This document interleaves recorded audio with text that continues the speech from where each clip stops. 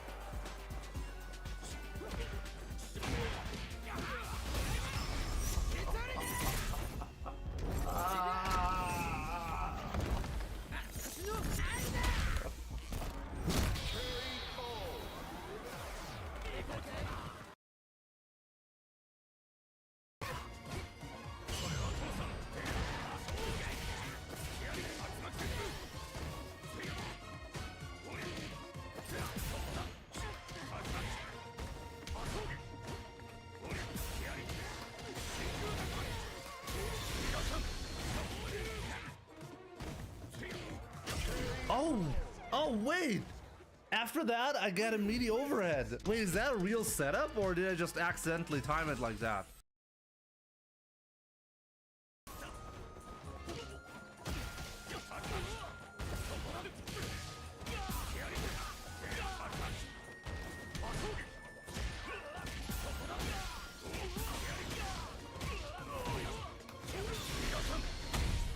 Oh man, that was disgusting.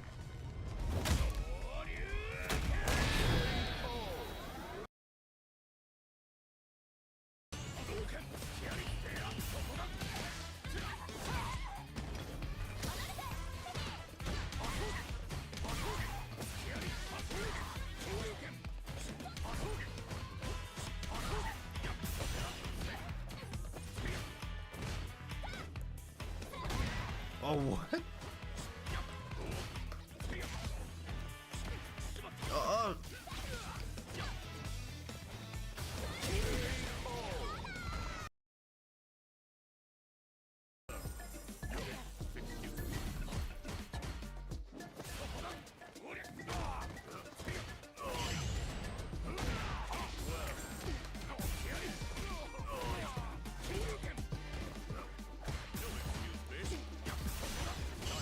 Wow, what the hell?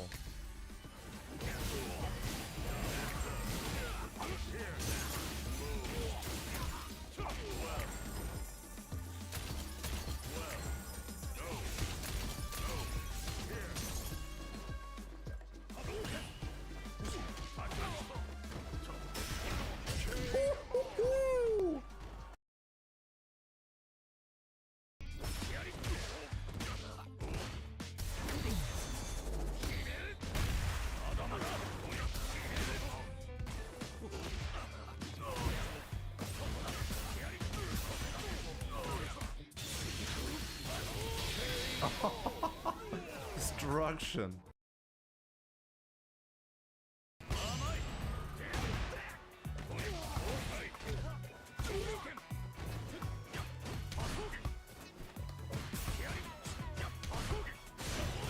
Didn't go for it.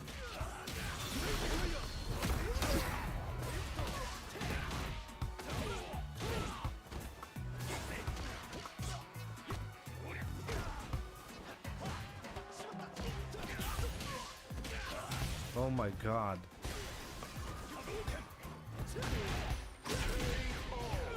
Huh? What?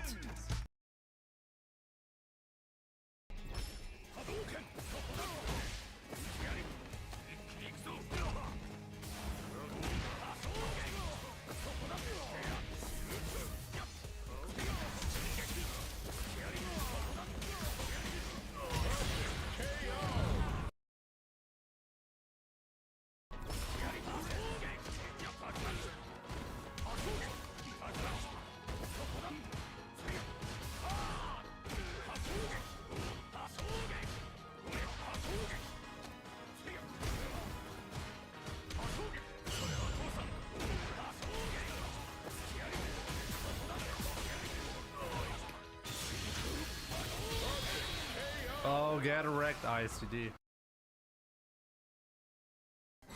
this glowing effect? This should be like standard.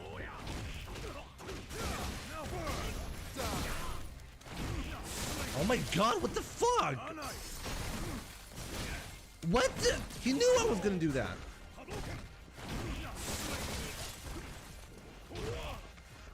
I couldn't. Hey, what the? What the hell is this? Oh my god, I got obliterated. I got obliterated.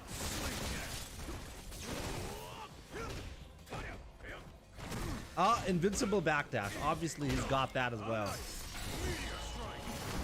Why did he just chip me with that? What the fuck? Ow! Come on, dude. Let's go, let's go, let's go. Let's go. Oh, no! He's actually got resurrection!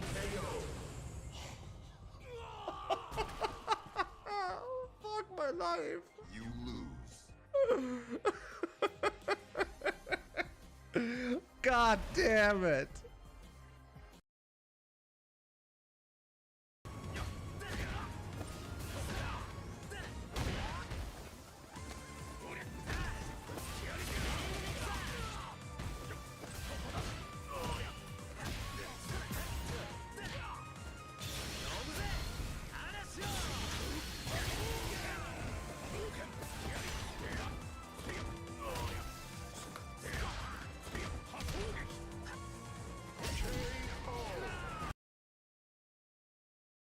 Shinakuma.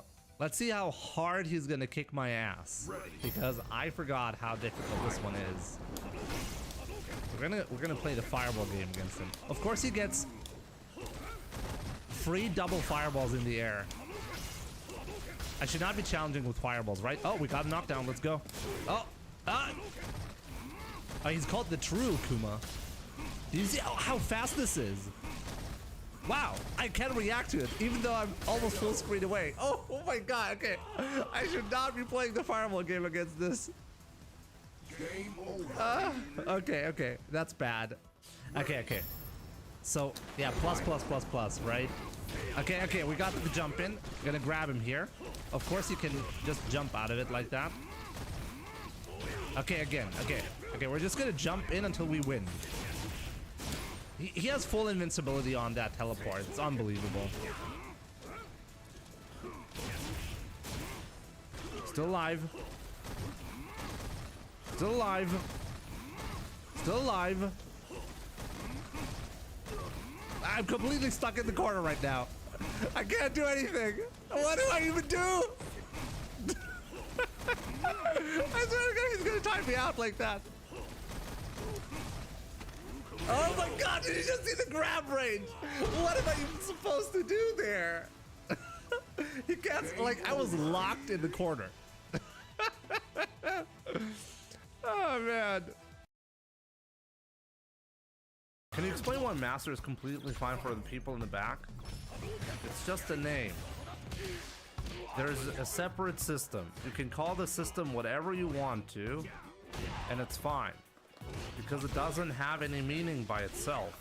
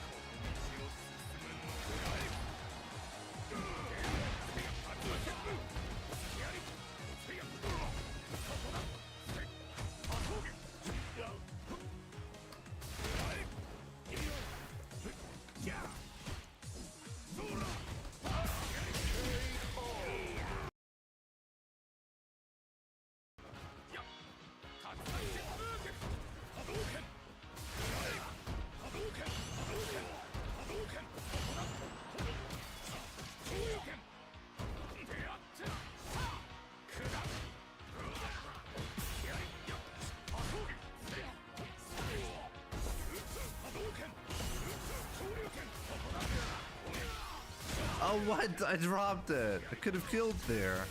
Oh my, oh, he didn't kill me.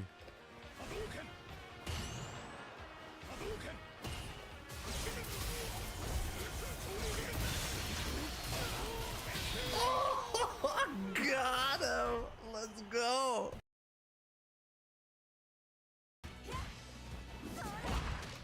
Wow, I'm so surprised.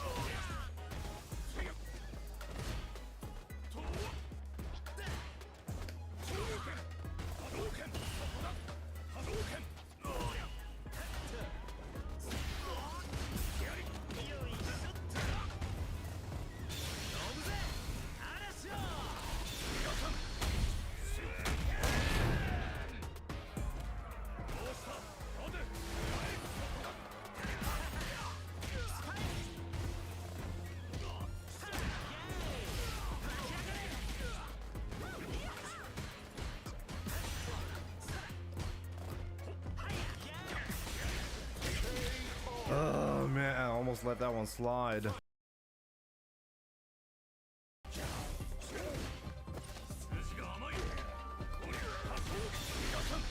Put him in burnout.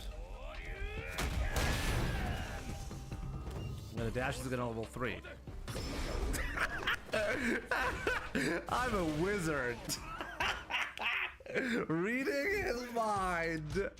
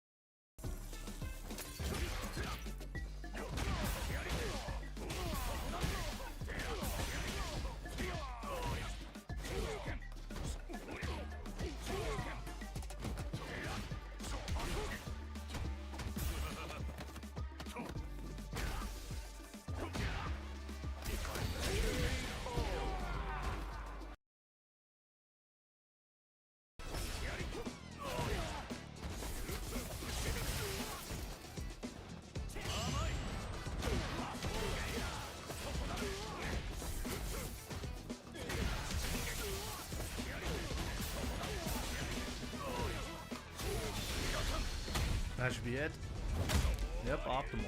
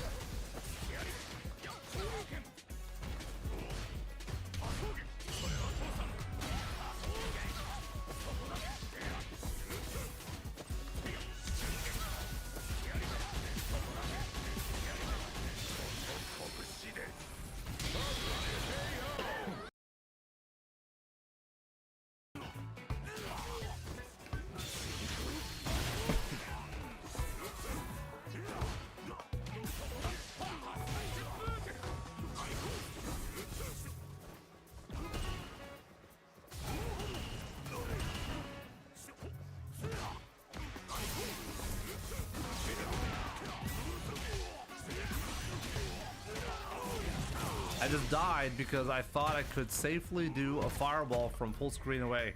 That's so silly of me. Of course that's unsafe.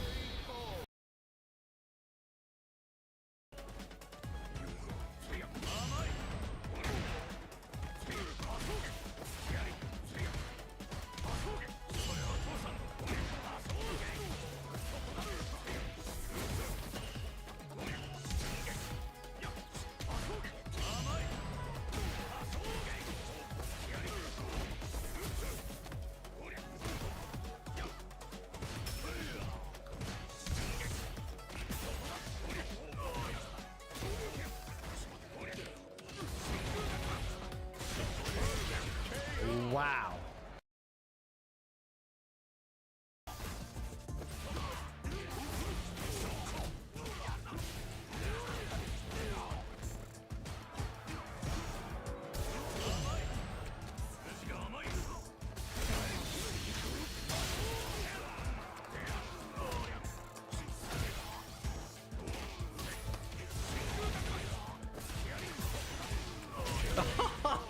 Get wrecked.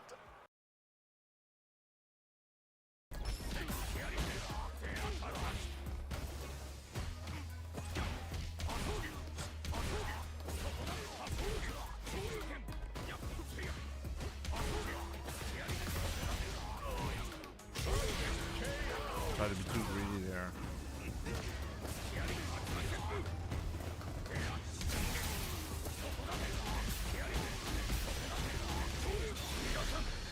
Oh, did he actually die? Wait, did he die? Did he die from that? Ooh, okay.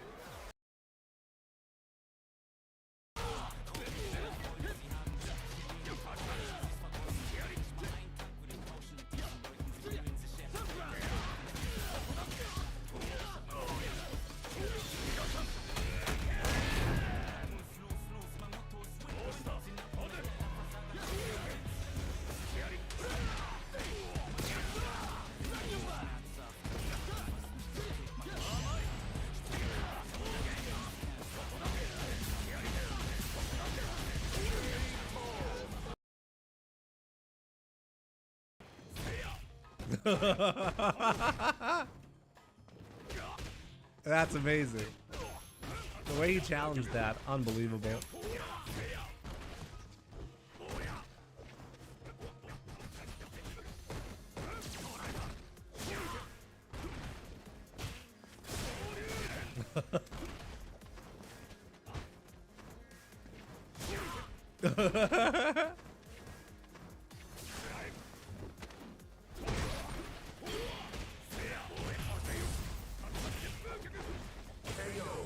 Oh my god, what?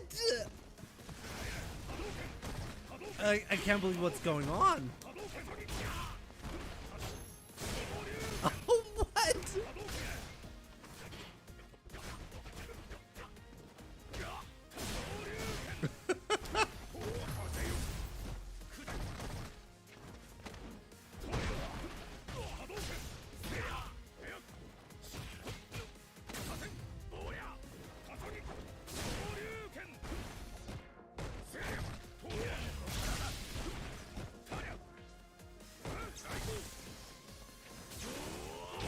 Oh my god, no! You lose. That was the worst game I've lost ever.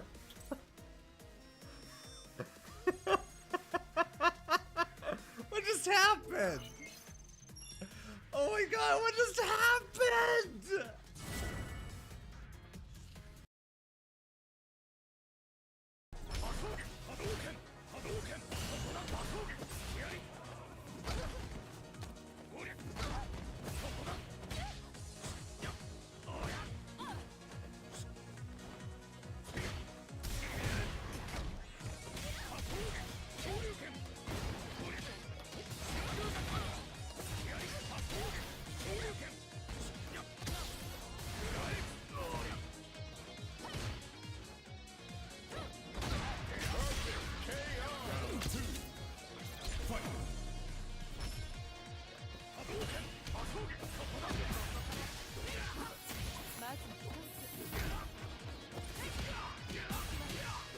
Delay button press.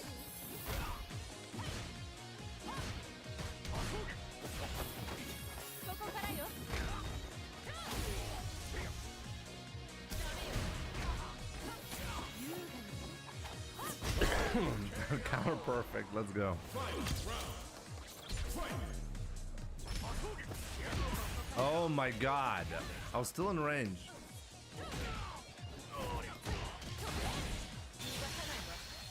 Is that worth it? Wow. Oh my god. They're only perfect in this round.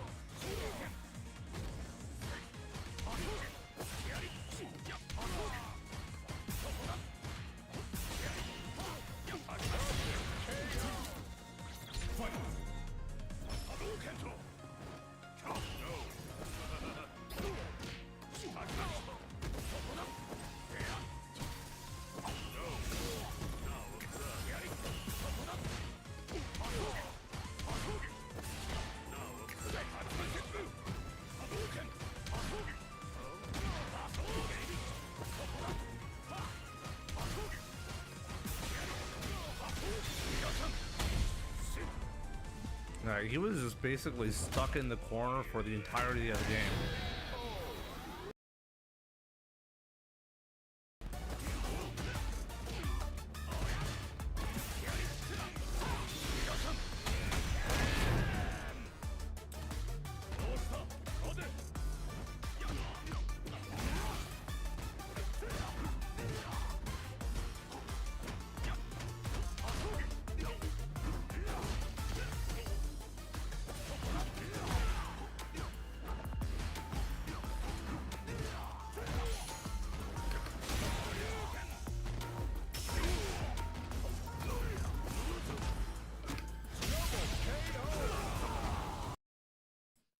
What's up, guys? Welcome to the stream. I really hope you're having a fantastic, what is it? Wednesday. There we go. Bit of an early stream, I guess. We'll be watching some Capcom Cup matches today. We'll be playing some matches as well, obviously. So yeah, let's have some fun. I'm aiming to at least stream part of the matches. I figured, okay, if they'll actually take this long to finish up the group stages every day, I'll actually maybe I'll just do the stream a little bit earlier so we don't miss out on all of the Capcom Cup action. But I mean, we're not really going to miss out on a lot anyways, because I'm planning to well, watch the matches with you guys. That's the plan, you know. So not every match, but I want to at least see some of the important matches, some of the big matches. Some of my personal favorites.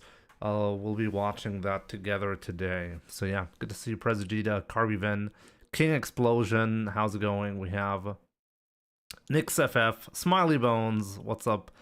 Kai Azur, King Sword. How's it going? PP Berg, Donut Sauce. Good to see you.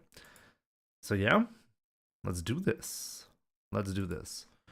Guess we'll see where. Well, we should be starting, you know. Also, I'm not sure with the volume. I guess we'll see about that. Yeah, we've seen a lot from these Zangief players, right? Is they don't just. I think I should probably do different.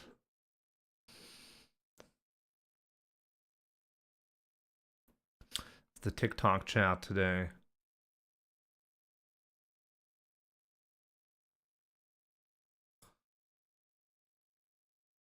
I will be streaming the whole of top 16. Yes, that's the one day that I'm currently planning to show everything.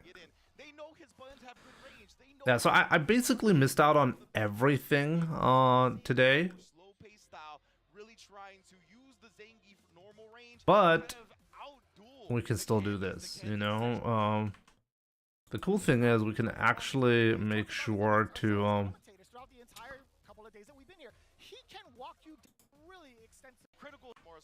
one thing that I want to see, like, I mean, let's go through the matches and then start. Oh, wait a minute. I missed the start apparently.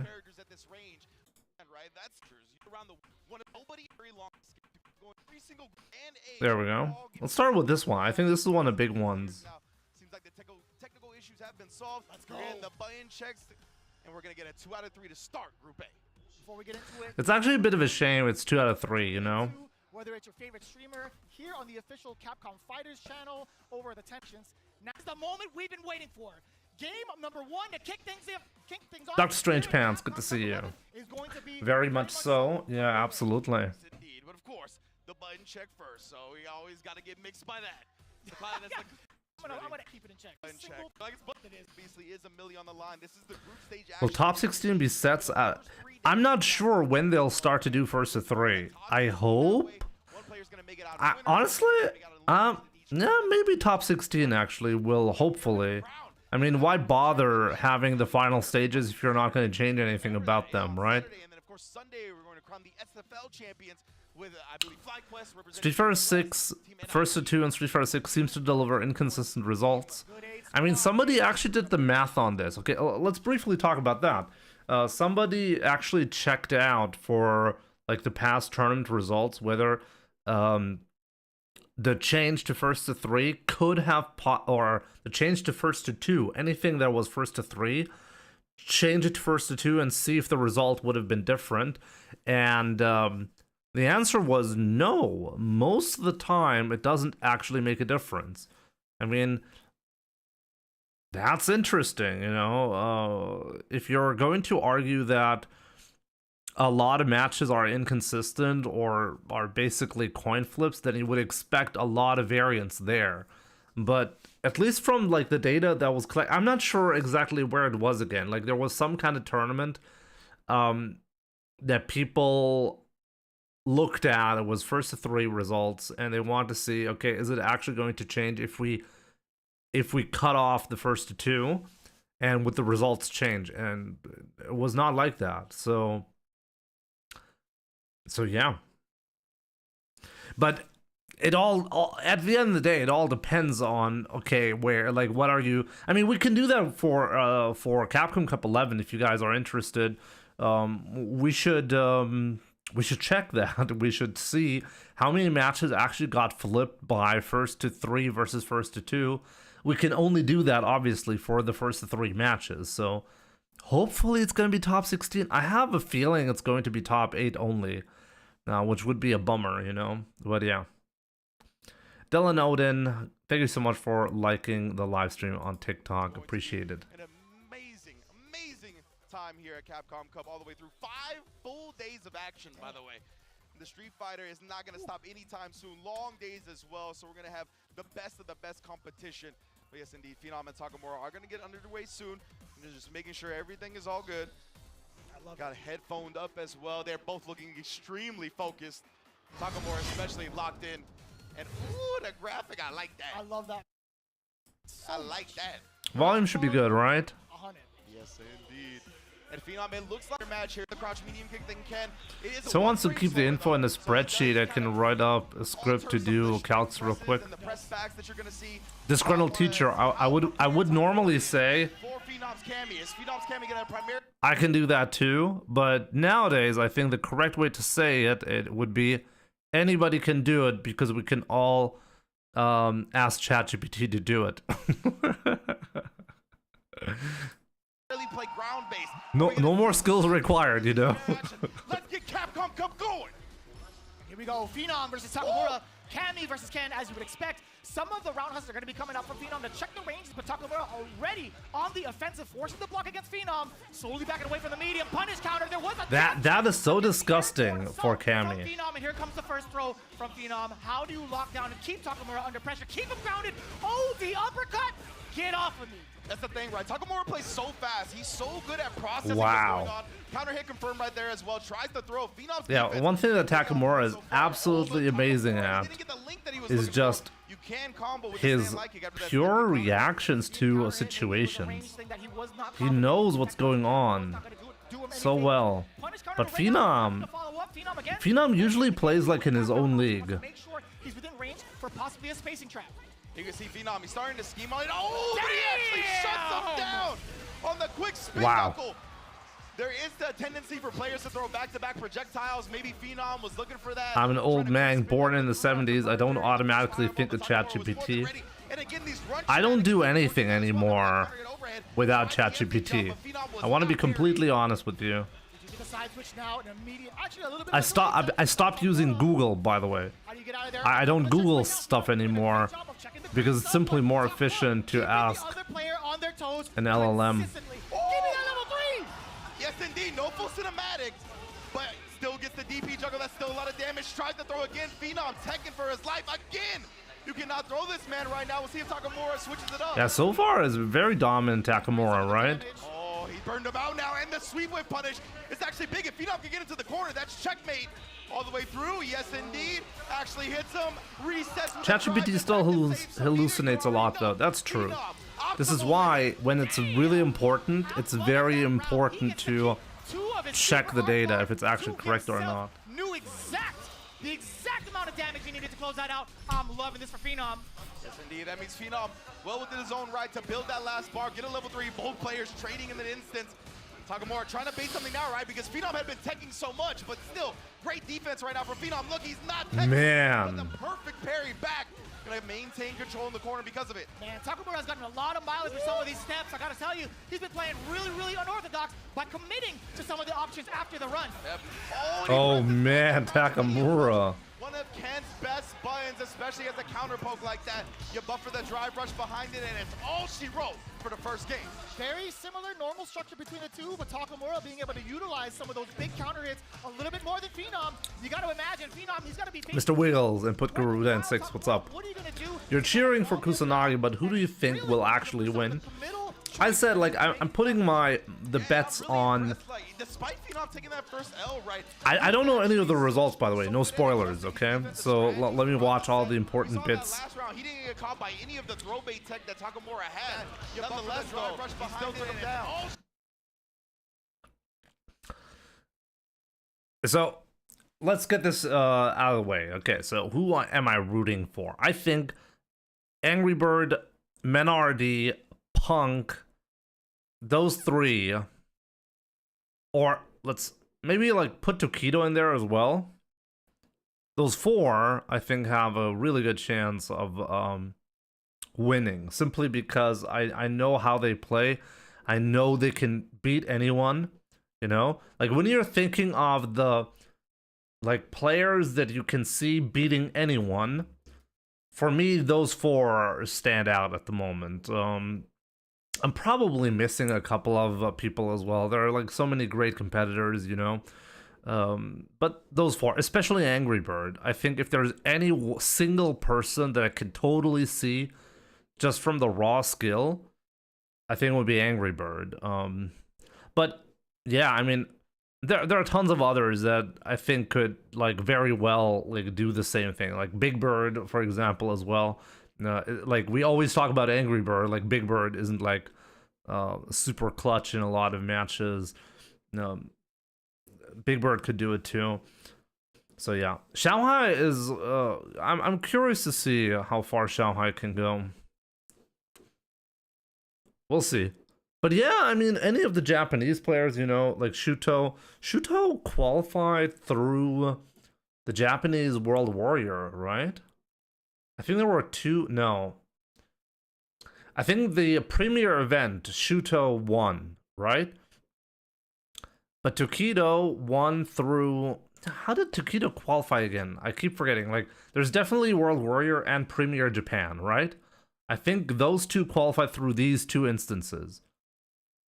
So, if you're going through all of the strongest Japanese players and you're coming out on top, then, I mean, you're gonna go in there, like, being a fan favorite, you know? And, like, already proven that you can beat anyone.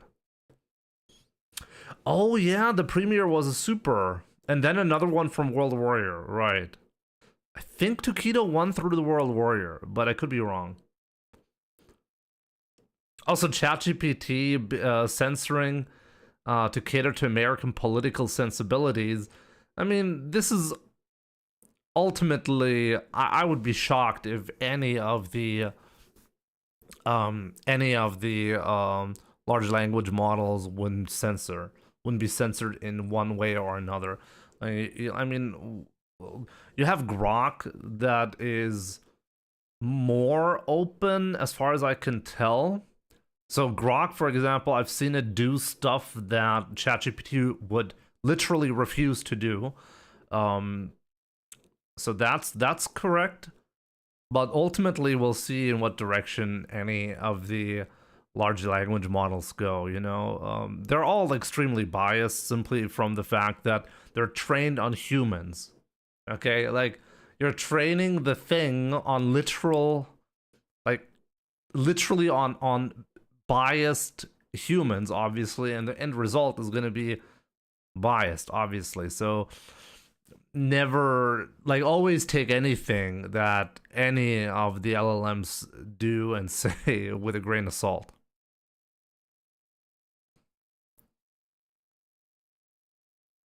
Yeah, I know, disgruntled teacher. I know. Like, you can have like it's kind of odd, like what kind of responses you'll be getting depending on what questions you ask. And you can tell that the emphasis is going to be different depending on how and what you ask. And it's part of because it's trained on a certain set of data, right? But yeah. Obviously the AIs are biased. Last time I checked, by the way, all of the AIs, including Grok, for example, were supposedly left-leaning in terms of like political stances, but we'll talk about that another day. Okay, let's focus on Capcom Cup. How about that? For the first game. We're gonna be able to drive rush in now, and he's got Phenom. Deep Seek is funny. He's been able to condition him. I can imagine that, yeah. That is a very, very meaty heavy. Phenom taking so much damage right now, just getting harassed into the corner. The Jin Ride too. I love that. After the third string, baits it out. That's the optimal starter. Another round in the books. Takamura 1 round away from taking this set. Yo, Paulo, what's up, my man? Phenom. Takamura started this off with that perfect. Could be a disastrous kind of end for But Takamura is like doing absolutely insanity how he's running over Phenom right now. Yeah, let's see if he can kind of build this. So you see Takamura immediately after blocking the roundhouse, just drive Maybe rush AI is just actually Phenom, neutral. He has less than And wanting right-wing results is just wishful thinking. No, like I don't even know how it was defined. As I said, I only said I've heard that they're all pretty left-leaning. I mean, at the end of the day, it's just like where do you define where is the neutral, right? So the baseline would have to be defined, and everybody defines it differently. So you're gonna have a problem with that anyway. So I'm not saying they all are left-leaning. I'm just saying that this is what I have seen others claim. Whether that's correct or not, I don't know.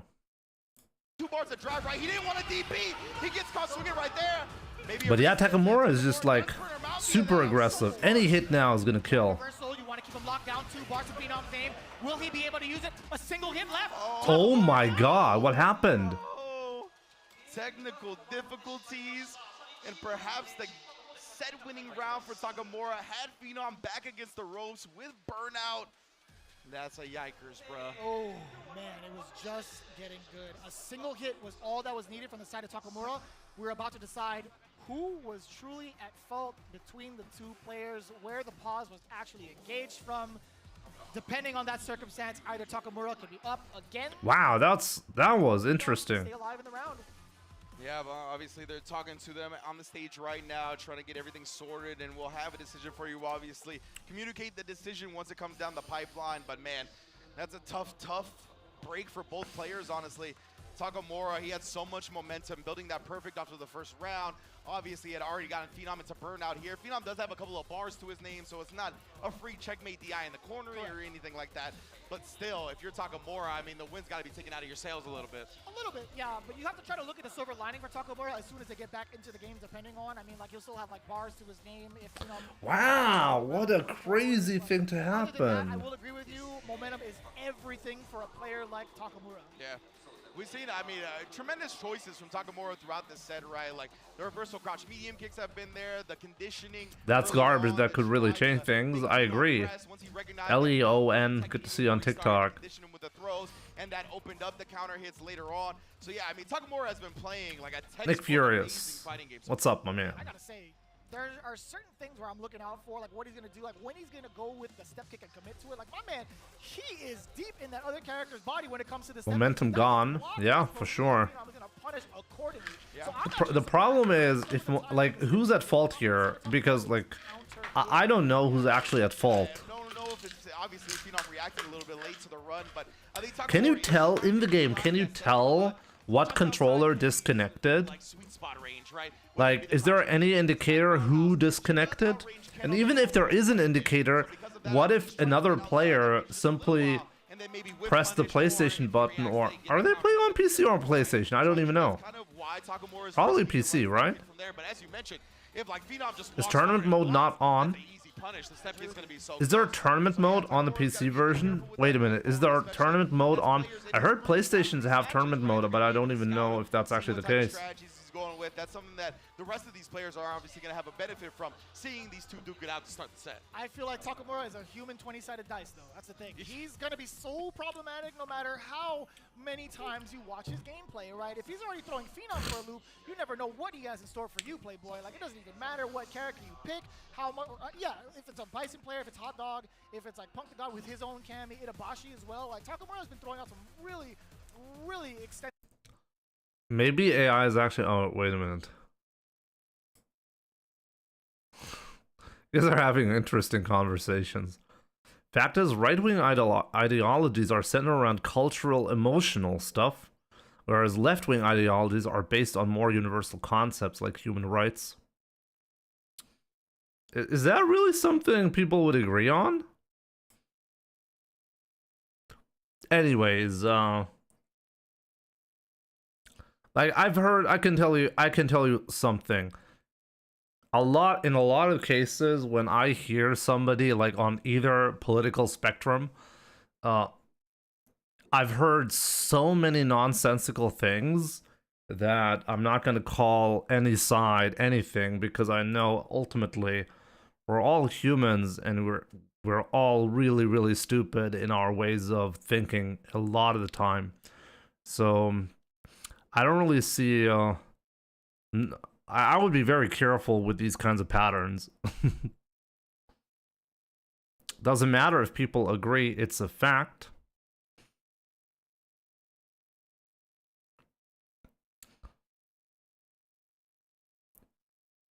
Oni Akuma, good to see you. Kind of like, You talk too much.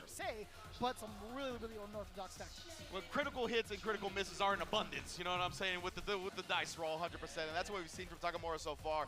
Looks like we're getting something happening right now. We'll communicate. I definitely disagree with the take.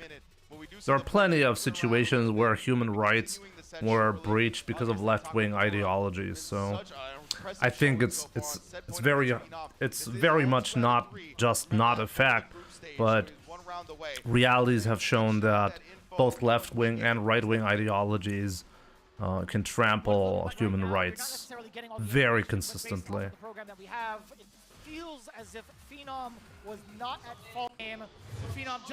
Well, let me see. Wait. What did they just say? Phenom was not at fault for the pause and the technical difficulty, so that's going to be a round. Practice and ideology are two different things. Okay, sure, but I mean, if that's the case, then how much worth is it if you're like, okay, I'm for human rights, and then in reality, you're absolutely annihilating human rights? That's a problem. Just over 2 bars. Let me see. No. What did they just say? Was not at fault based off of the program that we have. It feels as if Phenom was not at fault. Phenom was not at fault. Okay, so who was at fault? Phenom was not at fault. So they have a program that feels like Phenom was not at fault. I mean, if it's a program, shouldn't just tell you that it's not at fault? I feel like that's an interesting statement to make. Am I the only one? Pause and the technical difficulty, so that's going to be a round. Odi Akuma. He doesn't like me anymore, guys. He doesn't like me when I speak. He wants to see the matches, and he's right. We should be watching the matches. Just over 2 bars. We'll see how this plays out. Yes, indeed. So, yeah, what had happened, we ruled that it was the fault of Takamura, so Phenom was rewarded the round, and now Phenom, is all... Wait a minute. It was the fault of Takamura because it wasn't the fault of Phenom? Wait, what? No. I need to...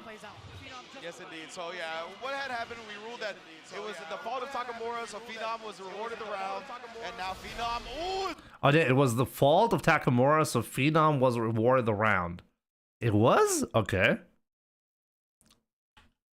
I'm joking with you. I'm joking with you, Oni. Making the most out of this. Getting a level 3 early is going to be draining a lot lot of Takamura's drive meter as well, putting him on the verge of burnout.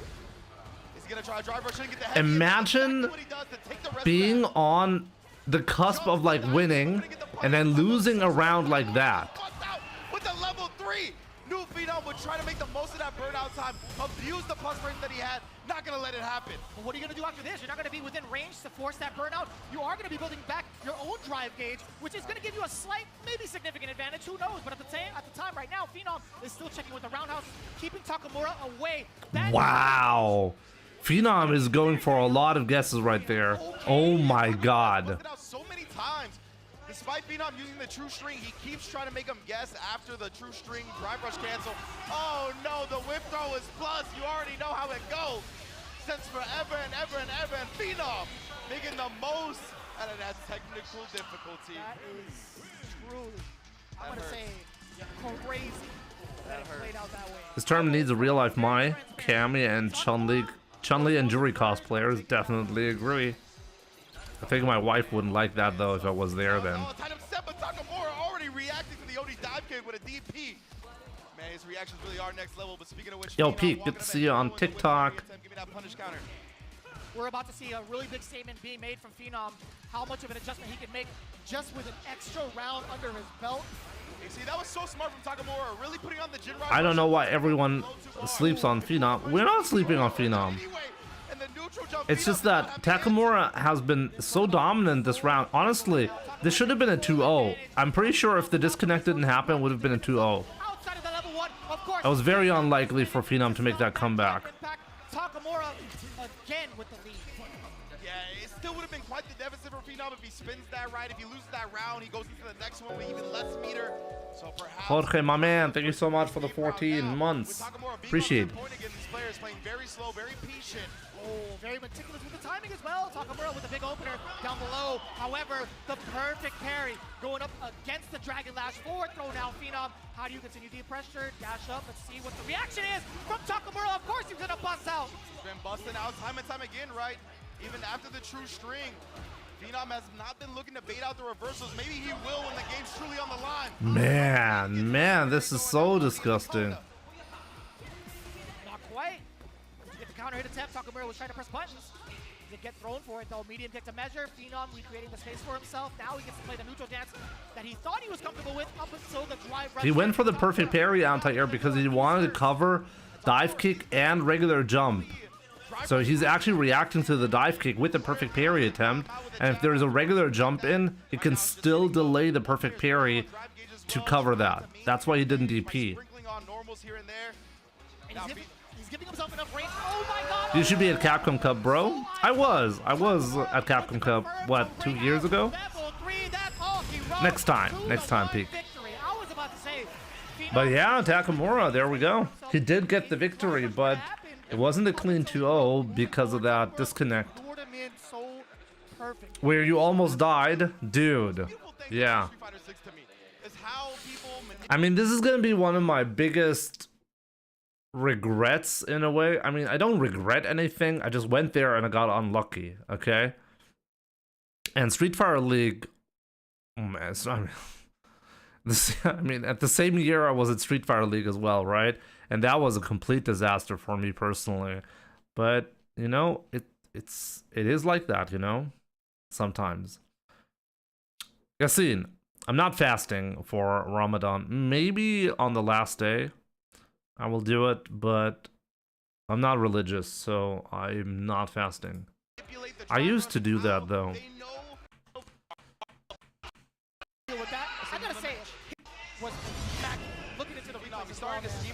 I'm going to compete soon, I'm scared. Oh, you better be, you gotta work a lot to get there, you know? More matches to look forward to. Okay, I've seen the results on this one already.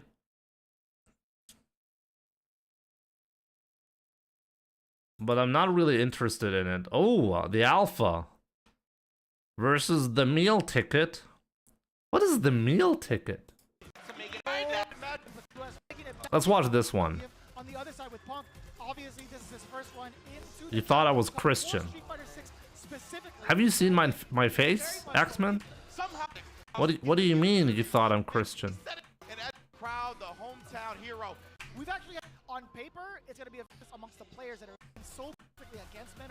Like, how is he going to approach this differently if he needs to? And Are you allowed to have water when you fast? No. Dice roll of a player as to what he's going to choose to do, in my opinion. North of a lot of the players have been kind of tending towards with that OD uppercut. There are so many things that he can do to throw you off your game, and we all know very well that Punk is an emotional. How many Christians are there from Lebanon? And we see him thrive. Let's see. So this is going to be interesting to see this one work out. So Hot Dog losing to Salvatore, which is interesting. Itabashi Zangief versus Punk is next. This is actually a really brutal stage. Like, only 2 players will get out of this, right? Fasting is a good thing and healthy, by the way. It's not about religion. I'm actually currently losing weight, which I'm happy about. I just went to the gym. And back when I used to do the fasting, I actually used to gain weight on that.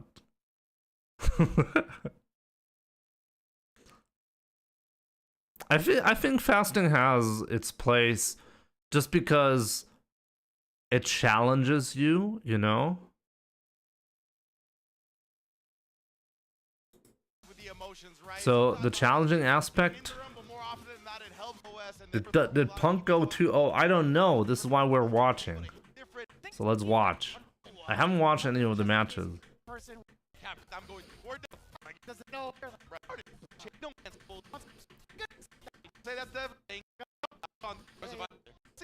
Jesus Christ, how long are they? He's got a mentality. He went with you very much. It was very fun. Yeah, man. He always just looks like one of the players that enjoys fighting games the most, right? I believe we Give it. Tasty Steve. The noisemaker. The noisemaker, most definitely. We're gonna get mad sharp. We still took both defense Punk players. Takamura, if you're just joining us, Takamura was able to defeat Phenom. Salvatore able to close out. Unsponsored Takamura, by the way. Yeah. Just to put that out there, my man is still cooking. Phenom versus Hot Dog and Takamura versus Itabashi Zangief. That's gonna be it. Street Fighter in the Cup. It's gonna be definitely. Come on. Agency market, 2 hot commodities. You know what I'm saying? You know, I didn't Why even is it realize taking so long for them to show the match? Yeah. He's definitely living by the Dang, sponsor. that's right. You began Itabashi Zangief. Jesus Christ. Finally getting started. We appreciate you guys being as patient as ever. I know what is going on. Yo, Peak, thank you so much for sharing the live stream. Anyone watching on TikTok, that's very much appreciated. That's the most stream. Let's see if Punk can win this one. The player is not ready. Like walking out in the forest, the mystic stuff. Ooh, we gotta let the intros rock too. Oh, Tournament mode on, baby, as it should be. Here we go. Game 1. Itabashi. How much weight have you lost? I lost like 5 kilograms within like 5 weeks or so. So little by little, you know, but I'm gonna keep it up. Already being able to take the throw as well. You can see threatening with that. No. Weird buffer. There was a time when I actually lost beyond 20 kilograms. When I was younger, I was very much overweight, and then 20 kilograms was like I've lost that much before, but little by little I regained it. I mean, not as much as I used to. Wunderlampe Twitch, welcome. Do you look like Rufus? I wish I looked like Rufus. I think Rufus is hot.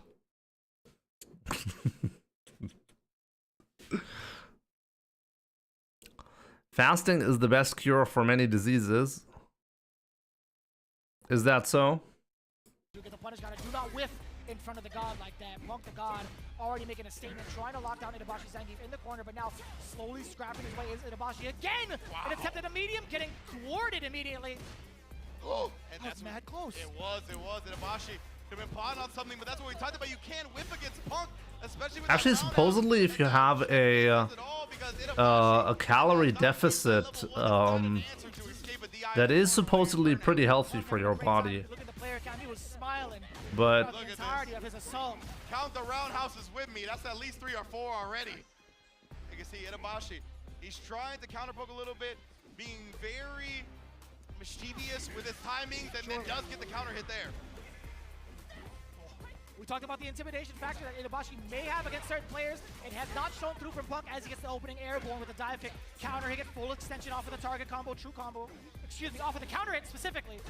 And I love that. You saw Punk, even after the neutral jump, he immediately jumped again, knowing that Itabashi would plot on an SPD when he landed. My goodness, Punk already so on point. But we're gonna see if Itabashi... no, you should be that might be intel.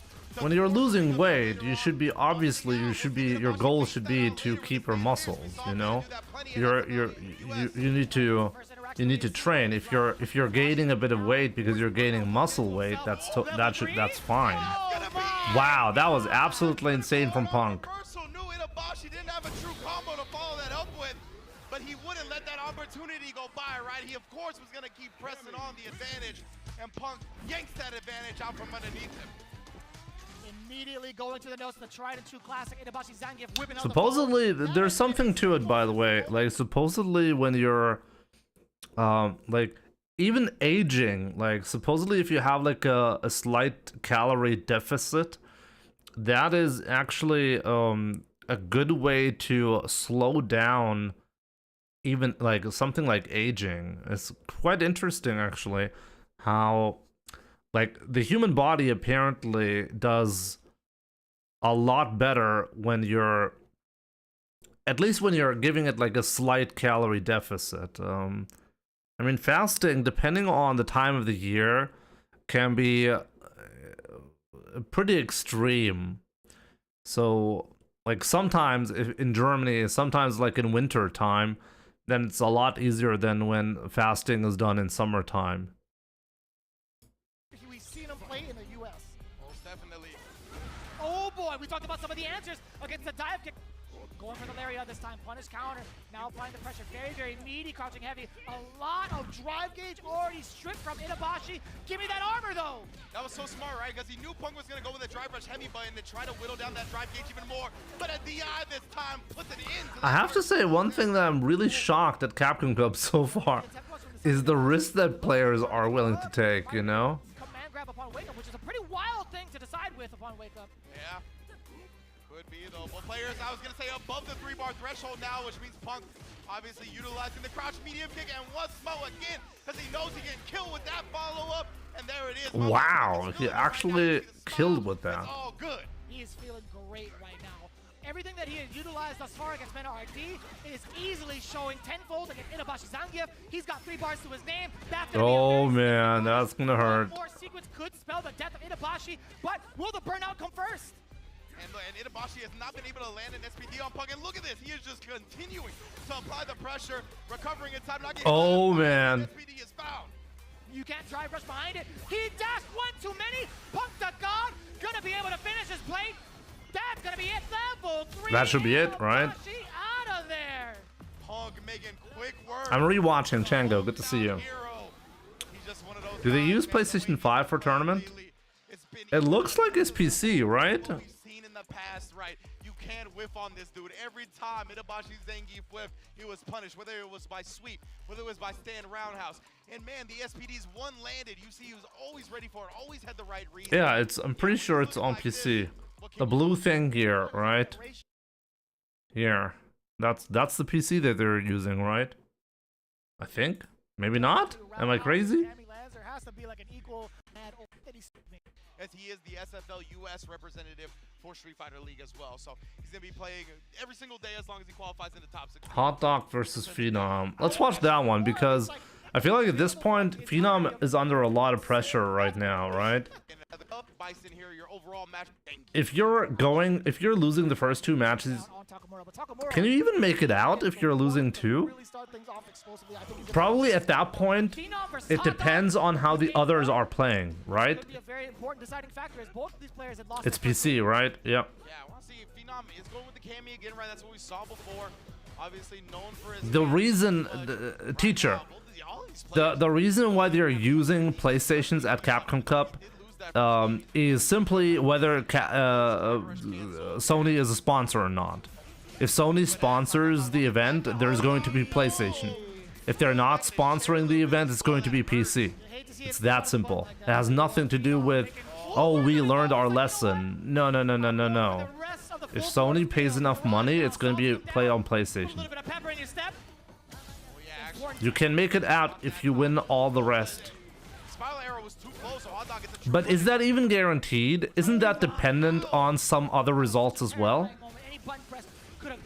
I don't know all the combinations, but it seems like if you're losing 2, it might already be really rough. Wow. Wow, what a jump. Air to airing, any type of reversal attempts. Okay, so you're saying if you win, if you only lose 2, you're basically guaranteed out of the group. Maybe the Hellrise could be something to look out for. Phenom either way prepared for it. Airborne. Wow. Damn! Wow, that was insane. Hot Dog, the force knockdown, jungle point, immaculate. Plus friends all day, and then yes, had the charge. You saw him walking back, puts it into the dive kick, continuing the corner pressure. Give me that parry as well. Let me get that drive gauge. He's parrying all of that though. It gets so Oh man, what a... Paying off for Phenom. Now the Oh, I don't know what Hot Dog wanted to do there, but certainly he didn't want to get grabbed there. Good anticipation. He's going to use level 2, right? Yep. 2 bars to it. The Punisher is intact. Bam! Getting around on the board. These players are so good at getting to their next answers in the moment, right? Hot Dog with the backdash, recognizing that Phenom didn't go for a throw. So what's next? Most likely a button, right? He's going to try to take advantage of the recovery of the backdash so he gets out the perfect parry in time. Man, all of these players are playing so well. Right more of a patient start. Yeah, trying to space out the Fierce. You know, I don't mind that Cycle Crusher either. It gets him out of harm's way regardless. If the dive kick does come out, he will catch it. Yeah, I love the fact that he's just answering the dive kicks or the jumps with the Psycho Crusher. If he has the charge, that's honestly one of the most universal answers to whatever Cammy's going to do. Oh man, that was insane. You had to look out for that, right? You have a little bit of, or a pretty decent time being able to snipe that out with that perfect parry. Phenom is very much so in tune with trying to snipe that out, but now Hot Dog reaching where he shouldn't. Yes, indeed, and he is going to say goodnight for the first match out that. Phenom able to combo into the level 3. And yeah, that's a great point, right? Players have gotten better and better at react parrying the Stand Fierce. The Stand Fierce is super significant on the startup. It might be plus on block, but the startup is double digits at the very least. I'll look it up right now. But yeah, players have gotten better and better at react. Give me a second, my brother is calling. I'll be back in a second.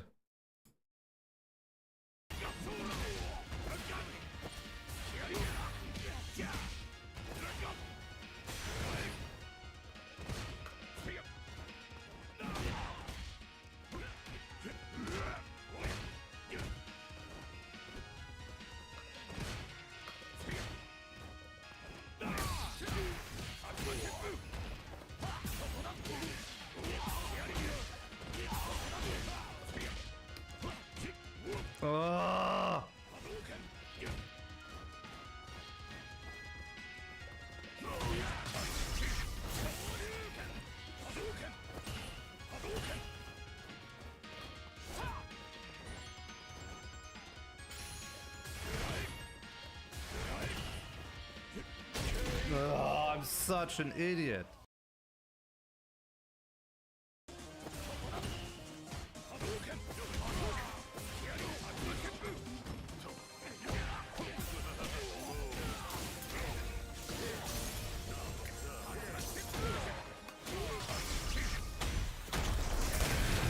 Oh, check the damage on that.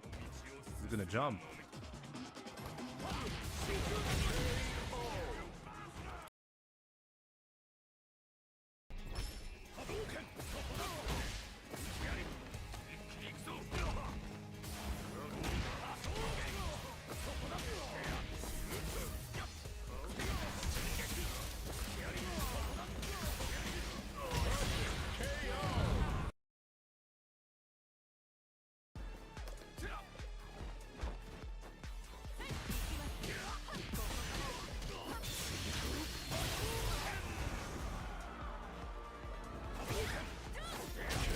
Oh my god, instead of killing me, he actually gave me a chance.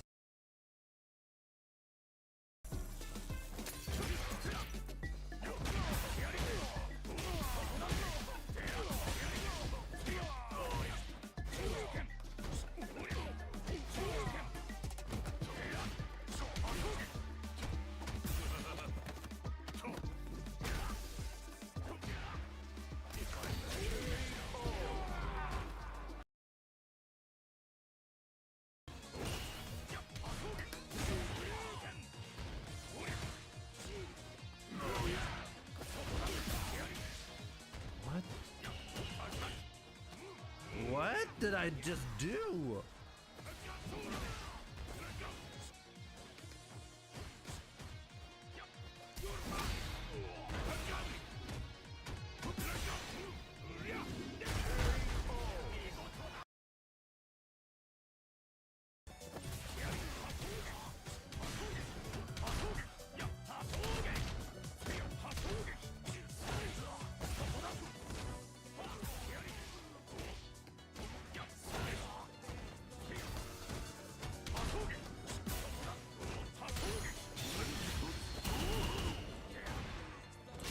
Feels like enough is enough.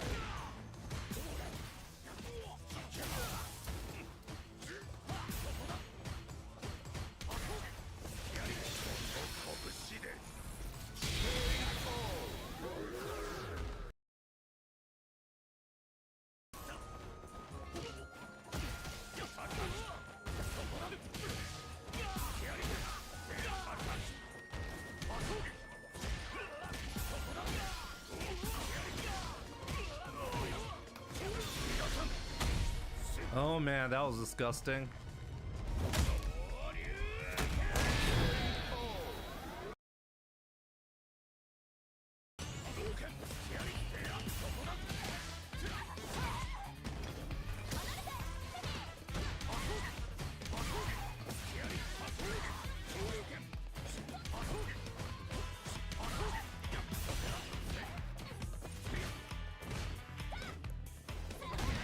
Oh, what?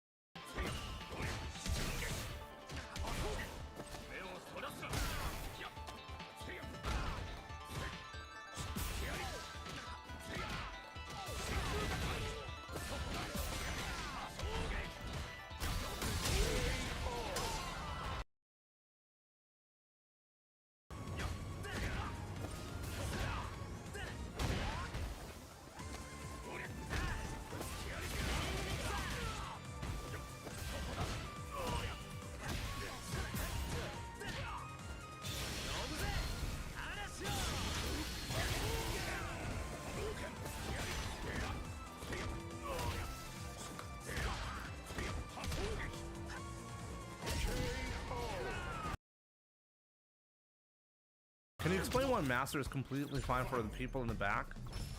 It's just a name. There's a separate system. You can call the system whatever you want to, and it's fine. Because it doesn't have any meaning by itself.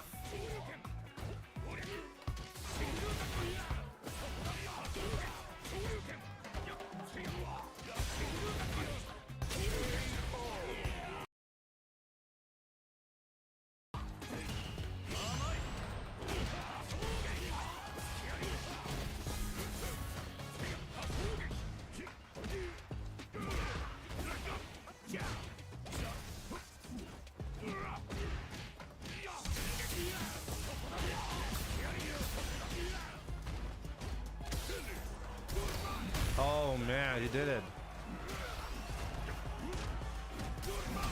That's okay. Take it.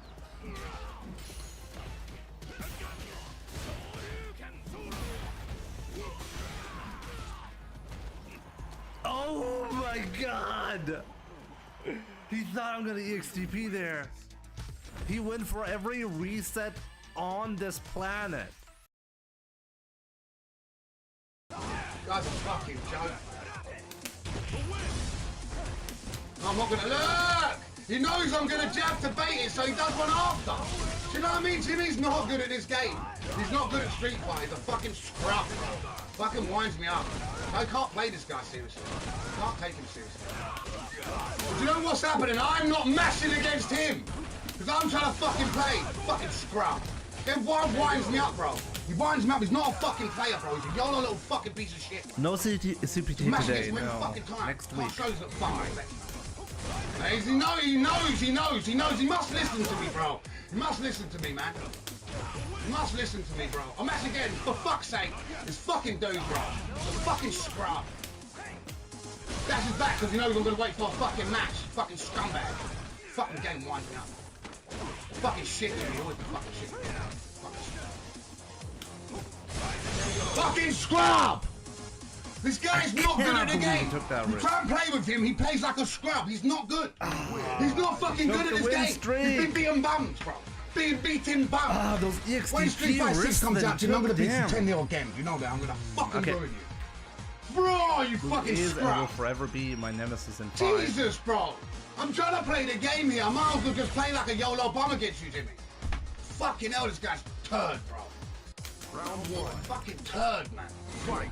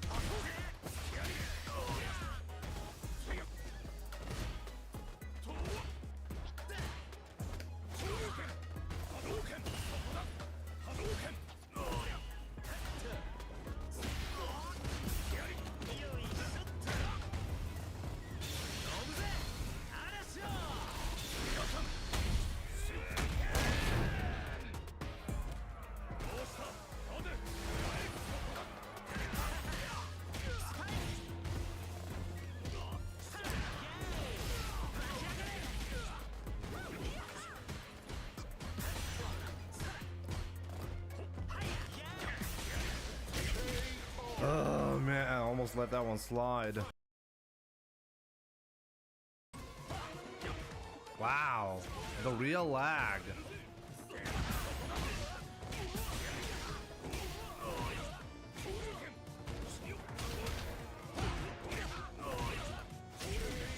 He actually tried to do light tatsu there.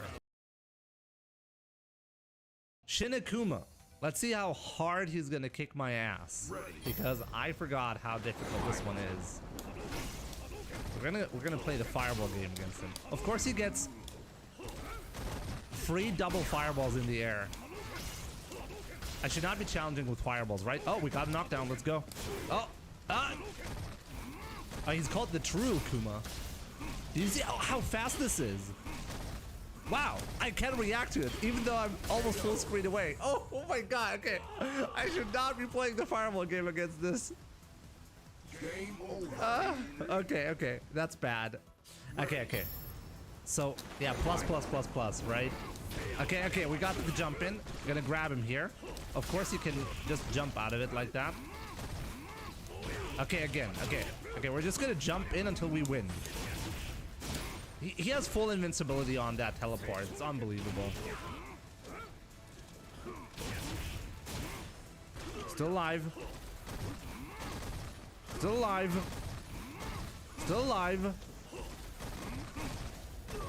I'm completely stuck in the corner right now.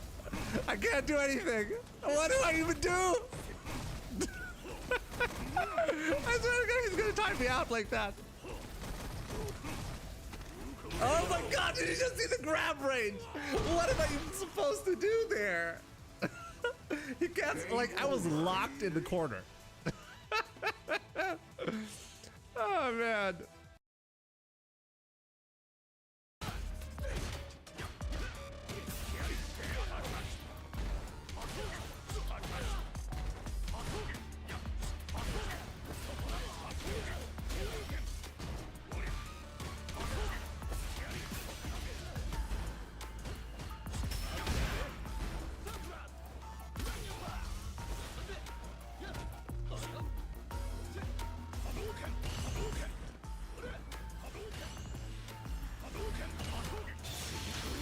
Didn't go for it. Was that gonna?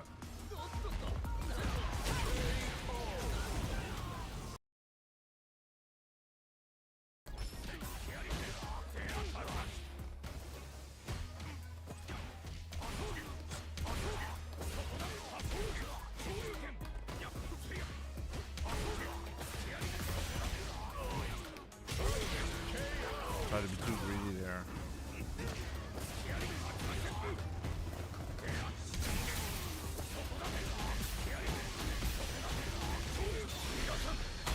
Oh, did he actually die?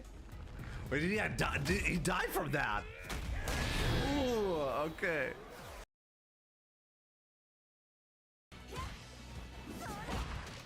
Wow, I'm so surprised.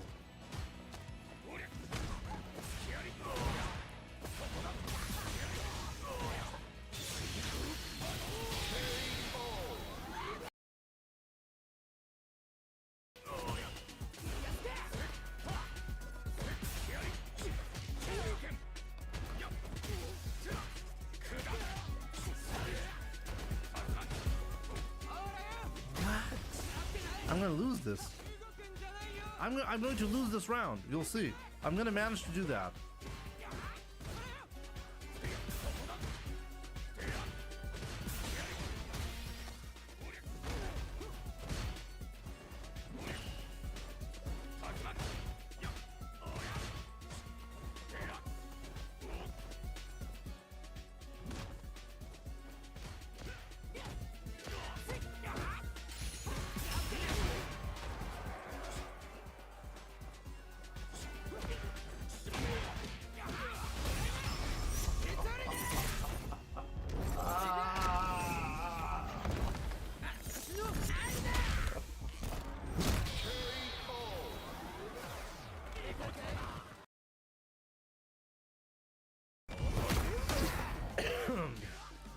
I checked his inputs before, and I couldn't find anything with confidence.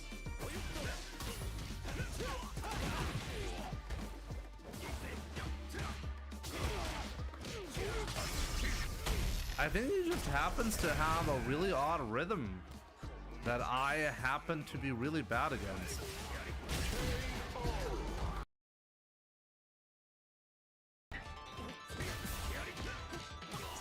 Punishing that actively.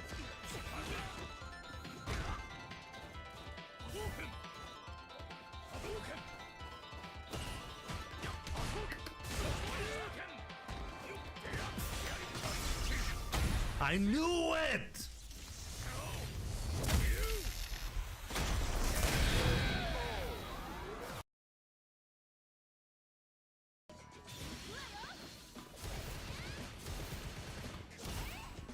This is gonna be extremely difficult to do. You can go for the full thing, by the way.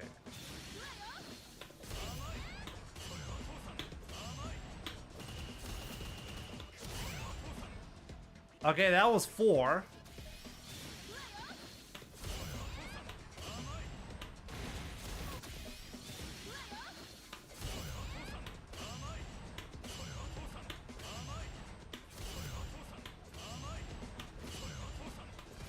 No! 7. I got 7 again. Ah, God.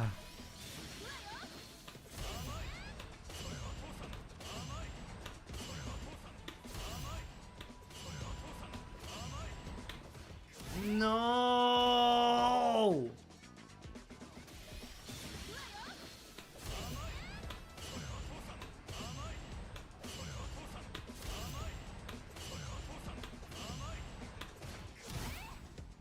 I swear to God, number 8 is faster than the rest. Maybe I'm going crazy, but I feel like the number 8 is faster than the rest.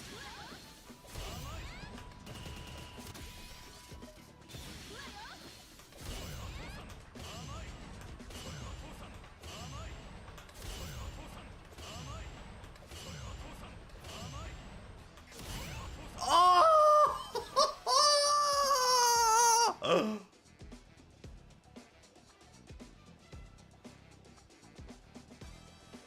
Oh my God, I got the full thing.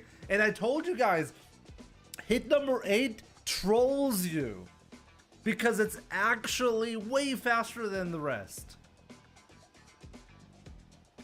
Holy shit. This is difficult, Jesus. How long did that take me? That took me like, what, 2 hours to get once?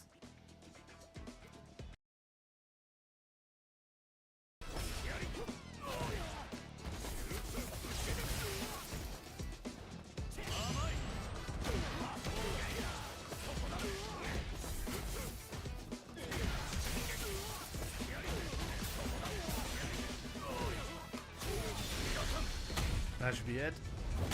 Yep, optimal.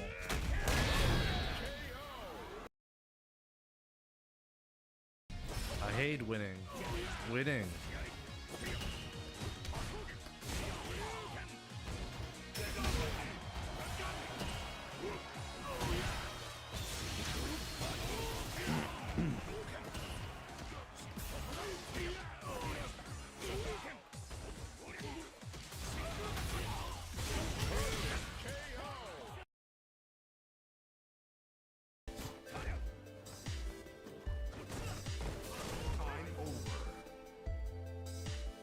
Oh! A draw game through timeout? I've never had that happen.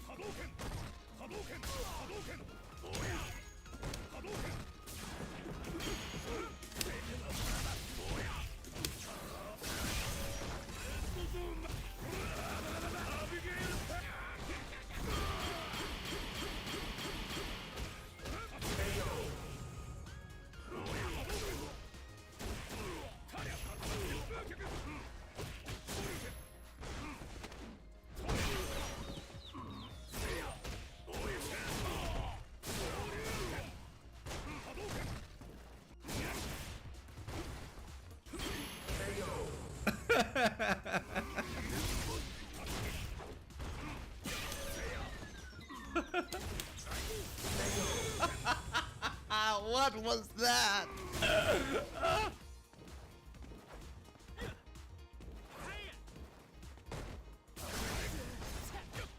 Okay, guys, I'm back. Sorry about that. Took a while, but yeah, we got it. So let's continue. Let's continue with the Capcom Cup matches. Phenom versus Hot Dog. That's where we left off. Parrying that button. Yeah, it's going to be another switch up now that Hot Dog is going to be faced with. I think, you know, himself to also hide his charge. Mendingumon, thank you so much for the 88 months. Appreciate it. Those fierces, they have to come in different timings or be a little bit less predictable. But at the same time, if Phenom's already got the timing down pat and the recognition, I don't know if that's going to be a valid tactic anymore going further into the neutral. Yeah, remember the stay in a heavy punch is 19 frame startup, right? That is literally Yo, on the edge hard God, human good to see you on reaction. So YouTube. What's up? When you're playing this game a lot, you could definitely react with perfect parry on that button. Already off to a really, really rough start for the side of Hot Dog. A very fortuitous cross-up, though.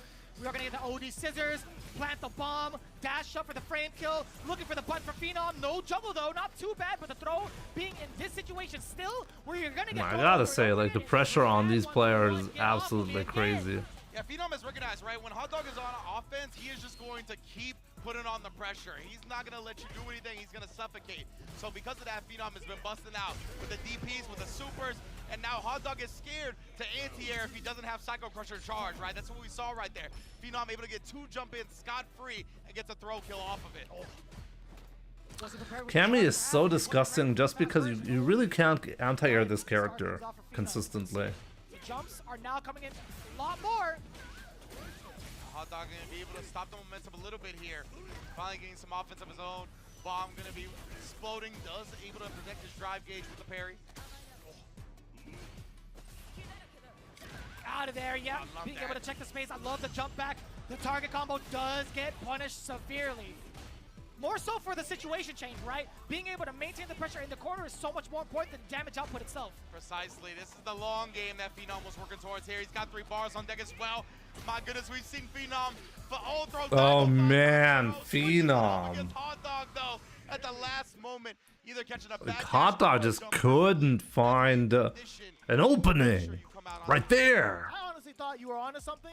You're gonna be able to bounce. Okay, so this is the current standing.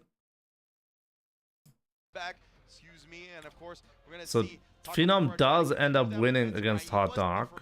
All of these matches, the way they play out, everything matters. Factual story in that. Oh, this one should be interesting. The fact that it's so when it comes to fight out, we are saying if this is going to happen. God, I love that intro. Let's go, Takamura. Inobashi Zangief. Takamura already looking to establish a fireball. Something that we didn't see too much of earlier on. But already having to guess wrong. I like that while maintaining the parry as well. Still able to cancel out into the OD uppercut. Counter hit again. Wow, that was very, very important for Takamura right there. It gave him a huge advantage. Yeah, the fact that he did it off the stand fierce, right? So obviously that's going to be the best time to do it. Oh, that's a big one. Itabashi here. Ooh, okay. Sweep Takamura, not getting caught with anything, and of course the low crouch medium kick that God exposing any type of stand fierce. Yeah, you gotta go level 2 here. You don't want to risk level 1 not killing. Shining Rares, thank you so much for the like on TikTok. Hope you're having fun. Shoutouts to him. And again, Takamura early on, looking to establish fireball. Maybe try to bait Itabashi into something and just drive rushing behind it once he sees the fireball connect. Oh, that would have been disastrous. Yeah, I was going to say the Jinrai is a little bit scary. And I feel like Takamura is taking risks that Itabashi Zangief is not used to seeing from his Ken players in Japan, right? So I think he's getting caught off guard a little bit and missing some of these punish opportunities because he's just not used to seeing people take that risk. I mean, that should have been the key point against Takamura when he had watched, if he had watched Takamura versus Phenom. But Itabashi seems to be in a little bit more control now. Gonna be able to block that. Yes, sir. Get the wheel kick, Lariat extension. Oh man, you cannot make a mistake like that against Zangief. Yeah, gigantic punish.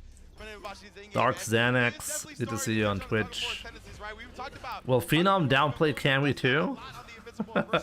Kara, Phenom pretty strong in this one. We'll see about that, right? Straight into a level 3 that he jumps out of. Takamura, beautiful bait right there. I think the drive rush was off a heavy, so he was able to jump. That was good stuff. Still couldn't believe he recovered in time. That was immaculate. He's just doing it. Making sure to catch that angle. Takamura has been right so many times on so many things. Cold-blooded killer that is Takamura, as we had said time and time again. First game, convincingly in his favor. Takamura is not afraid to bust out, right? Especially in Yo, Lowlife. like that. I love the fact that he was like, Was geht bei dir? Hab dich jetzt erst gesehen. I'm in burnout. Again, Itabashi most likely wants to abuse that fact. He's willing to risk the level 1. The opponent making the haters mad. Giving him more to hate about. All right. Man, the spirit of Yipes is in all of us. I'll tell you what. Takamura, Just chilling today after work. Sounds good. What the Unfortunately, it's really tough to watch Capcom Cup if you work in the morning in EU. Sean in there. Look at that. Now Itabashi's trying to bait stuff out, right? But Takamura not going to just bust out at every given instance. I wake up at 6. Itabashi is so heavily read-basing. Those YOLO DPs are scary AF, and he's correct on every one he does. I think it's because, like, if you're at Capcom Cup, you're going to be like, oh, my opponent is not going to be willing to take a huge risk. So, in order to win, being aggressive makes the most sense. Catches Itabashi reaching. My goodness, Takamura, how are you always so right now? Tetsuya Naicha not going to kill yet. Oh my, oh. What in the world? I don't even know. It looked like Itabashi was trying to scoop him up out the air. Man, that was tough. Takamura escapes with the victory. Oh. Exchange of blows. Takamura ringing out with that standing heavy punch. Itabashi trying to measure the gap with that medium kick as well. But again, he's not able to find a solid read against Takamura. Now on the offensive, on the gas, with the drive rush, back-to-back throws. You heard the flash of the parry, punish counter. Oh, man. Level 3, let him waste it. He tried to bait it out. Oh, that was sick. Itabashi knew. He was like, this is the time where you're going to look to bait something out. Goes with a button, catches the backdash. Now we side switch. Oh, put a stop to that drive rush as well. Seen it. But another level 1. Every single one is correct. Every time. And he knew that SPD would definitely have killed. Takamura assessing the risks so well. One throw more will do it. Drive rush on in. Knocking on the door. And it's the tick throw yet again. And man, it hurts, right? Itabashi and Zangief as a character in general at the whim of hard read. Just gotta be able to make the right read. And unfortunately for Itabashi, could not do it. Put in that situation too many times to be successful.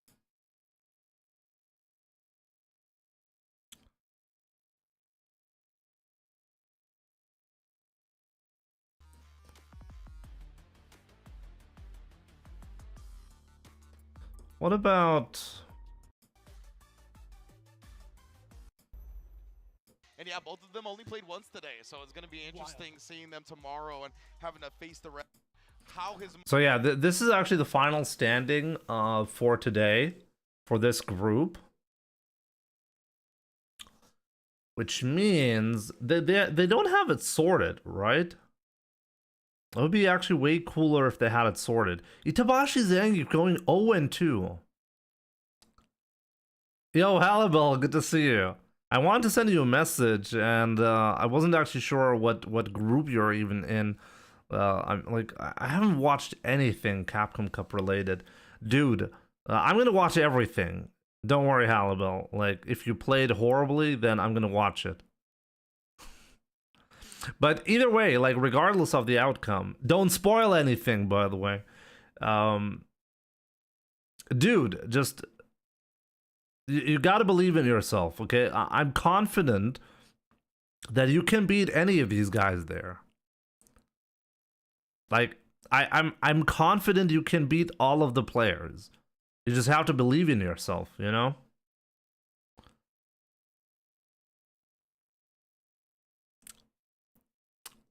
Takamura macht das Ding, kein Spoiler, nur was ich denke. Ja, mal gucken, ne?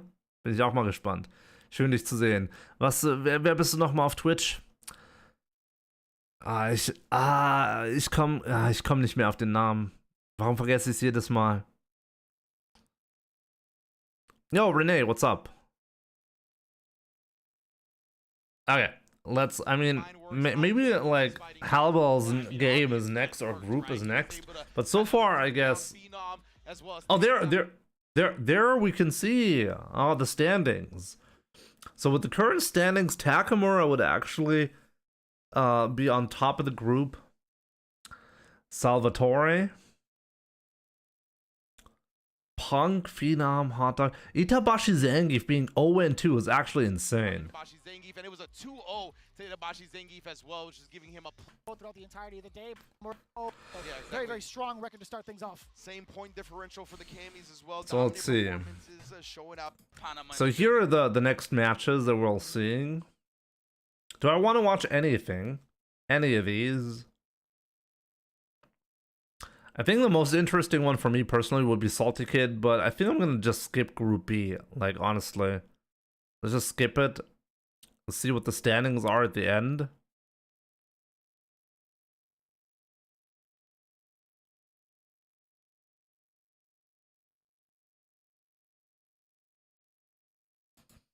There we go. So, oh wow, Salty Kid won both his matches against NL and Anik. Anik? I don't even know how to pronounce that. Toron, Bruder, was los? Siehst du mal? Als du, yeah, now that Toron actually resubbed, I realized, okay, he's Burker. Okay, my bad. Toron, Bruder, was los? Ey, ich bin in letzter Zeit so vergesslich. Ich wusste doch, dass du's bist. Schlimm mit mir. Vielen, vielen Dank für die Erinnerung. Und danke für den Support. Thank you so much, Toron. Appreciate it. I fucked around too much. And we'll see how well. Okay, so wait. So Salty beat Anik and NL.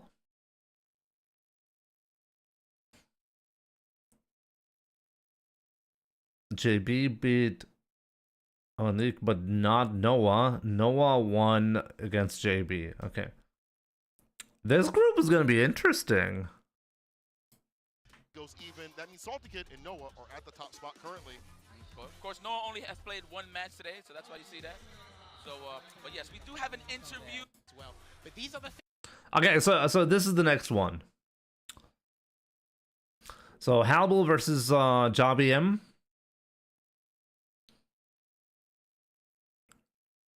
This is a disgusting group. I keep forgetting. You have Tokido, Halbel versus Kakaru, and okay. So these are the ones. Actually, I might want to watch all of the matches. I think all of these are interesting. Actually, only going to be playing once today, which could be a blessing or a curse, because depending on how that goes, it could just be a string of matches. Salt Mine League from Germany. You look at this face and you're like, oh, you want to give him a hug. Going up against the African hero in The cold-blooded veteran. Has been absolutely on, because what Bro, I'm leaving. I can't watch my own match. You have to. Come on, man. Let's analyze this shit. Why does Halbel literally look like a teddy bear? You have to give him a hug. I wanted to keep it a secret. Just going straight into it, as you mentioned. Actually be Because it's better. no reason to deserve my Now you're taking. Yeah, I need to live too. Listen, every map. Cammy, he needs to play them. One of them, which is why he's excited. Carrie versus Later down the line, this group, but we gotta go to the back. Ken. Let's go. In this matchup to kick off Group C. Yep, here we go. And he does have a lot of Ken experience because he did have to play against Mark the Shark in his region, who is also a Ken player, to get this. Support von zwei Seiten. Ich danke dir, Toran. All the Ken players, they all need to just do EXTP, right? And then they will win. That's what I learned today. So he's pretty confident in his gameplay with this character thus far. Oh my god. Check out Halbel, how he's celebrating for that as well. Mid-game celebrations, always a bad idea. But man, that was disgusting. Look at that! Look at the camera, did you see that? No one was really speaking about. I feel he's been an overlooked player and undervalued. Self-clap. Oh! Last year too, when Halibel had to play. You see, this is what I'm talking about. This is the Halibel that I know. And he pulled out of Manon. Like, I think he is someone who has, and he mentioned it last year during the interviews too, that he studies players, he studies character matches. He stutters. What? That was so appropriate. And it's just a case where I think motivation is his issue, but when he gets to the big stage like this, he never fails to put on a show there. Good block on the NT jump low and a safe jump there from Jobby M. He needs to find a comfortable way out and get some big damage here, Sherry. Yeah, and the stand shorts, checking Jobby M's button, trying to get out of the corner, but he's slowly pushing himself out with these block strings. No anti-air there. Oh, try to get the discipline there, try to get the punish counter on that standing heavy kick. No dicing. Oh, that was good reaction. Go for the side swap. No, he's going to go for the corner extension instead with that heavy burning knuckle, and then get a throw to build momentum. Halbel's cracked. Definitely is. I'd definitely call him a Smurf if I played him in ranked. Some standing medium kicks, some stand lights. Almost a burnout here, and now it is. He can't get a driver rush cancel conversion, and this is one of the best burnout strings in the game. If he wants to continue it here, JBM. He's buffering the super there. Level 1, I believe. Oh, he got the level 3. Oh, he did get it. So he might just about be alive. Yes, but that's a terrible spot to be in. He's not ready for the next sequence here. Oh yeah. That was actually really close, Halibel. That second hit almost whiffed. Yeah. To kind of turn it around there, because double-edged sword. Because if that Shoryuken didn't kill, he was done. Yeah. Guaranteed. But you know, as pro players do, they calculate very, very well. It's a great calculation on Halibel's part. Calculated risk, calculated aggression. Yo, Isaac, good to see you on TikTok. And the whip punish, but he misses the conversion into the power charge there, JBM. Not looking too good at the moment. GG Halibel just sprinkling, chipping away at JBM's drive gauge. But we're back in neutral. Oh, getting shimmied. Look now, I do dumb shit. Yeah, these two players are having a lot of great movement right now, setting up a lot of good shimmies. Just like that, JBM dumps all his drive meter. In the first match, you were... Second game. Yeah, I like that you bring up movement, because the footwork a lot of these players have, especially the players that you show to... In the first match, you were constantly just moving forward and applying pressure. It's vital that you get that on point, and these guys are... That was EXDP. So many different things at the same time, it's difficult to keep up with certain things. You're playing on PlayStation, right? On PC, I mean, right? Really good normals. All these shores. Like what? 120 hertz PC, or what's the refresh rate? You know? Do the setups feel good? Does the setup feel good? I mean, it's one setup. Läuft dieses Jahr besser für ihn? Mal sehen. Zero Pal. Wir haben Halibel hier im Chat. Und wir gucken das Match uns gerade an. Ich habe es nicht gesehen bisher. I didn't watch Halibel's match, but we'll figure it out. Good block string there for the burnout against Halibel, but he's buffering a super behind that heavy punch. Trying to do it, he can't do it, you gotta be careful. He's got to firm these power waves. He's trying to get a run DP into super or something like that. Here we go. That was very... Oh, wow. That zero frame reaction. His dry gauge to come back, so if he just waits. Are we going to see a raw drive rush here, maybe? From someone. Oh my god, what was that? Bro, you can't do that here. Not on the... No, it was a mistake. I see the player cam right now. He's shaking his head. He tilted his head back. I'm not exactly sure what that was supposed to be. But What was that? No, we have Halibel here. What was that? Tell us, please. Miss input.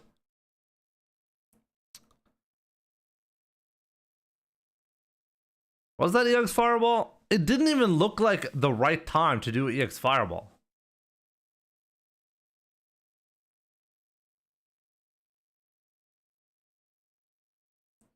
It's a Japanese setup. You plink the input. Crouching medium. I swear, like, in Street Fighter 6, there's really something about the inputs. I'm not quite sure what it is. Maybe it's because I switched to hitbox, but when I move around, like, left and right too much, I accidentally get EXDP or super somewhat frequently. Like, it's really crazy. Make me feel better for when I super instead of DP for the 100th time. Yeah. Nama. Tomorrow I will first do... It doesn't matter if you first to him. You have to win in the competition. You're not doing a fireball in my guy's face like that. I don't know if he wanted to get the hardest of reads to see if he's going to do a delay button there, but whatever happens... Focus on... Not tomorrow, by the way, Halibel. Focus your energy on the competition. Focus on labbing. Focus on the remaining players that you have to beat. And just get out of the group stages. You can do that. Always remember you can do that. Like, there's no point in, like, oh, I should have won this match. Like, always look forward to the next one and try to be as prepared as possible. You're like, Halibel, you're way better at preparation compared to me. You naturally like to prepare against all of the players. So, do what comes natural to you, and don't focus too much on matches that you could have won. You should be preparing, though. You can still, I mean... Halibel, what are you doing? dry gauge again. Are both You're these players. you're like Daigo when you prepare.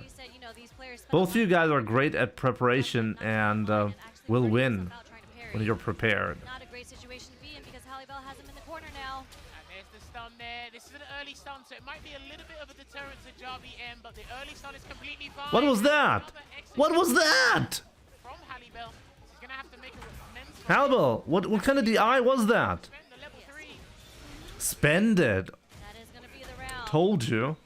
But again, there is one more round in this match, and it's set point for both. But Jobby M starting with 2 bars a meter. Hallibell, I read something that you went to you went and got a CT scan or something like that before Capcom Cup. What was that about? Are you doing fine health wise? Powerhouse like Terry. He's got one of the higher damage. What is Haribo doing, bro? Ding Dong, you're saying that to his face. I'm sick. Both these guys What kind of sickness? Sick like in game sick? Oh yeah. Nice conversion off the counter hit stand jab. All right. Which is why I couldn't play much. That's sad. Just to replenish as much dry engage as possible here. He can dash up and get some. I do CTs every day, He's gonna try and get the frame advantage here. but from the other side, Renee. Quite the life lead right now. Oh! He done it at the exact same time. No punish on both sides. Okay. With the jump. Not from the patient side, right? Thank you. Like he did he's got his anti-airs. Air to air. Okay. and TP. I would have been really worried Yes. if you're like Renee going to his doctor every single day, Group C with a victory. every single day to ask for a CT scan. Because again, last year at You're gonna be like, doctor, I'm sure today you're gonna find something. wants to change his fate, and he feels Hallibell, he went one game baby bell. I asked him. I remember during the pre-show. I don't know if you saw Rob TV and player is his decision making. I'm really curious about this one. Different options and different Hallibell. paths that he should be taking. And It'd he be like always that ends up sometimes. choosing the most I'm optimal so one. pissed at myself. He's literally in tune with I wasn't locked in. That's the best way to do it. Gotta lock in. Bring up how strong he is at this game. I'll take the Oh. because he's got a wife now. That's the power.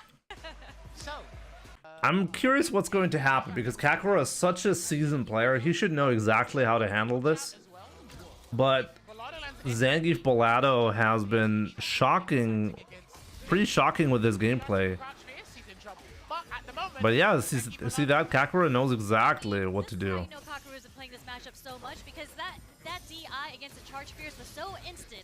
And that is a great option against Zangief's Charge Fierce, which is a move that Zangief Volado likes doing quite a bit. And Sang medium kick.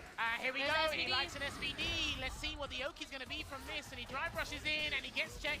One of the best drive rush check buttons in the game. That crouching medium punch from JP. Yeah, that cane is strong. And here we go with the JP games right now. It looks like he's Man, it's so tough. I consistently complain about Ryu not being able to get in, but look at this. He took him all the way to the Oh, he dropped it! Still not too bad of a position for Kakaru to be in.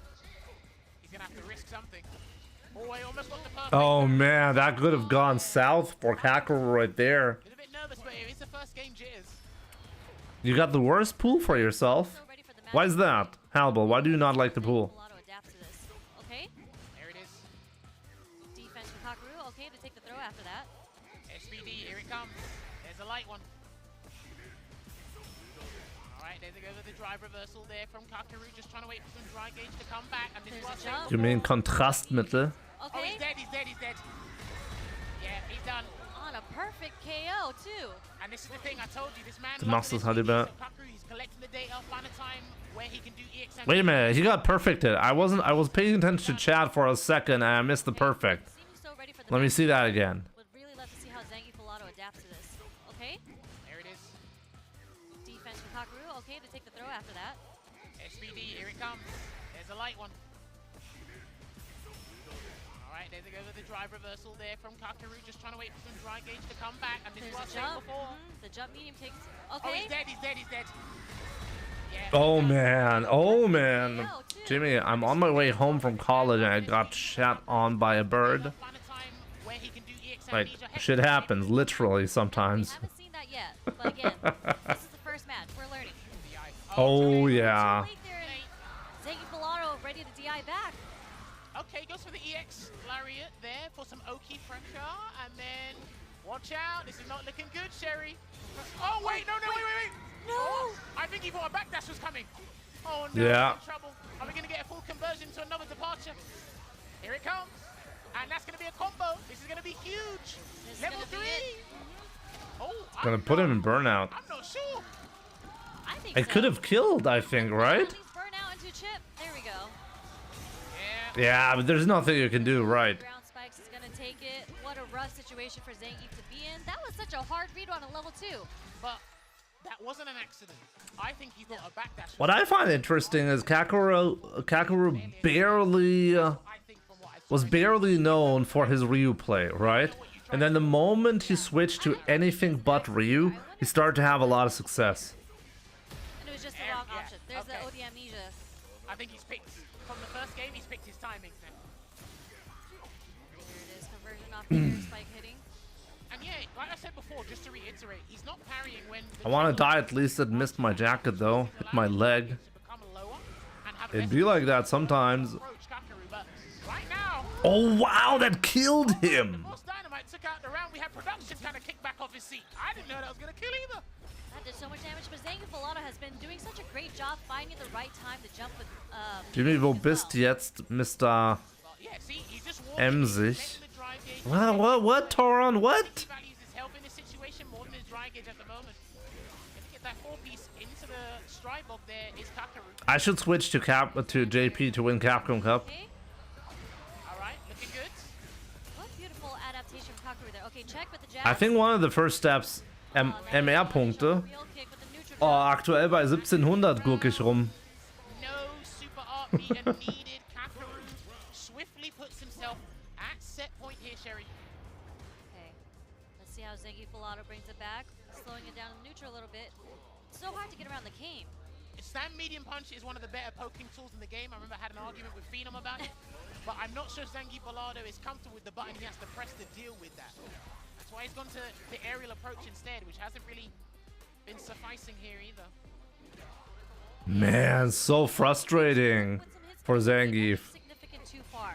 Because he wants a no context knockdown, then he'll play from there, which is why, like you said before, on the matchup, on paper, it's a hard counter to Zangief Balado's Am wenigstens die Tabashi First to Five besiegt. Slowly build that meter back. You're very close to being burned Du out. musst alle besiegen und zwar in den Matches, die was wert sind. Hallo. Punish with stamina. Halbel has a completely wrong mindset right now. Playing it slow and steady, playing it safe. But good job. From Zangief Balado is Kakarot, but Du musst es nicht dir selber beweisen, dass du diese Leute besiegen kannst. Du musst es nur dann tun, wenn es wichtig ist. He's trying to buffer the level 2 just in case he does go for Ghost. maybe. But we do have to watch for the next hit because he is going to dump that meter into level 3. I think. Mein Po ist AIDS für mich. Ja, RIP auf jeden Fall. Also hast du mir jetzt nicht erzählt, was eigentlich los ist, oder? Es gibt kein Rashid in EU. Give is Casino, ja. Ja, Kakarot, as expected, going out there as the winner. Knowledge off the charge fierce, but you saw Kakarot adjusted to that. He started perfect. Dual Kevin versus Takedo, I want to see that. Dual Kevin has been making Daigo, for example, look pretty free. He's a little bit scared to use because of handstand light kick as a punish, but something he's been practicing and he's working on it. Well, oh my gosh, that was a fortunate that was start a here, huge call out. because I know Dual Kevin, he plays this game relatively Hab keine fast, Ergebnisse. and I was kind of worried about how Really? Tokido will try and match his pace, but You think Kevin plays fast? when Kevin gets the momentum and you see what Rashid can do, I think you'll see the pace at which Yeah. he plays at. Okay, yeah, I do think naturally Oh, you could push that fierce! Oh man. far there. Okay, so Keto establishing early. He's there with the wake ups. And then a spinning mixer there as well. You see, it's the fast decisions he has to make sure just to neutralize any offensive Keto's trying to inflict, and then go back to neutral and try and win the game. But he's already trying to go back to the heavy whirlwind shot. Again, I really love Dual Kevin's whirlwind shot usage in general. Yeah, he has a great way of mixing up the layers between his whirlwind shots. But I'll also got to give credit to Keto because his raw drive rush into stand heavy punch, stand light punch as well. He's got a lot of good stuff. I like when he uses EX Tatsu to escape the corner. I really feel Dual Tokido- Kevin versus Takedo, OMG. He is. Poob, good to see you. He plays Ken in very, very different ways. Like, he busts out when he needs to bust out, but he also obviously is just a very solid player. You know what? I like that Takedo did the Jinrai and then Kevin answered with spinning mixer because EX spinning mixer is a lot weaker now. So 10 players won't mind you spending 2 bars because you get no Oki from it now. So it's almost a waste of 2 bars for Joel Kevin. Level 2's coming. Yep, set it up. There we go. Hurricane Rashid inbounds. There's a tech. Takedo's got all the drive gauge to kind of preserve, so he doesn't matter about this. Yeah, he's fine. Because he had maximum drive gauge, he didn't have to worry about using anything. Wake up super okay. And that does put Kevin in a bad position in the corner. Is he going to be buffering his level? Nope, the low forward mixer is enough. I think Takedo was just trying to tease the stun, and it's like, I'm going to tempt you into thinking it because I got low health. Should he have gone for the stun? I wonder. He could have had an easy stun, and regardless of the outcome, That is actually something that Dual Kevin would have to spend super to avoid it. That is his confirmation. So I think like being defensive like that was actually the wrong choice here. After the safe jump, but then Takedo went for the raw backdash in there. Sherry, but this is not looking good. Okay, throw loops. What's the answer to this? Oh, wait, what is Uh-oh. this? That's a Third very throw? good question. Fourth throw. Keep throwing it. We Keep can take throwing another it. one. Keep Oh! Oh man. Fifth one. At one point, you have to make the decision. Am I going to look like an egg on camera? Yo, Beam, yeah, I agree. Bolado did play this one well. Er will einfach nur gute Leute fighten. Er will die Millionen gar nicht haben. Well, here's the thing. That all kind of stems from when Joel Kevin set up the safe jump, Takedo back. Ja, das ist ja schön, das ist ja schön. Aber er hat hier die falschen Prioritäten, dass er jetzt für morgen gegen Darby gewinnen will. Hit the corner cleanly as Rashid against Ken. It's not a fun time. I can speak from experience. Fokus muss auf die anderen Leute liegen aktuell. Oh dear. Und Training. Very similar to Angry Birds. Tsunagi fights later on. I've seen the first fight already. With the heavy too, not even a medium or a light. Okay, perfect Du parry. weißt schon. Fireball. Yeah, and I can see what you mean, right? Wouldn't you the standing medium kick, not really using standing Das heavy ist kick because he's worried deswegen gegen Itabashi gespielt habe. the stand heavy kick will come out. And back in the corner, Sherry. Gonna stand fierce. Ah ja, das macht Sinn. Ah, das ist gut, ja. Ja, okay, nice. Heavy kick. Okay, Genau so muss es sein. That's what we need. Just yet here for Joel Kevin. He's trying to build the level 2s just in case for an insurance policy. the next hit was Prep with Itabashi to beat Zangief Bolado. A dry rush cancel or That's a space good himself idea. as well when shot. There it is. Yeah, he needs to space himself. There we go. When he doesn't want to force 3 bars, he'll spend the Sehr gut auf jeden Fall. Morgen nur Bolado oder wen noch? Oh wow, the OD mixer in that situation. Why not? It's a punish. That's true. Why not indeed? Oh man. It will be a punish. I went to the gym this morning, by the way. Tried to dash I up feel the really tired now. having it. Wow, okay, Takedo really trying to wiggle his way out of the corner here, but another safe jump inbound, so Joel Kevin's got to make this safe. Safe jump. Oi! He got that wrong, what happened? Yeah, he messed up the safe jump. Yeah. And Damn. Tokido Give me a really second, knows guys. It's a little bit cold, and I wanna do something about that real quick. I'm just gonna put on a sweater. I'll be right back.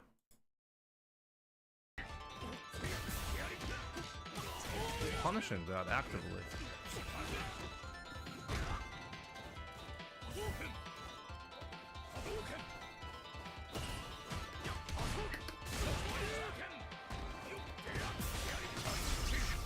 I knew it!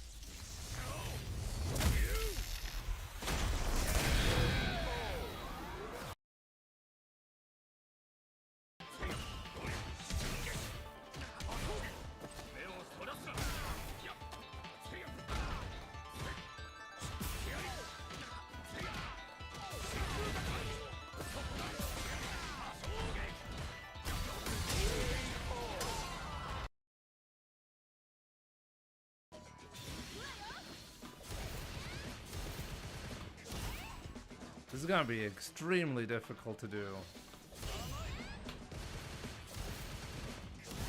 You can go for the full thing, by the way.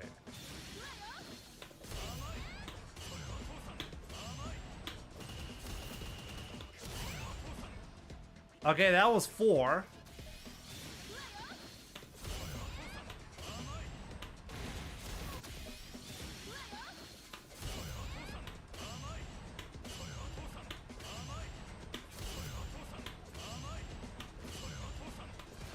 No!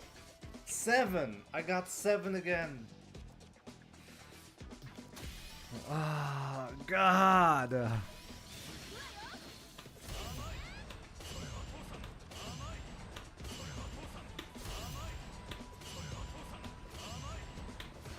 No.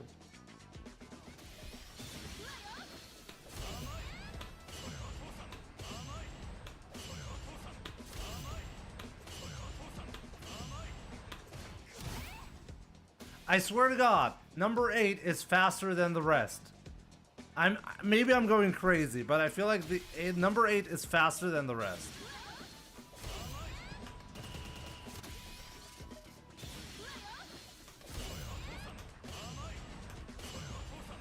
Okay, guys, let's continue. Let's continue. If all your safe jump attempts get countered in some way, shape, or form as a Rashid player. We're not going to spend the level 2. I think we want them hit for the level 3. Yep. There you go. Ah! A piece here with the Altair. Not sponsored this time. That was a very good turnaround. Because again, changed up his neutral tactic. You cannot buy that Jimmy Sweater online, but you might be able to buy a Jimmy Sweater soon. Yeah. Actively working on it, Escalibs. There's gonna be some big changes soon. Totally agree with that. There's a lot more usage of the Stand Fierce here as well. I do think Stand Heavy Punch is one of his better buttons in the game. You can kind of bait the drive rush, sorry, the DP option select. You got more block stun to work with. When it's punish counter, it works out. So Guys, please no spoilers for today, okay? hey, Nice conversion. Okay. We're getting our own shimmies going. Looking a lot better here for Dual Kevin. Slowly building on that momentum, but Tokido, excellent at trying to shut that down. Okay, the reverse, and Tokido slowly pushing his way out of the corner. But there's that OD whirlwind. Okay. A little too far for the conversion. Low forward is going to connect from Tokido, pushing Dual Kevin to the other corner. Interesting. He done a spinning mixer when Tokido was low on drive gauge. Tokido kind of set up his own death warrant here, but he can actually still win this. A wake up DI because Tokido was burnt out. It is punished for the step kick. If he had another situation, or if he won that interaction and then played the subsequent situation, he would have been fine. But Dual Kevin identified that based on the drive gauge remaining on Tokido's end. That was really good from him. Nice block on the overhead there. Doing some roundhouses. Good backdash there from Dual Kevin. Burns him out successfully there as well. And he'll take him across the screen before he has to call the Yasar Sherry. Yeah, trying to find his way to get a knockdown to get the Yasar going. But Tokido getting some normals in, good checks from Dual Kevin, on Dual Kevin. Jab. Fully restocked here with that drive gauge, and he's going to spend a level 3 at a very peculiar time. I guess one throw might do the trick. No, a throw won't get the round. One more mix-up though. Okay, the low forward was enough. I'm surprised. Maybe Dual Kevin was holding up 4 from there. That was a very interesting time to spend the level 3, but I guess it was to take him to the final round here, Tokido, so that makes a lot of sense. Tried to catch the jump back, but Tokido pressing him. Oh, no. The neutral jump bait, Jimmy. Not looking good for Dual Kevin. He needs to be very careful where he uses the spinning mix-up because he needs to save that bar. He needs to save that bar. Oh, no, and that's going to be the game, I think. That's so much damage. Optimal. Wow. Wow. There for Tokido in a nail-biting set in this Group C match. Rejects Roto Z taking it over Dual Kevin. Because that could have gone any way. Yep. And Tokido found the way. He stayed disciplined. And then he was able to draw out the victory there. There's a lot of adaptation. That was amazing. I saw how Tokido started the round with a jump fierce right over the heavy mixer. Or, sorry, whirlwind shot. And then just Kevin was able to adapt, change up the normal timing in neutral. And then Tokido responded by adding a little bit more low forward, I think, to his gameplay in the last game. You know what? I've got to give credit because Dual Kevin almost used every EX move in the book at some point, right? I know he had an off to a shaky start, like you said, whirlwind shot, but then he shifted to EX whirlwind shot. Look what happened. When he utilized the EX whirlwind shot from full screen or up close, relatively powerful distances for Rashid, what happened? He started to win. Yeah. Not just based on that alone, but more confidence in, you know, just having the whiff punishes, the button checks, having more opportunities to set up the safe. But it's not. We did feel Okay, Hannibal versus Kakaru. We gotta check out the shots where you can see Hannibal. We need to see them. Said before, I've seen him on the Cammy. He could use Cammy in this matchup. against Kakeru here, but I think just judging on what we saw before, maybe we'll stick out with the Ken, maybe a switch afterwards, but only one way to find out. Takedo just built Looks like we different. are going with the Ken, unless we're doing a button check again. No, I think they did a button check just... There's so much Ken experience that you can get because there's so many Ken players out there. So Kakeru is just, he knows this matchup so well. I think this will be a very difficult one. Who studies the game together with Big Bird? Said, it's not insurmountable. It may feel like that, but it's not. We did feel the same way about Zangi Palado earlier in this group, but Let's see how this is gonna go. Halbel versus Kakeru. things around here in Group C. Angry Bird and Big Bird, they play together probably a lot. Staying in this range where his stamina And this is why it's so amazing that they're both so good, because they're fairly disconnected from the rest of the world. game matchup until he gets into a situation like this. Well, it's a button that's not necessarily overlooked. Like I said, just to reiterate, it's one of the stronger poking tools in the game, but a lot of people, it's negative saves, it pushes you back relatively far. Not many things can punish it. I know Ken's got a standing light kick, but you do it at the wrong range, you're going to get punished countered yourself. There's a roundhouse. Okay, short just to check him. You can do a raw drive rush against that move, by the way. I used to play Juicy Joe a lot, and you can get away with it. Which move specifically? It's standing medium punch. If Standing you're ready medium and looking for it, you can actually catch it. He's doing a lot of parry OSs as well to try and catch Kakeru off guard here, is Hallibel. Yeah, and just like that, GG Oh, there you Hallibel go. has Yeah, and this is something you can't do. Hallibel. Yeah, I want to showcase here this moment right here. The problem is, you see this? This is a bait from Kakeru right here. So Hallibel is attempting to do a perfect parry on the ghost and then punish the ghost. Yeah, and The ghost, well, it wasn't there. So he tapped the parry, or he did the parry, realized that okay, it was not actually going to hit, and then tried to do drive rush as an OS effectively to get pressure off of it instead. And Kakeru was 100% ready for this situation right here. just like If you do this, you'll simply get grabbed, and this is like the worst thing that can happen. If you do the parry into drive rush OS too much, it will simply not work. Especially not in these spots where perfect parry makes a lot of sense, there's a teleport. because these are the spots that Kakeru is going to be looking for. It's going to be a lot of frame advantage here. Look at this chip sequence, Sherry. Wow, he will chip him. Level 2 just to secure all the chip damage you're about to see. Yo, he blocked all of that? Hey, nah, come on. That's your reward. He blocked all of the Lavushka and said, you know what, you're going to... Actually, yeah, that was not easy to block, right? Out comes level 2 just to secure all the chip damage you're about to see. Yo, he blocked all of that? Yeah, just not good enough though. Come on. That's The your fake reward. ghost, yeah. He blocked all of the Lavushka and said, you know what, you're going to lose anyway. So Yep. make it look good. Look good on the camera. I mean, GG Hallibel knew. He kind of chuckled at that. What more can you do in that situation? He's very animated when the camera's on him. I like it. Danny roundhouse. Okay, there's that parry that you were talking about, the OS. But then he's got to be careful because once Kakeru clocks on, it's There's just gonna no be punish from that spot, unfortunately. much trouble from that point onwards. What was that, Hallibel? Wow, you had enough time for that? That's crazy. Okay. There's the the parry. Oh man. Yeah, he's in there. Nice Still try, waiting. forward.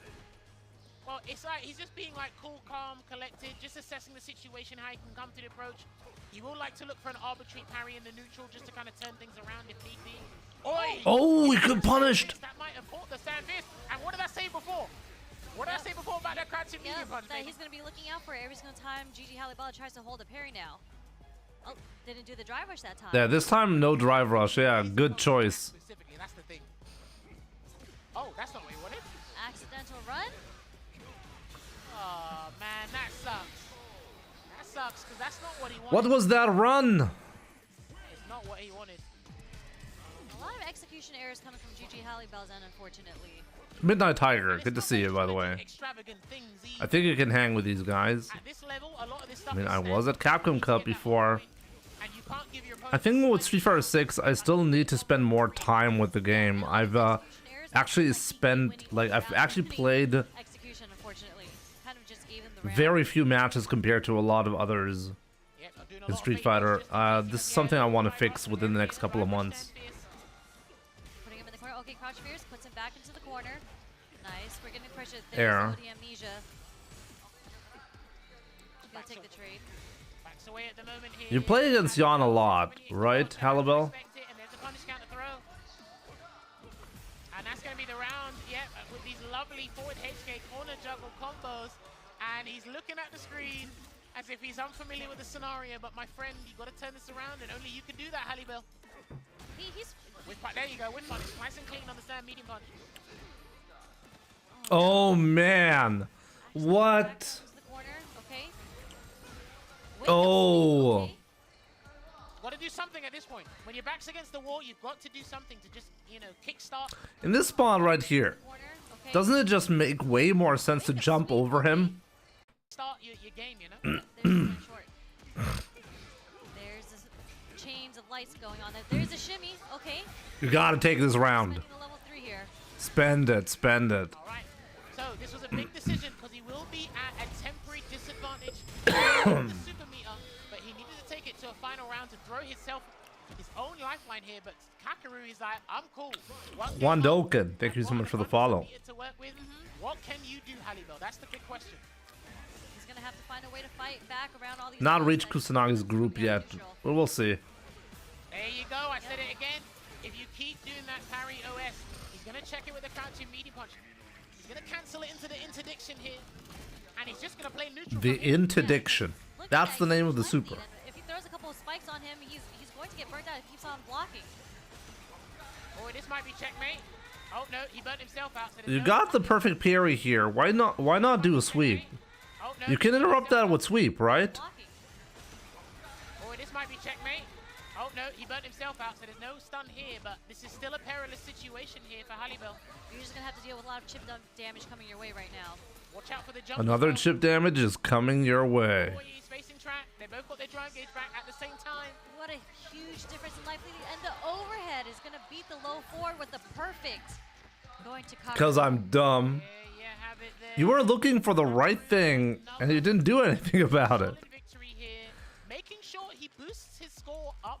Oh man, that was actually painful to watch. Practice, but again, day one's always interesting for me in Capcom Cup group stages because you can have a fantastic first day, but then things just fall apart. There's 2 more days. There's so many more matches, or you know, round 1 kind of, like you said, there's Okay. a couple upsets. But let's see. Group matches too, right? So it kind of sets the pace on what that group looks like.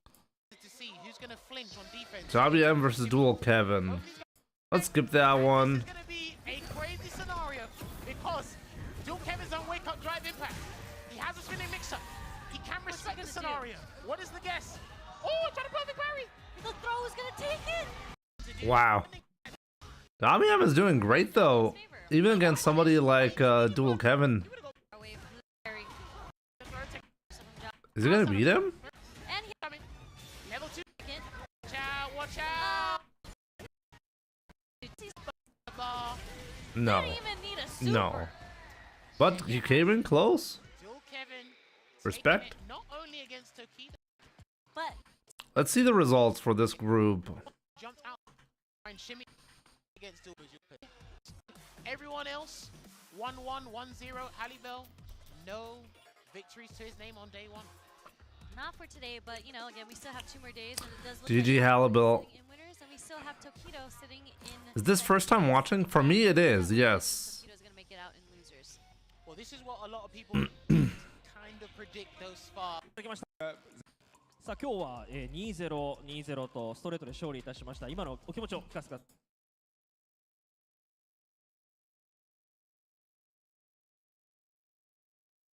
They're showing the matches here. So let's see. So IDOM, somebody had a question about IDOM, right? I want to see Broski. But I also want to see IDOM. I want to see Blast. Wow. Memorial. He's incredible. We'll see what happens though. Here's the face-off right here. As we mentioned, you know, The great Capybara. in the finals take consistency. Matchups. Girls stay keen. Other North dive for deep initial round. 2 games at the quarterback. I can't remember his name, but there was a YouTube fighter. What's going to happen? Is Braver going to come through and the doc? Award him, man, like he's had such a great mind for gaming and dissecting these games, even back in Street Fighter 5, right? I feel like it's all the same to him, right? Emotionally, mentally, I think he's done what needs to be done to get himself ready.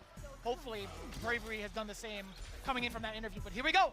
Game number 1 of Group D, Broski versus Bravery, Aki versus Cammy. Already checking the dive kick potential, right? Broski. I've seen one round from this fight, and that was absolutely amazing. Alright, get the snake kicks, heavy lash, apply the poison. Walks out the side switch, I like that for the crossover. The answer is there. That head kick, as you mentioned, is pivotal in the overhead. Plus from above, it applies even more poison. It's ambiguous with that jump over. A heavy kick punish counter in the corner. It's on defense. The doors trying to keep Broski in that corner as well. The parry has been shown off. A throw now. Bravery has access to another one if he needs to. The medium's got to come out, right? Gotta be. Oh, back medium punch against the crossover. Oh, he could have killed him. Oh my god, he could have killed him again. But that works out, at least to avoid the drive reversal in the dive. Oh man. This guy is aerial with it. Jump man. One of the biggest things that we talk about is her being the Baroness of Burnout, right? Dude, for all the chill British lads. British. Like ISTD, the chill British lads.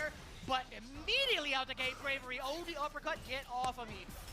There wasn't a lot of OK on that drive reversal. What does lads actually mean? Is it an abbreviation for ladies? Get the punish counter right here in the poison. A lot of damage and a lot of damage to the drive gauge too. This Burnout is so critical. Cool he Fate missed. just pass it by him. Oh, it might be Cool Fate for him. Cross up again. No back medium this time here for Bravery. Barriers a burnout. Claims her castle. Puts down the poison. They'll just use level 1 to get this done. No, he's draining so much life because of that poison state. You're right. It should be He doesn't over need without to. it. And he gets to reapply it just in case to tack on that extra damage. Broski having a round of one hell of a round, I should say, still maintaining his 3 bars. For real, see, that's why he's so optimal.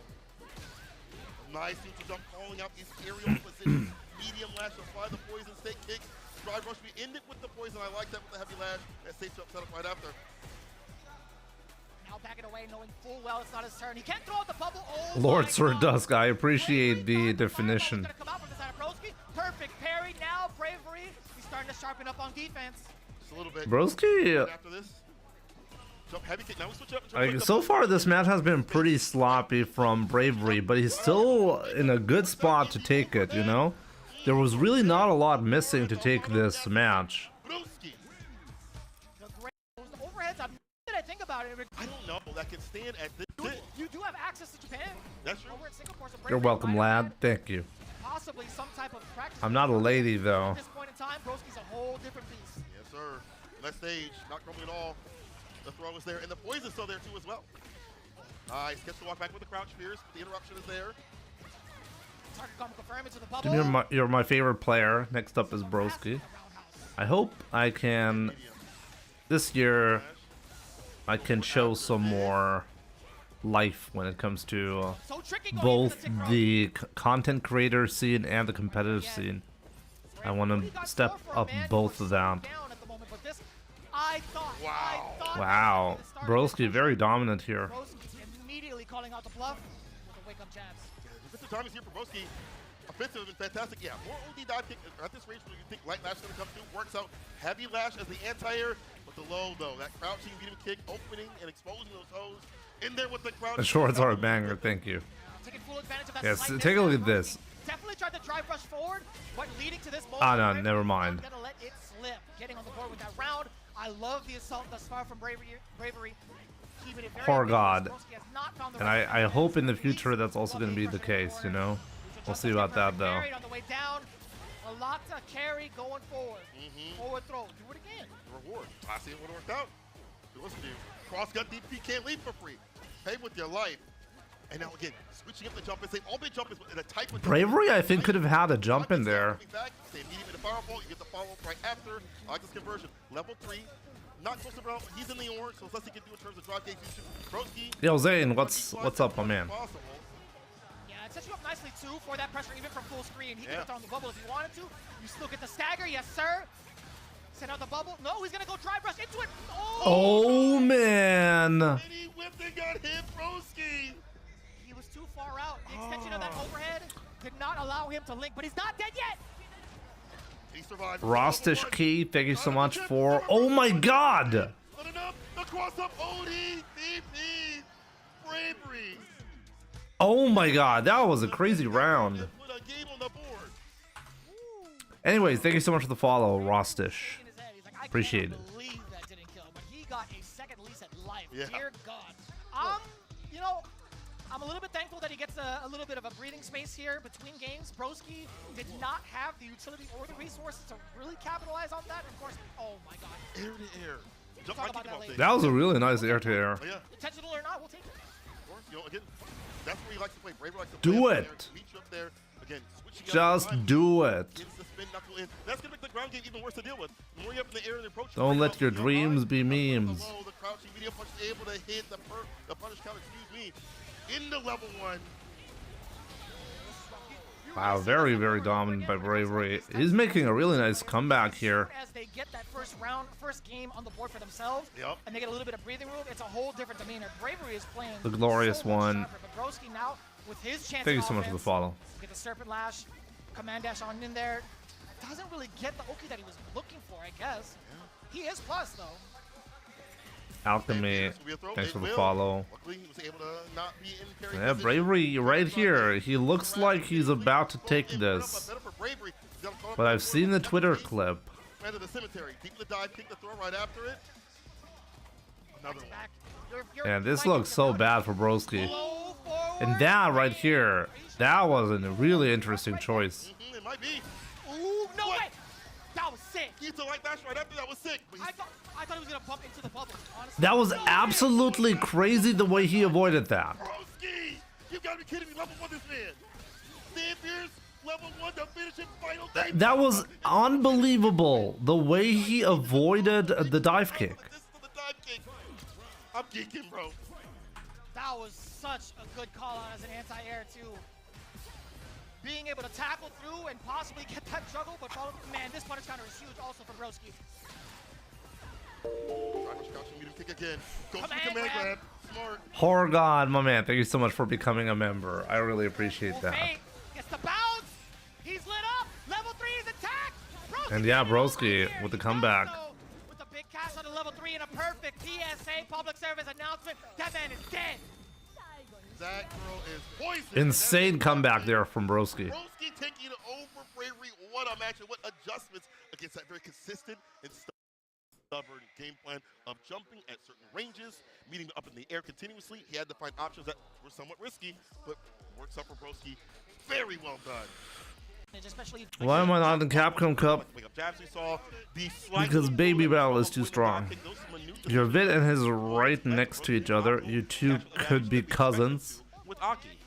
We just both share a beard. Force the issue against Bravery, especially after like the coward cock situation. You could go for the kicks, but also kind of showing off that command grab. It's still a little. Wait, bit I of never fear. thought about it, but Also, as does that Broski force have the Arabic man, descent? He get doesn't, yourself closer and right? closer to that checkmate. Yes, yes.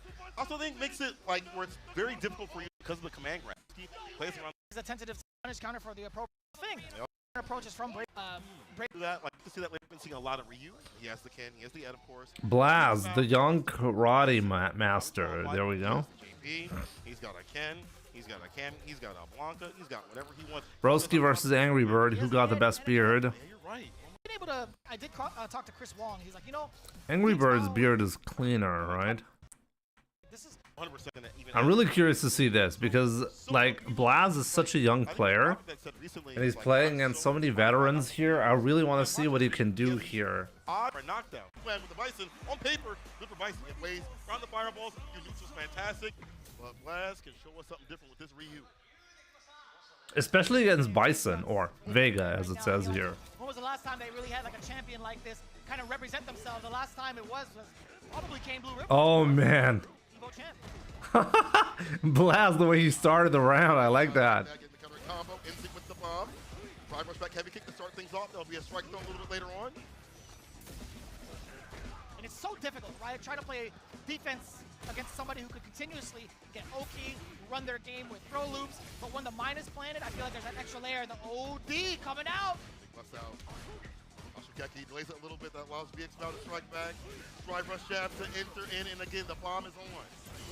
Perfect parry to deal with the explosion. It gets it back to. Wow, he knew that was only one hit. Is it always only one hit when it's not the OD?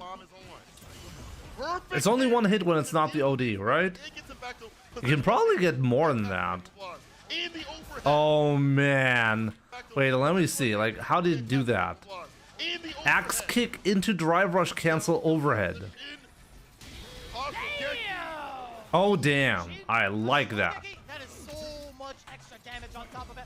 All of the effort from VX Bow continuously. Yeah, he had to delay the back throw so he's not airborne anymore. Oh boy. Blaz not happy with his own decision making. He shook his head on that one. VX Bow planting the bomb. What do? Killing the frames. Trying to steal the. Obviously, axe kick overhead's so fake. Of course it's fake. Able to pick up the hell attack. Able to get the fall, that's fine. You have him up in the corner, taking so much health. There's no string into overhead. Charge up and also mask it with a stand medium kick every so often. But what I really like about it is he can actually react to the cancel. He's doing axe kick and then canceling only if it's blocked. That fireball. Talk about that OD bomb every so often. Easy punch for Shotos. That stand light kick against the scissor kick. We're out of there. Oh man, that was sadness. The crouching medium punch after the stand fierce whip. He gets the hit. Psycho Nightmare. Ryu looking kissable. A little bit off the mark. Had it been a sweep, I'm pretty sure that would have been a punish counter. Why is my chat like that? Still just fine. Blaz. Trying to take his turns in again. Yes, sir. Hey, 2 for 3. We'll take those stats. 100%. Right now, Blaz perfect parry through the sequence. Blaz has a habit of using the light Hasho in a similar fashion than me. Maybe he's using it even more than me. Blaz gets some distance. I'm actually trying to get rid of that because I think it's not that effective. Kusanagi doesn't actually use it as much. Finding the mark with the counter pokes too. I love that. Oh yeah, he can kill here. Drive up. Hashogeki one more time. Blaz back to back. SA2 finishes. And what defense against that driver? Before the back heavy kick could come out and move that range, I'm going to hit my quick button, interrupt that, and get a game on the board.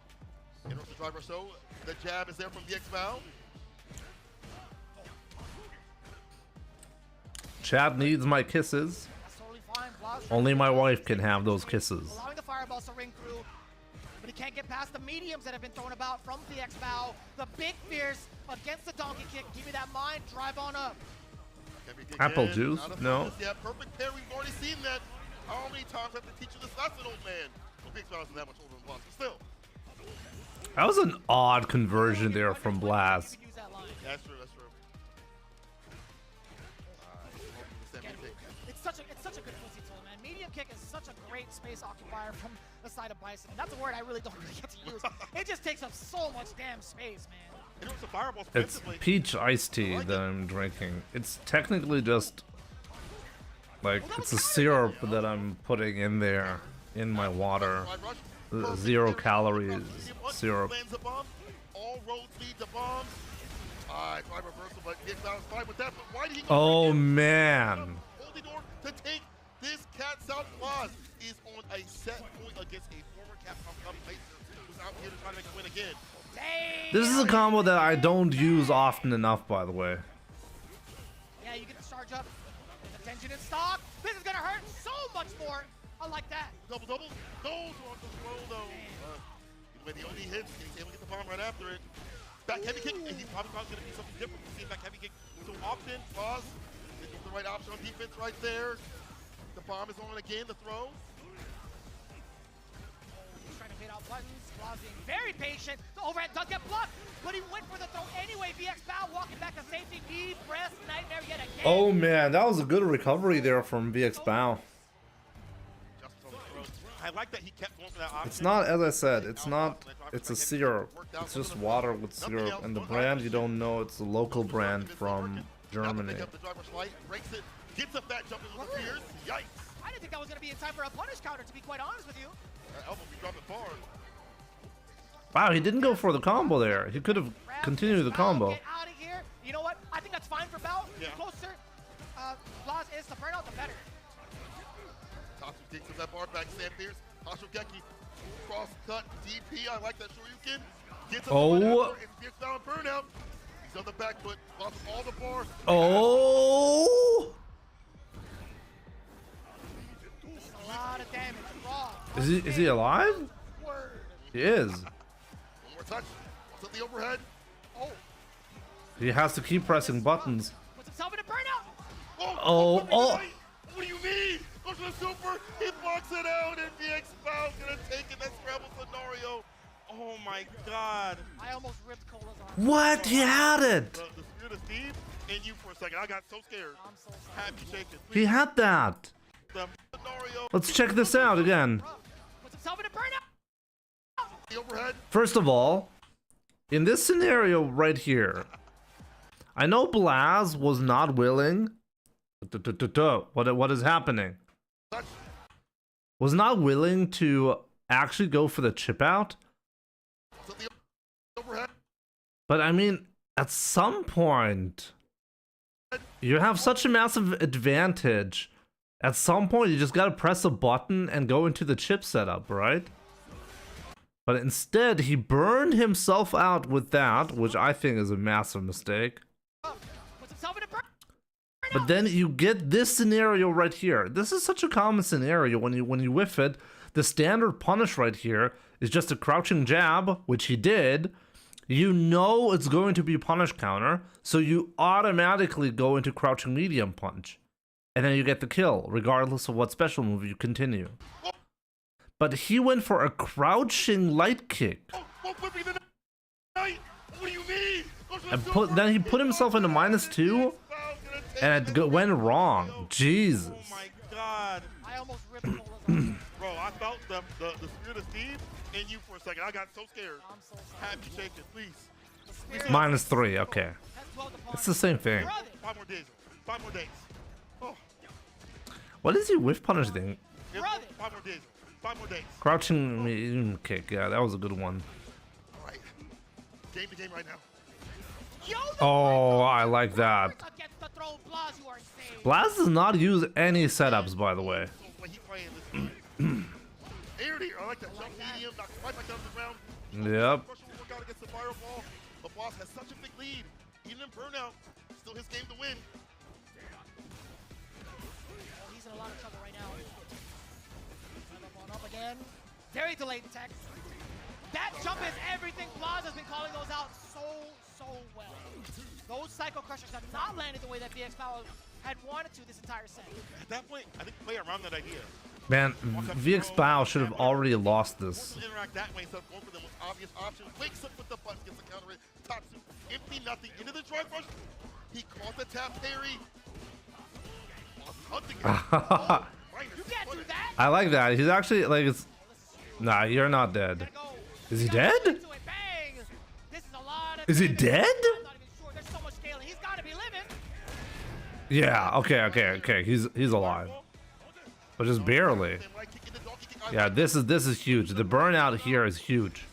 Goes for the super. This time. No. Both of them tried a crazy level 3 and both failed. Great round right there. I feel like Blaz, he tried to steal He's just like us for real. Yeah, Blaz actually did end up using trying to do the exact same some Ryu tech that you'll see on my channel all the time, right? The assessment in regards to the overall presence of VX Battle, he's been walking out with the micro steps against the throw pressure, against some of the normals that VX Battle's trying to stagger with. He is He plays. I'm not sure, but I am sure those things that a classic Shoto player would do, all mixed in with that wild style, it creates this absolute beast of a player. It really does. And like majority of the matches between the two. PT event. So Idom versus Armper. This is honestly an interesting match simply because He was absolutely possessed. Tell you, the thing, he loves his game. Oh yeah, exclamation Armper, mark. he qualified through what again? Behind closed doors, and I think through that he likes, and I think part of it's control. He's not the type to lab things out. Premier event? Jimmy win Capcom Cup? Yeah, next time. What's up, Ahmad? Heavily, he's just the type to really play around the player. Last offline. Oh, King of the World! Kings of the World, right. Let me go back here. The type to lab things out heavily. He's just the type to really play around the player-to-player aspect. Like that in 5. See how it works in 6 right now. Goals on the command grab. That would have been a sick read, but it doesn't work out. Reads against each other. My man Armper backdash as well. He's like, you backdash? I got you. I'll be there. That's actually a really smart backdash. Let's go back to that, by the way. See how it works in 6 right now. Goals on the command grab. So this was 200 IQ. So he just option selects that. He's just gonna throw, and then he automatically, after the throw, he inputs the backdash. If he gets a tech, the backdash does not come out because the animation of the tech takes too long. It's going to eat the input. If he gets the throw successfully, it's going to eat the backdash input as well. So this backdash only comes out if the throw whiffs right here. And it covers the most dangerous scenario that can happen, and that is backdash into command grab, which is really, really strong. Something I should be using against Mana as well. Honestly, that's something you should be using against Mana and Zangief. Gotta remember that.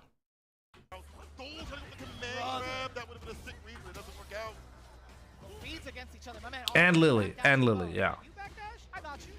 I'll be there. Oi, one cancel Tatsu, DP Ender, Armor very aggressive, active kid. Gently letting. Remember in Street Fighter 5 when you got lucky and qualified? I got lucky. I was the #1 seed in my region. So I was the #1 seed in my region after 5 tournaments, okay? I must have been getting really lucky, okay? And in the regional finals, after being #1 seed, I ended up winning Grand Finals 3-0. Actually 6-0. The person I won all of my matches in regional finals 3-0 except for one set that came in close. I got lucky, guys. Remember when Ending Walker won all 5 of his tournaments for the World Warrior events, and people were like, hey, if Ending Walker ends up not winning the regional finals, wouldn't that be completely weird? And so they actually changed it so you get the auto qualification spot in some regions at least if you come in first place of the World Warrior after 5 tournaments, because at that point you have established that during those 5 tournaments you're the top dog, right? So with those rules in mind, I would have also qualified. I would have also qualified back then. IDOM getting smoked up by that medium kick too. Got really lucky, guys. Delay on the counter. I like that. Emperor knocking on the doors, getting the first round. Emperor's been grinding for a long time. You know, Spirit Zero as a sponsor on his name, but also where he plays a lot. You know, and by the way, like the number of players in the German region was the most out of any of the European World Warrior events, just so you know. A lot of players out there in the Asian region that play with him, so he gets that experience against Manon, many other characters. I like the reversal, gets a go right kick. I got really lucky. Back row. It's the first time we actually get to get IDOM started. Yes, sir. Another medallion to the chest. Perfect parry instead. I lied to you all. Yo, Crown. And Rizwan Ali, what's up, my man? Well, actually, right by Ken. Whoa, Emperor, just too strong. Man, he's just really, really annoying to play Emperor. How do you win the race, Jimmy? Please enlighten me. Wait, what race? Like, he's not letting IDOM breathe like a second, right? Emperor really, really dominating. He hasn't found the right decisions, but again, Mano, I feel like without the super art defensively, it's a little lackluster in my opinion. Also, if you're not landing command grabs to bump that bar up faster, as it is a buff for the character, even harder. So we didn't really see that many command grabs land. Armpit error. Is that the right one? Yo, ICD, thank you so much for the raid. Hope you're had a good stream, and welcome everyone. 69. Oh my god, that's the perfect amount of players here, you know? ISTD being my wife, sending me signals for later on. I see. I see. What was that? Did you just see that? Wow, that anti-air was odd. Not gonna catch anything right now. Emperor willing to trade. Jimmy ignores me in your questions. What questions? Where did you get that though? Oh wow, that was really far away. thought to himself, if I get you within this threshold, if I get you 34 within this plus space, that's 35. free. I certainly didn't get that one. Four medallions Enjoy to your the stream, bro. Thank you so much. We should have a first to 5. Ryu versus Guile. Like the Jinrai. And then afterwards, Ryu versus Mai. How about that? Caught him ducking to get that extended damage. The Jinrai ender. Nice. This is arm for all damn day. Can keep it, a little bit of bar, but unfortunately whips the throw. The punish counter. Five rush couch. You kick as the entry point here for I think it's the color of his name. That's what makes me ignore him at a higher rate compared to others. What did he ask though? What was the question? You know, classic commentator's curse. My man was getting ready, but you know, Bendism or Bendyism? sorry, 5 Capcom Cup did start today, yes. really impactful command grabs if Emperor's not careful. Miles will be 5 bars at the bottom with that stock. Jimmy, do you ever play Akuma as a secondary? There's one. Damn, look at the damage. I played him a little bit when he came out. Oh, that was an interesting combo there from IDOM. One more command grab is going to kill. That changes the landscape of this matchup. Emperor going to be super careful now. Any command grab, any grip will hit. It'll kill. He's backing away from danger. He's totally fine with that. Counter hit. Okay. What do you do? Oh, I like that too. Being able to punish counter with the mediums just within the space. Out of there with grace too. The jumping light kick. I'm loving this from IDOM. Fighting right back into Emperor's face. I like how we got that big lead. Driver's crouch. There's no point in repeating the question. He'll just ignore it again. You see, if that had been the question, I would have read it. Game to game right now, we have some all games right now in this bracket. I like that. Brother, it's been like a lot of 2-0s from the entirety of today, I'll tell you what. Yeah, it has been. Keeping him locked down. Emperor right back with the aggressive gameplay, but you see, like, you're one missed crosscut away from dying against IDOM. Can't leave. It's the double OD. And then OD? command grab. Oh, I thought he was going to do it. He was going to do it. It was just a matter of Damn. He set him up so nicely. Wow, like, how did that match go from Emperor being so dominant to IDOM absolutely annihilating him? Such a long range. Match point right now for IDOM. It has Satsu. Now you're up in the corner. Oh, That it was is that easy. fear. Damn. Off the bone. No big enough. Aye, driver's command grab lands. That's 5 medals.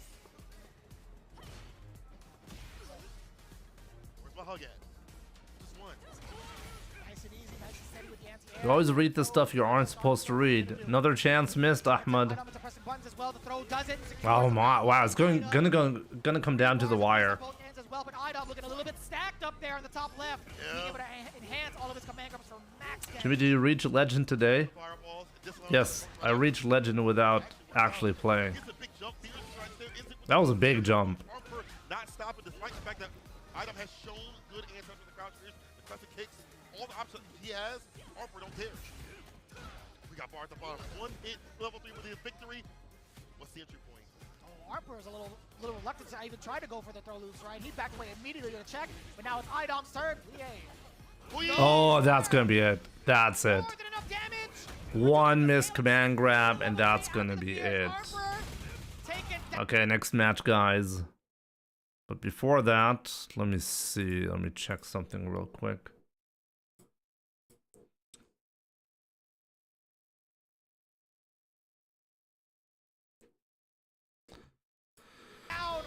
Let's go.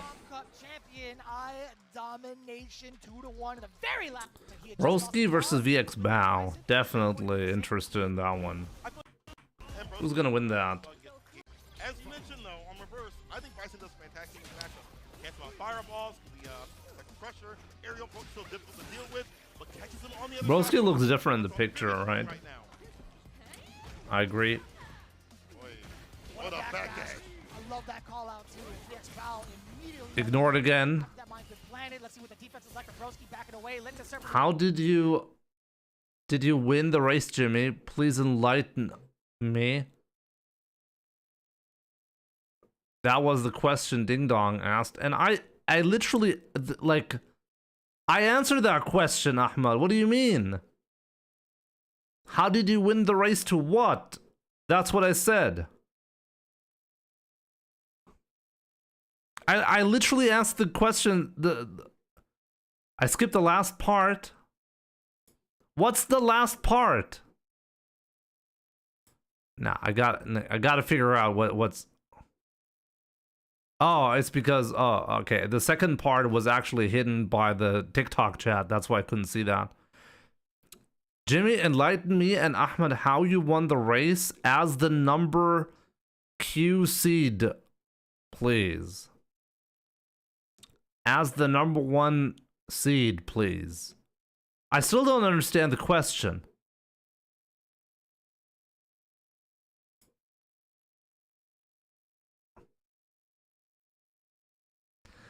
And you guys are asking me why I ignore Ahmed. Number 1 seed, Jimbo. I still don't get it. I don't get it. I'm just gonna ignore it. Rock, no big fear. Okay. He's asking you if you ever met Usain Bolt. Punish counter. Oh, that is huge. Off of that medium, you can do whatever you want. You could end it in level 1, but you have It's a sperm joke. Really? With the bubble, it has to be. Yes, Oh, look, you guys are so fucking primitive. I feel better now for ignoring Ahmed normally. I should have ignored him this time around, that's for sure. I made a mistake, guys. My bad.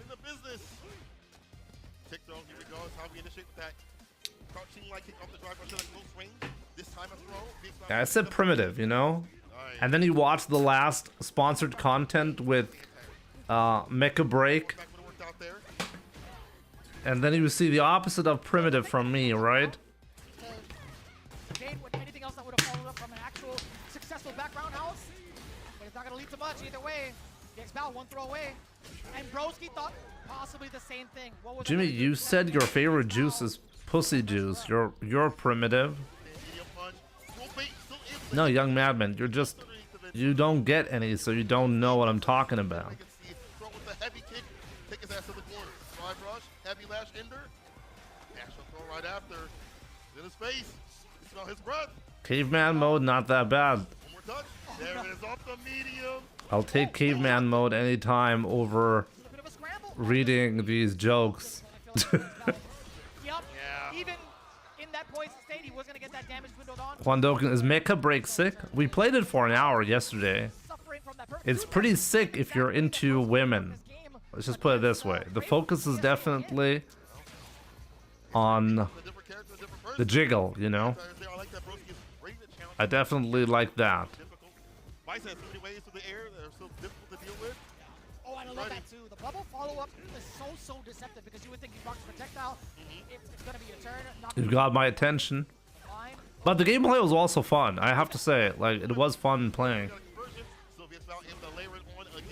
Now it's bad. Jimmy, can you put a timeout on Ahmed? We'll take that. Excellent defense thus far. Oh man, grab, you heard the tap parry. Yep. There's women too. I think the concept for any game should always be have some great fan service and then make sure that the rest of the game is also good. You know, kind of like Street Fighter, you know? Man, broski. Oh man, the read on that. He knew exactly what was going on. Psycho Crusher is not found a success with it. Put that away. Very important. Yeah, that's the Yeah, nobody knows how to fight Aki. You don't see a lot of high-level Aki.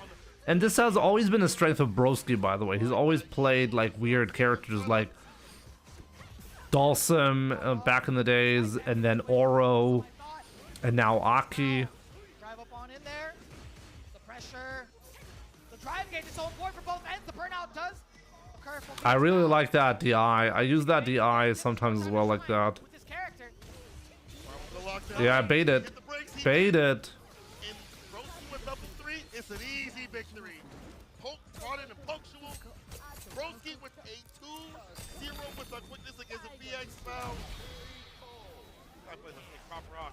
2-0 Broski. That was insane. Throughout the last couple of days, even like weeks prior, man. When we talked about this group specifically, I'm like, yo, Broski has a pretty damn good chance of making it all the way through. Funny enough, Like Broski won both his day one matches. Kind of pick apart some of like the CFN matches, some of the YouTube matches. Of course, he goes by a different like CFN name. It's not like Bravey versus Idom. Oh, Idom is just gonna absolutely annihilate him. Brave is truly living out. Hooligan with the scissors too. You see? You see, as you can see from this score right here so far, Bravery absolutely got dunked on. For sure, right? Let's see the final moments of this set right here. Yeah, you can't whip that in front of him. Oh, he could have actually killed him there. Love the bravery being shown on display, but it's not gonna be enough. Final round. Let's see. Final game, final round between the two. Bravery, how are you gonna try to close it out against IDOM? He is looking pretty confident in the neutral. That's fine with him. Yes, sir. Command grab, bang. Drive rush, try to go for the button. The only DP is there. Again, but IDOM still has the room he needs to work with. Anti nice and close. Chasing on the back line. Oh man. Ah, Daiki's able to hit the punch counter. I mean, changing it up, right? Heavy kick. Drive rush with the crouch spears. The throw. He's in. He has him up in the corner, but IDOM has more to work with. The trade. He gets the OD. Oh, that's a huge way to land a level 3.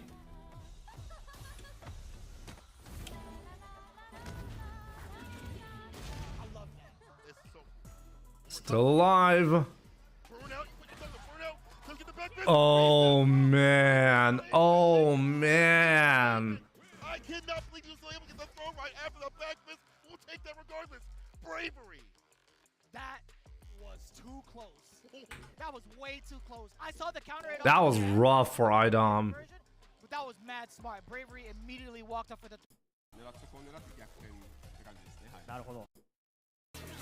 Broski does look like me.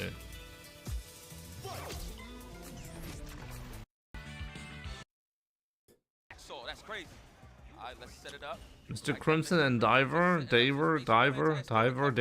I still don't know how to pronounce him. That big punish counter, full screen, nothing there. Throw From bad to worse, and if you don't knowing that he's rough there for Diver, Diver still has another on. Yeah, Mr. Crimson obviously annihilated him.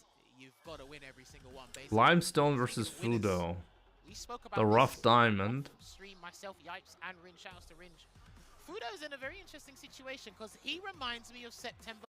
just taking like the minimal type of style. Limestone got dunked on. Like, you think like preparation would have been a lot different. Chris CCH versus Mena. Now that's a match I want to see.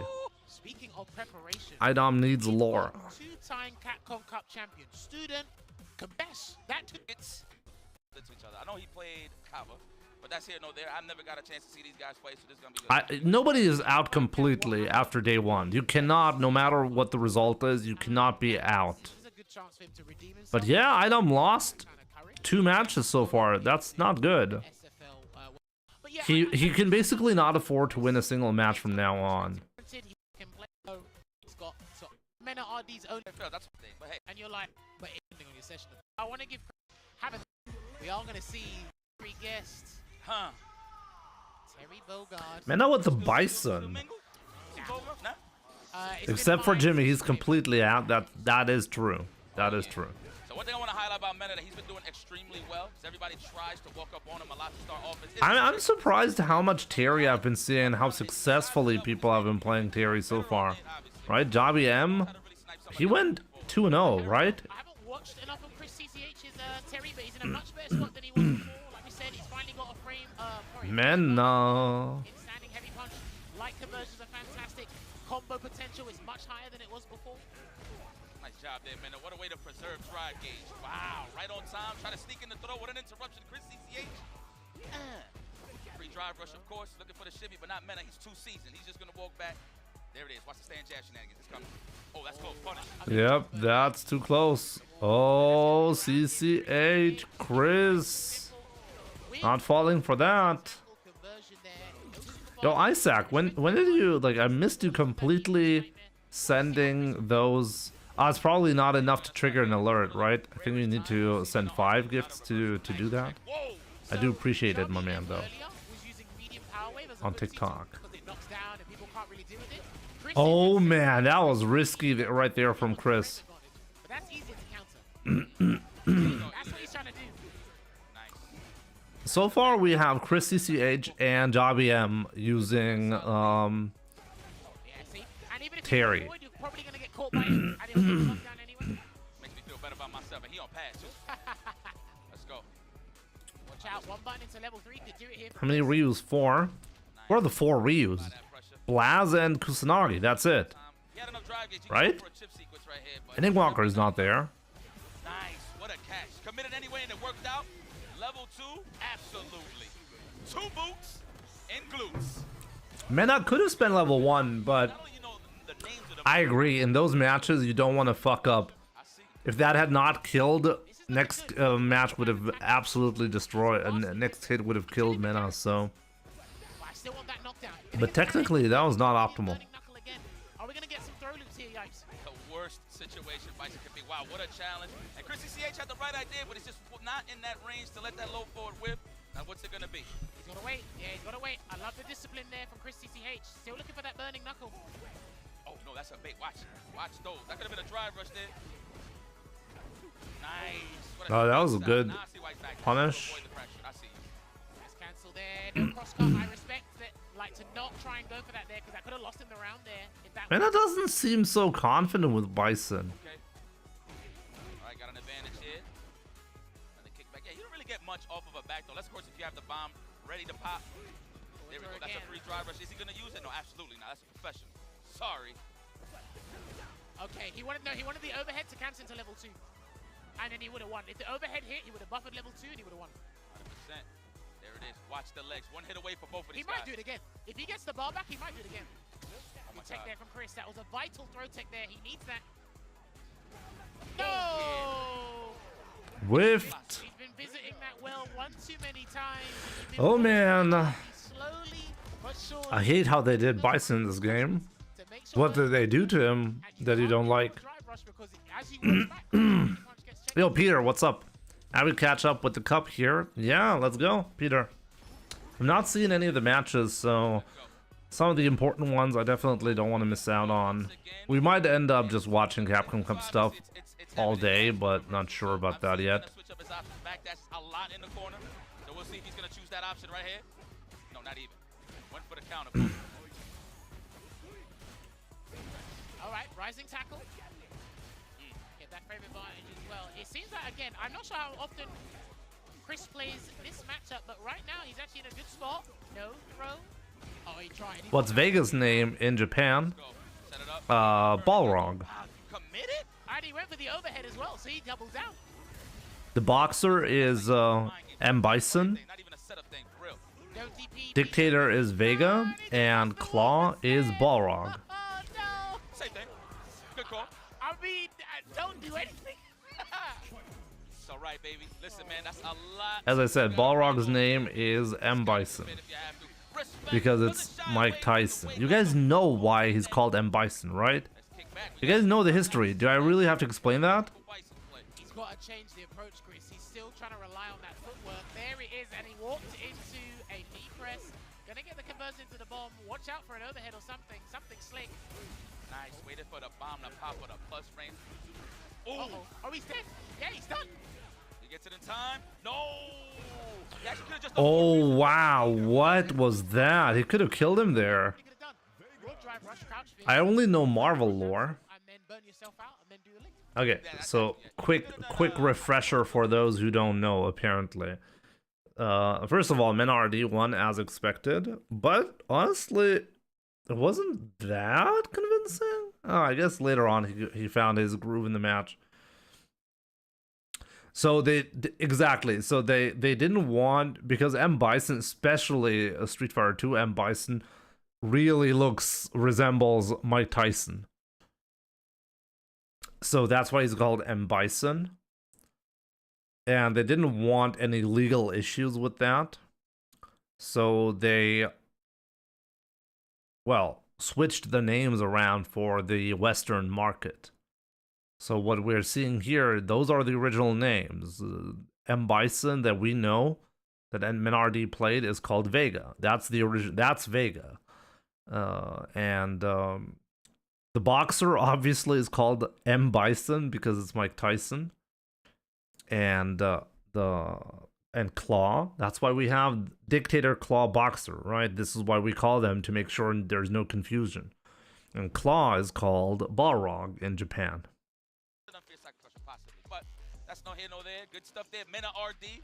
Man, you know what's so cool about these groups? The fact that Fudo versus Mr. Crimson. That's an interesting one. If it loads. Final match of If it loads. explain. When this guy has a strategy and he find ways to that mirror match grand final we had with Momochi, I was like, yo, Momochi's.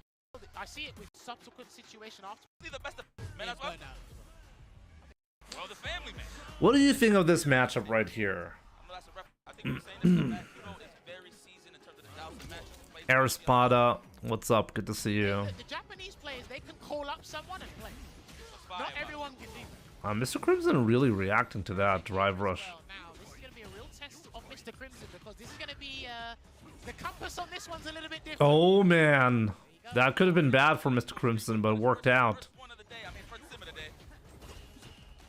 Get off of me, unhand me.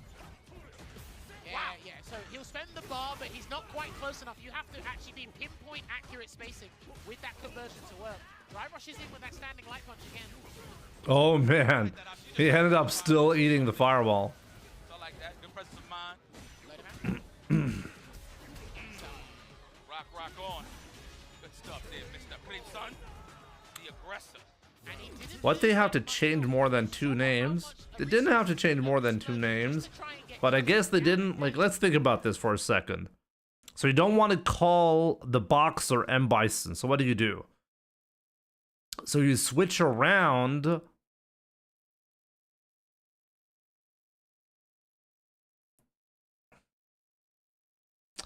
I guess they felt the need to switch them around entirely because they didn't want to call the boxer Vega. But you're right, they could have gone away with that, right? They could have been like, okay, Balrog is the claw, like is claw, and just Vega and M. Bison, they could switch that around. You're right, they could have done that. Not quite sure why they would switch around all 3. It's a bit odd. Maybe to make it less obvious that they're just switching, like that they're worried about M. Bison. It didn't work out. There's an edge to it. Nice. Turn that into a nice little advantageous situation.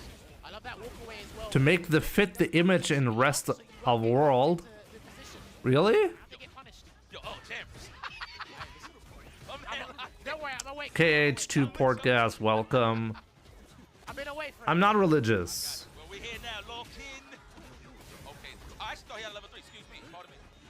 Because Vega is a Spanish name. He's looking for it. He's got the drive gauge for it as well. Oh, Vega is a Spanish name. A couple of times, right? With crouch, Oh, so it fits, Kick and then he drives it fits. hands to speed. He hasn't been close enough with the medium. Oh yeah, okay. That's exactly what he needed to do. And he's going to get the conversion into the head. Oh yeah. To take it to a final round in game 1. Pinpoint stuff there from Fudo. Yeah, maybe they really wanted to make it fit, so that works. Nice and delayed. Oh yeah, that's a late delivery. So what he's done is he's found the tactic. He just needs to keep changing the range. So Crimson thinks he can change the limb, but the answer's the same. Oh man, what a perfect parry right there. Got some layers there for defense. You're gonna find that pocket of teleport. Nice patience here from Mr. Crimson. There it is.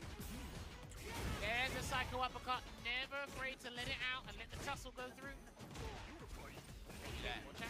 Nice. He held up forward. Just try to gain control of the ground, and there it is. This is a good position right now for Mr. Crimson, but any hit is gonna lead into victory for Fudo as well. So this is dangerous. Nice and low, and he somehow eluded the situation. Oh, could he have killed? Well, Fudo can still Could he have reacted? One throw. That's it. That's all you got, Crimson. Oh man, all of a sudden. Trying to jump out teleport. He tried the first time, but just Oh my god, that was clutch. and took his work. Nice throw there, Fudo. Winfrey, what's up? Just set the tone. Damn, Fudo just keeps constant pressure. Like, even if nothing's really connected, he's just walking you down. So, listen. The best way to describe what he's doing right now is white on rice. That's what he's doing. on it. I am sticking to you. So yeah, if you switch around Vega and M. Bison, you have to switch all 3, right, for it to work. But I think that actually makes a lot of sense. Man, he is holding up forward for dear life. I don't blame him. grab. He can take another one if he wants to. Uh-oh. Burnout.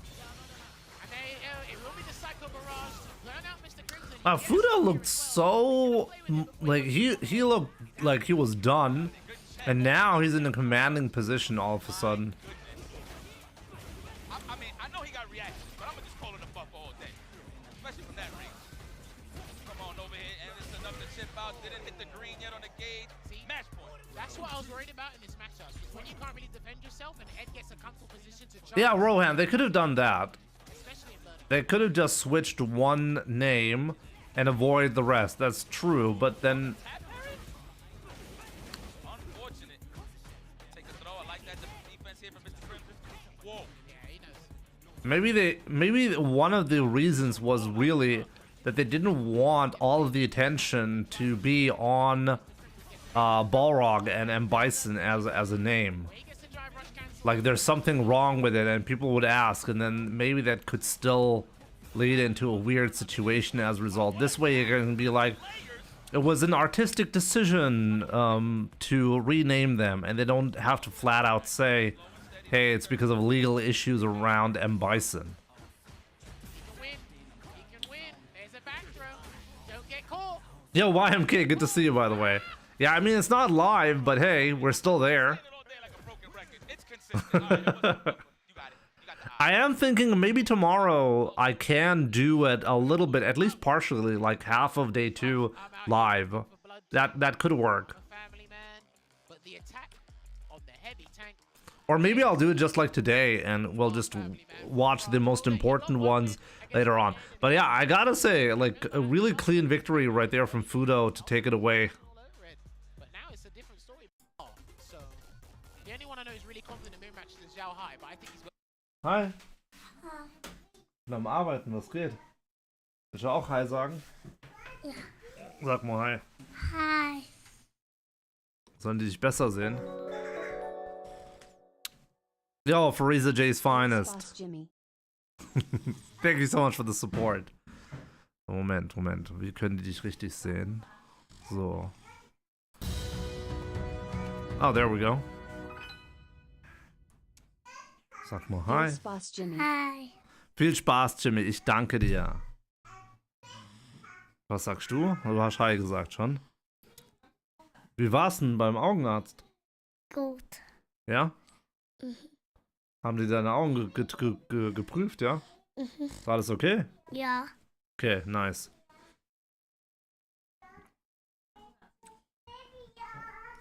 Ich wünschte, ich könnte das auch meine Arbeit nennen, siehst du mal. First time seeing the boy, he's a cutie. Was für Unsinn. His sweater goes hard. Oh, he's a huge Pokemon fan. Ah. Ich bin ein Pokémon-Fan, hast du? Genau. Mausbär, willst du auch da sein? Willst du auch Hi sagen? Komm mal her. Komm jetzt du und du her. Ah ja. Guck mal da. Ah, wer ist da? Kaya ist da, ne? Sag mal Hi.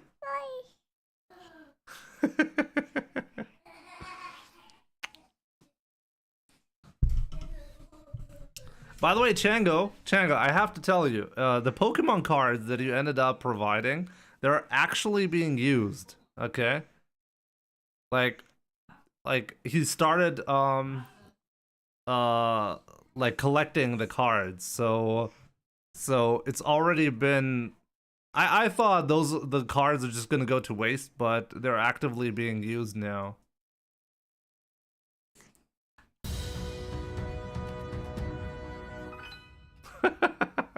Und nochmal für vielen Dank. Was sagst du? Sag mal Hi.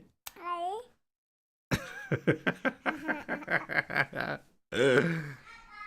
Und wie war es im Kindergarten? War's gut? Ja. Ja. Ja. Das hat Mama gefunden, eine Pokémon. Oleg einfach gefunden. Ja. Aha. Cool. So, komm jetzt. Ja, Kindergarten war's gut. Mit wem hast du gespielt? Appetit. Die Katze lief im Schnee. Und als sie dann nach Hause kam, da hat sie weiße Stiefel an. Oh je, mine. Habt ihr das gesungen? Ja. Ist schön, gell? Ja.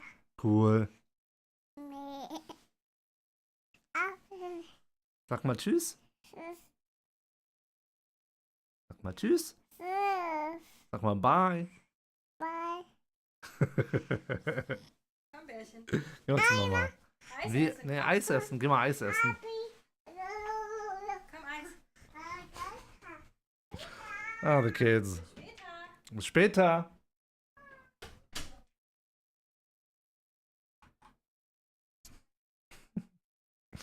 Oh man, the kids. Thank you so much for the support, by the way. Skyboard with the 16 months as well. Appreciate it. Magnus with the 10 gifted memberships, my man. Dude. Magnus, thank you so much for your amazing support. No comment, not even any comment. So we have Devil, Danny, and Danny, I'm just gonna say Danny, Giles Garden, Totanic, Okage, Arian Rod, Deputy Dog, Harvey, Chango, Steve Austin, Michael. Enjoy your gifted memberships. And once again, Magnus, thank you so much for the amazing support. I do appreciate that a lot. Give me a second though. Now I gotta... My daughter is really cute, by the way, right? Like every time she's anywhere, like literally everyone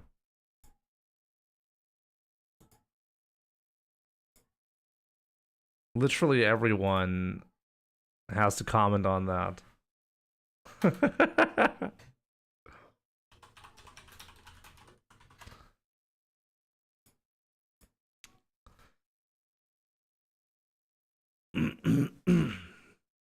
Cuter than me? Yeah, that's not so difficult.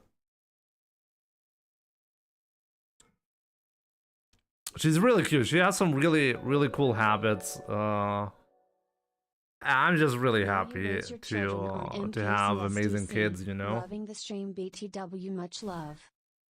Lewis, my man, thank you so much for the $5 donation. I really appreciate that. Will you raise your children on MK, CS, or versus DC? Loving the stream, by the way. Much love. We'll see how it goes. I have a suspicion my son is actually not going to... we'll see. We'll see. It's impossible to predict what they're going to be playing later on, you know? At the moment, we're focusing a lot on Pokemon. We're currently playing the gold version. We played the red version and gold version. Next is probably emerald version of the Pokemon games. And we'll see. We'll see what's going to happen. But yeah, I mean, let's continue Capcom Cup, I guess. But yeah, if Chris is looking to stick with Terry for now, that's completely fine. Running into Chris CCH versus... Oh, that's Daver. Alright, EX Power went to kick things off. Already YMK with the 2 gifted subs as well. Dude, thank you so much. I really appreciate that, my man. Let me see. Toe Builds and Exodus 144 FGC. Enjoy your gifted memberships from YMK. Thank you so much. 2 subs, 1 for each of the kids. Well, here's my thing, right? Terry's always been a double-edged Jimmy, I used 1 rental ticket on Terry with no Terry history and got him Diamond 5. because it's the win condition, straightforward. I mean, if you're already pretty good at the game, it's somewhat easy. Honestly, there's no gimmick, there's no X factor that needs to pull out of trouble. Terry's good if you're good. Get the clean hit. But yeah, good job. How long? Actually, how much time do you have on a new character? Like an hour? Nah, she doesn't look like Jimmy, bro. She's the cutest little thing I've seen today. He's dead. Oh, not quite. Too much scaling. Nice catch. I didn't even know you could follow that up. Wait, how did I not know that? I've never seen that combo before. He's dead. I've never seen the DP follow up there. Nice catch. He did the real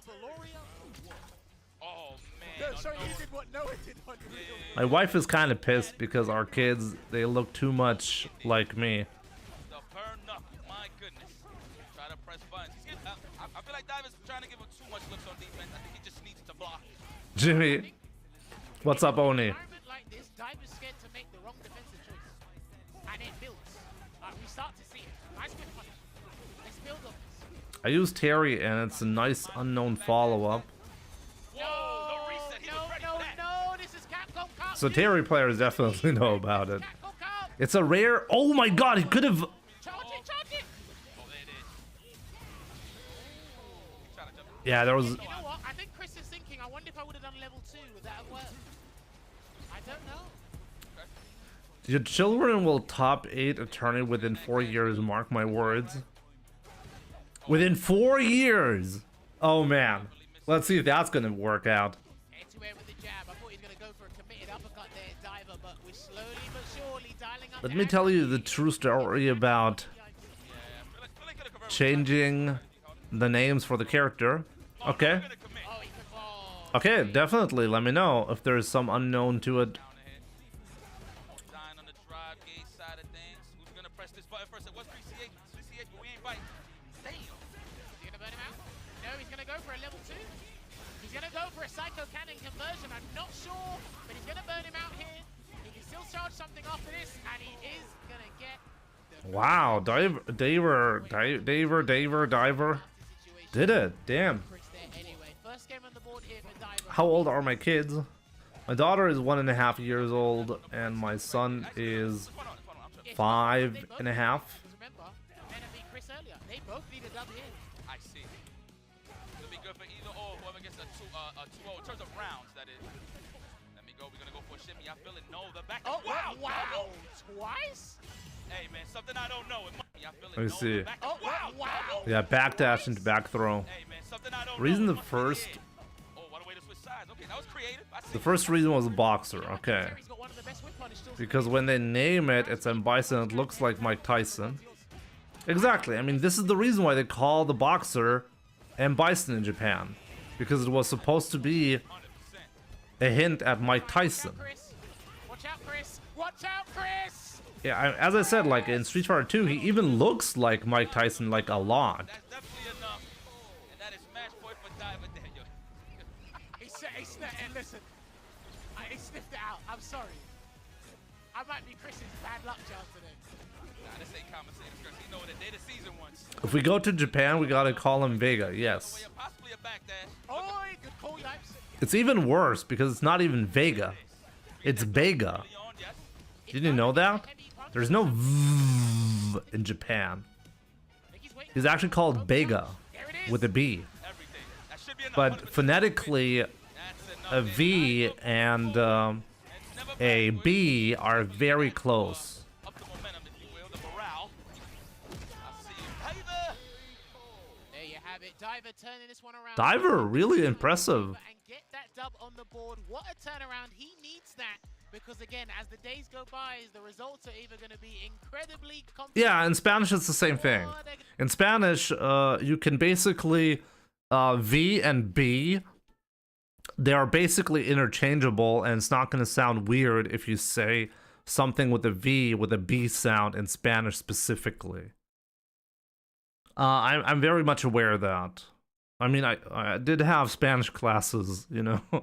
I know a little bit about that.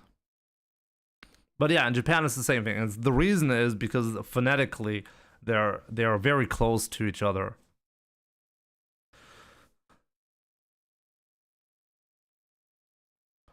That's why Japanese dubs say Vegeta. Yeah, exactly. So this is the story about the changing the name for the copyright outside of Japan. And Vega's Spanish name 100%. Yeah, so this makes sense. I mean, we pretty much established that as well. I didn't know about Vega being like a Spanish name.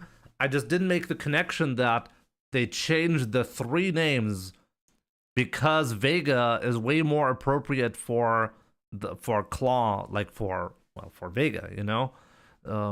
So that makes a lot of sense. gonna be upsettingly demoralizing. So you're just gonna have to pick one or the other. Your fate is in your own hands. But then right now, Chris.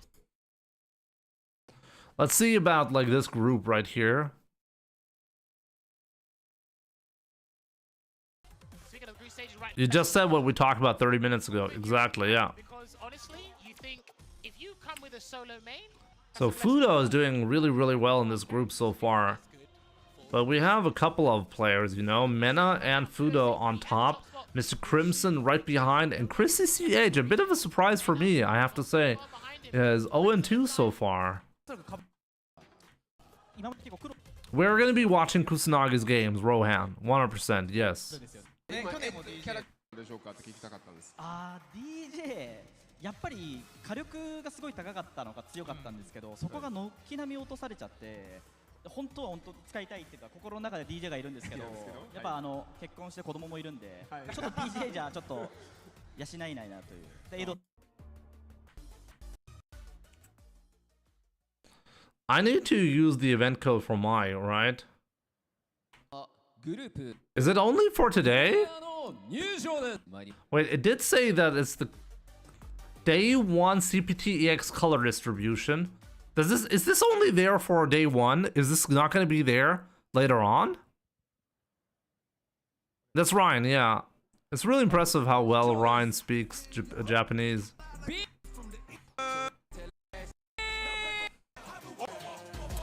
We're getting 5 colors, which is cool.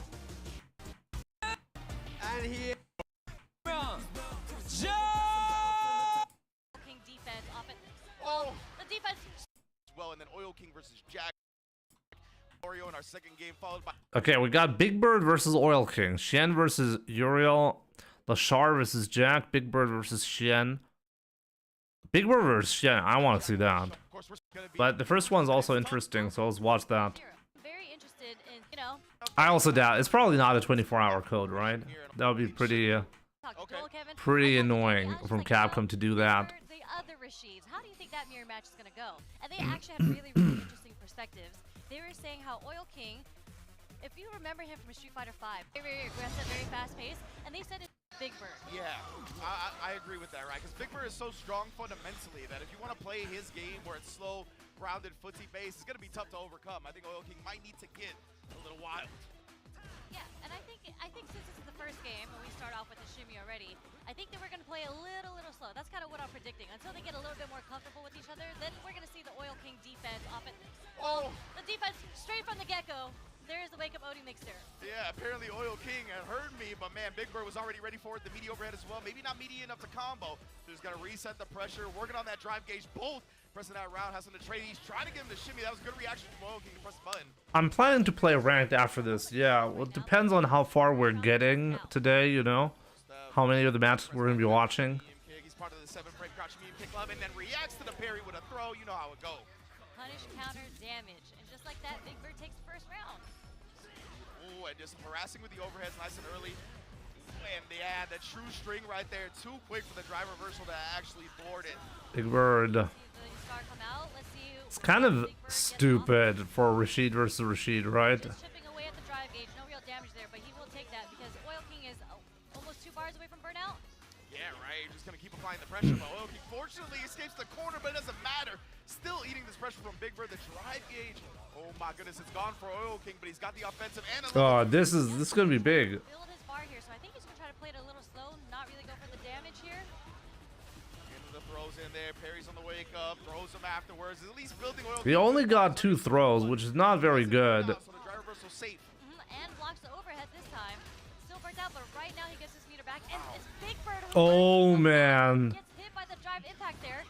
And that was huge, right? Because Big Bird would have got that throw into level 2. That's why he was willing to risk going into burnout at that point. Oh, it could have actually broken that DI. Still, man, Big Bird still has the level 2. Oil King's about to build his own.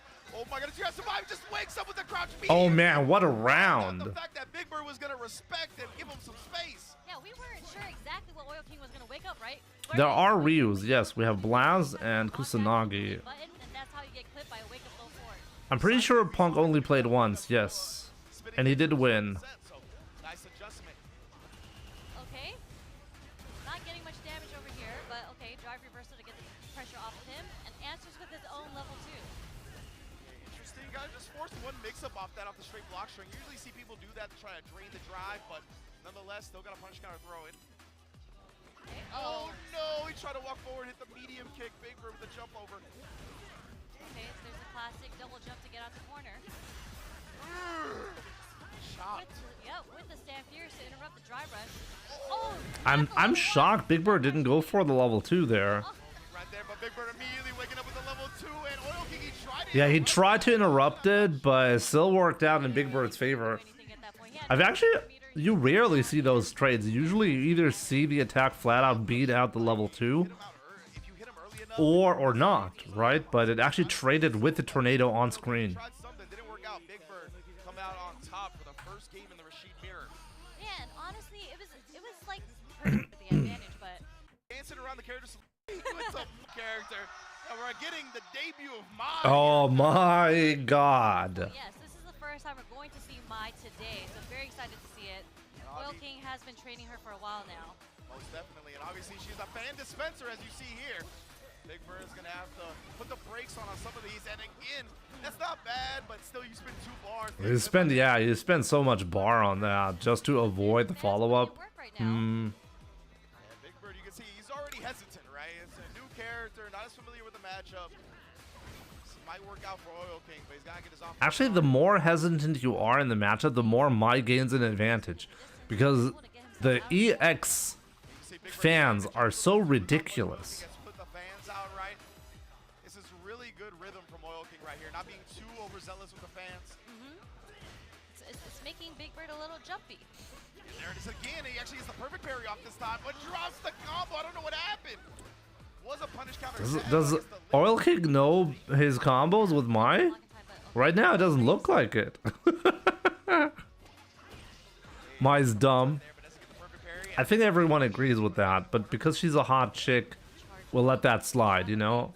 Oil King's still stuck in the corner, but a back throw is gonna flip the sides. Just like in real life. What happened right there? The driver reversal, that is gonna be punished. Big Bird's got the level 2 as well. I should just shut up.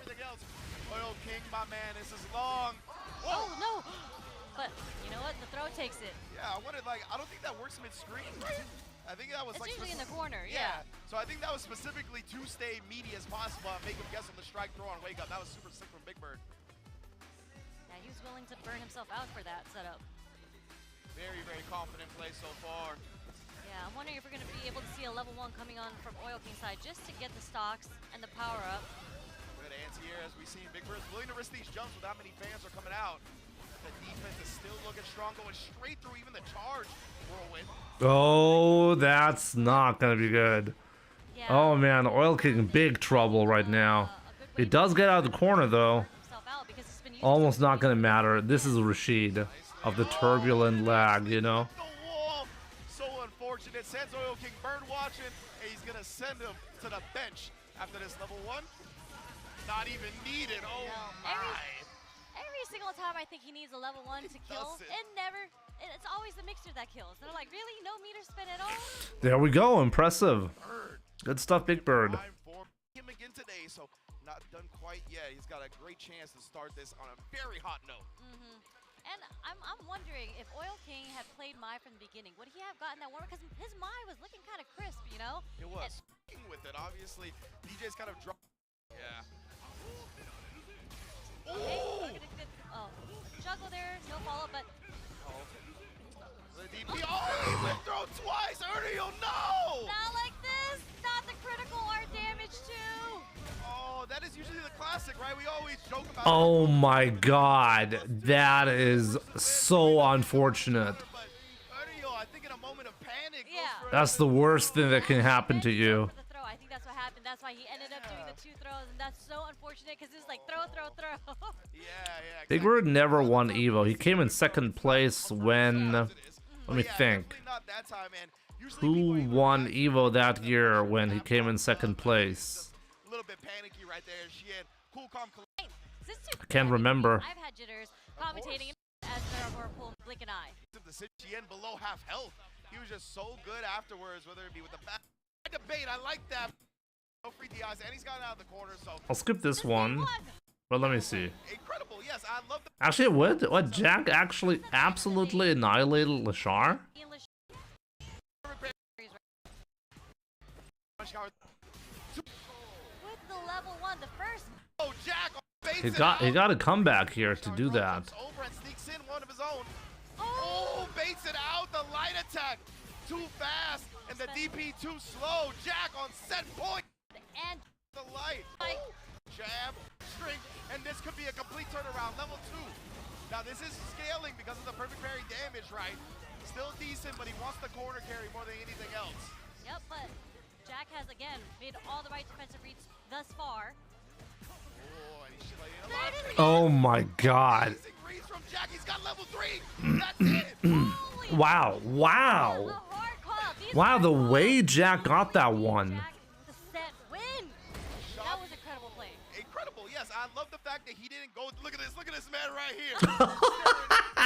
Wow, that's so creepy. What's up? Hey, from the Midwest. He's feeling himself, that's for sure. Imagine someone from Wisconsin taking out LeSean. I gotta say, that's some dangerous vibes right there. Stuff. And I love that, right? He saved the jump medium punch to counter the throws. Like, just twice he did it. And I love that he didn't do it both times on wake up. One time he did it on wake up, and one time it was to counter a block string in. Biggest bird. And we Okay, this one's gonna be just interesting. went against her earlier matches. The biggest bird, big Right to get out, whether it be in winners or losers. So this is a huge. Rashid. I mean, he's a lot of players say he's like, you know, top. So he has so much. Again, Big Bird and Oil King do play differently. Yeah, absolutely. Well, how do I feel about Ed? Cool or lame? He's kind of cool. I like how they changed him for Street Fighter 6. From character specialist. Yes. And This one underway. CN is the DJ character. Let's go. Let's take a look at this match. Very excited to get this one underway. And wow! The dash forward, crouch jabs, trade. Okay, both get counter hit. My man was looking for the CQC, close quarters combat only. There's a stand medium kick just to check Big Bird from walking in on him. There's the Oh. sway. So good, man. Like we said, DJ is just so good at punishing people for the way they traditionally take their turns in this game. He is the anti-meta character. CN actually thought the target combo was going to connect because Big Bird walked forward. I was surprised he was able to block in time. Yeah, beautiful little micro block right there. And Good job from carry on Shin. the light string. I love seeing that. A little delay, trying to see what Big Bird was going to do. Big Bird does not take the fight. Especially when people drive rush out of the corner, they tend to backdoor right, so he definitely tried to bait him into techie. Right now, though, Big Bird not going to fall for any of that backdash. Avoids. Yeah, SF5Ed was basically a prototype for Modern. Well-timed. This is something that Capcom has done previously as well. It's something to always pay attention to when they brought in Omega Mode in Street Fighter 4. It was basically a test run for Street Fighter 5. A lot of ideas from Omega Mode made it into Street Fighter 5. Right? He whiffed crouch strong into a perfect parry. That's some Street Fighter 6 play right there. That's how you got to do it, straight up. Oh, chasing him down with a drive rush and beat him to the button. And Xian's going to empty the clip right there. Machine gun punch right into the level 3. This is going to give him some time to maybe build back some bar as well. Yeah. And make sure he burns that Big Bird from the next string. Yep, next block. Wow, that caught him so high up in there. Yeah, that caught him really high. You can chip here. Yeah, he's just gotta hold that round. I think he knew that Xian was gonna come for the burnout, right? But he didn't want to sacrifice anything. Omega was really sick when it first came out. I actually never tried that. But Omega Mode, for example, had the parry in Street Fighter 5 for Ryu. So Street Fighter 4, Ryu in Omega Mode had the parry, which was interesting. Sometimes you get caught slipping. Wow, great anti-air. One of the only anti-airs in the game that has a cross-up hitbox. Okay, there's the whip punish. They also did that with Luke. What did they do with Luke? Try to get as much damage as possible here. Somehow gets thrown as a setup. Oh, the check again on the drive rush overhead. Yeah, he knew that Big Bird would have killed with that, right? If that was a drive rush overhead starter, so he scouted it perfectly. And now Big Bird's gonna go into level 2, looking to put him in burnout. Does exactly that. And that's the thing, remember, DJ's level 1 is not invul, so he couldn't. Yeah, DJ cannot do anything about that. It was checkmate. He's got a drive rush available. Heavily scaled, but man, these Rashid combos never end. Oh! And he got him on the cross-up jump. No, he shut down. The level 1 is not projectile invul. Xian punches out the first game. Jesus. I was concerned. I'm not gonna lie. I was like, this might be a slight miscalculation on Big Bird. Oh man, that was a big mistake. Big Bird could have actually built the level 1 as well but he wasn't confident in it, so he went for a route that doesn't require him to do super at the end. Big Bird, the ever optimist, it was just slightly miscalculated. Yep, Cien able to capitalize on that, gets game 1. Man, that's a huge swing when you're already, when you think you're up 1-0 and all of a sudden it's a complete reversal. Whirlwind pressure, and Big Bird snaps on the throw until the bus out. Yo, Magnus, that's good entertainment while training. Thanks, Jimmy. Thank you so much for your amazing support, dude. That's the first message I see from you. He does what DJs do, the drive rush jab. I did go to the gym today as well, Magnus. From Big Bird. Fans knew how that one would play out. Yeah, Big Bird not trying to give Cien the option. Just Akuma, good to see you. See the micro movement from Big Bird right there. The 99-second mark just moves it slightly forward and stops, baited out the whip from Cien. That was The cool thing is when you haven't actually seen, It's so funny, there was so much hits done on that overhead. I wasn't sure if it was gonna call when the tornado. when you haven't actually seen the matches, even if it's not live, you can still enjoy that, you know? But yeah, Big Bird right here with the perfect response. You got that first game because it was a mistake, not because you earned it. Magnus left a message right after the gift. I really must have missed that one. Very, very convincing performance here in game 2 from Big Bird. See how the rest of it plays out, but yeah, that shallow knee drop. That's a big problem for Jimmy is no longer this kind with me. The more you love him, the worse he treats you. a lot of the attempts you try as try the double throw. Yo, Tony Montana, good to see you. Facts. Spot on the overhead as well, and then presses right after. Xian. Pretty dominant round from him here. Oh, missed the anti-air. That's gonna be it. I've seen Dual Kevin plagued by the knuckle do knee drop when he plays DJ. This is exactly how we're Scythe Gaming, what's up? Response to a perfect one of his own. Amazing adaptation from Cien. Wait, Scythe Gaming, how are you using my perfect emote without being a sub? Strats in this matchup that can be abused. The plus range there as well.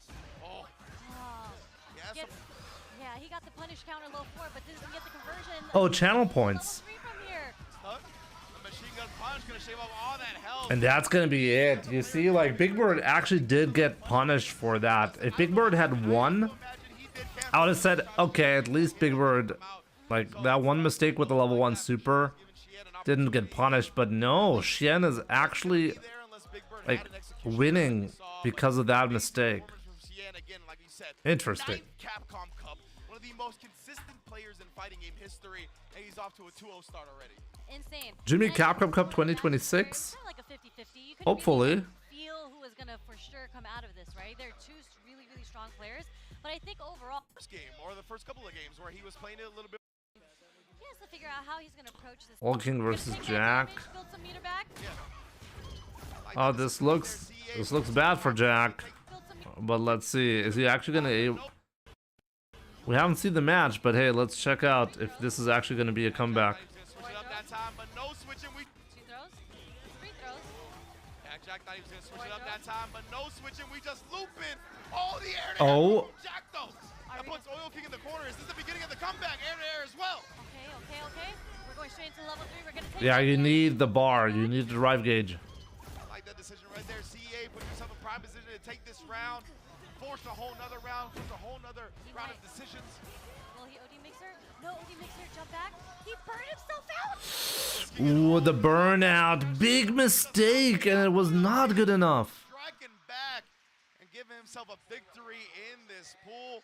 Really well done right there. And of course, Jack dropping to 1-1 as well, but defeating Lashar, you got to be Nick happy. Kinder hat werde ich mit ihnen die Pokémon Teile Richtung. Absolut, Benko Hack. Ich habe dich ja ewig nicht mehr gesehen. Vielen Dank für den Support. Hoffe, dir geht's gut. Und ja, auf jeden Fall, gute Idee. Pokémon spielen mit denen. Muss sein.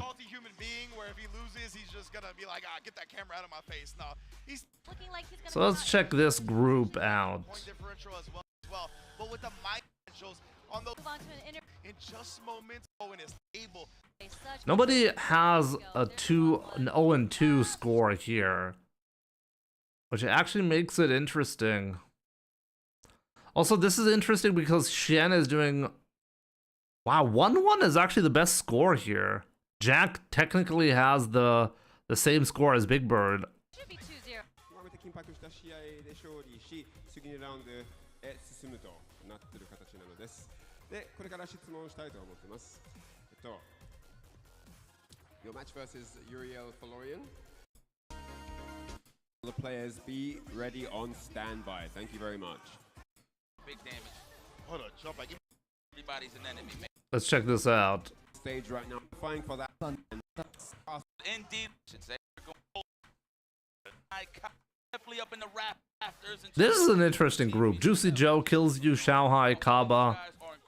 I did see part of this live, by the way. It's not day one. Right. But still, we'll be watching this together for sure. Right now, Especially like the White Knight Magician, the young hitman. Yes. I had the chance, right? On having confidence, so I'm here to really high in this. Friend, what you find out? Like, you know, we're joining the screen character to the pieces, gentlemen. They're friends outside of this opening game. Okay. But before we continue, gotta go to the restroom real quick. Be right back, and then we'll watch Juicy Joe versus Kills You. I did see the blast fight, yes. Pretty good. We'll be watching Kusanagi later on as well. So yeah, be right back.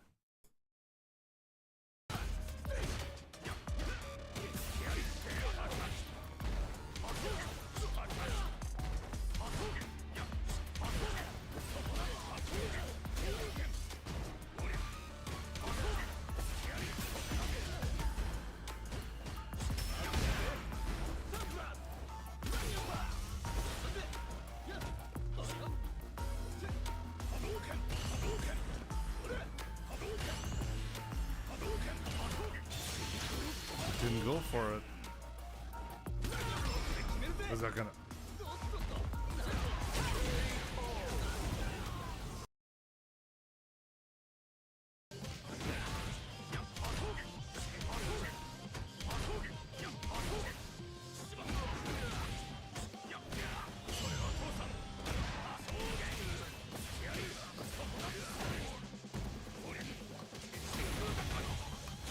Oh yeah, I actually got the overhead set up from there.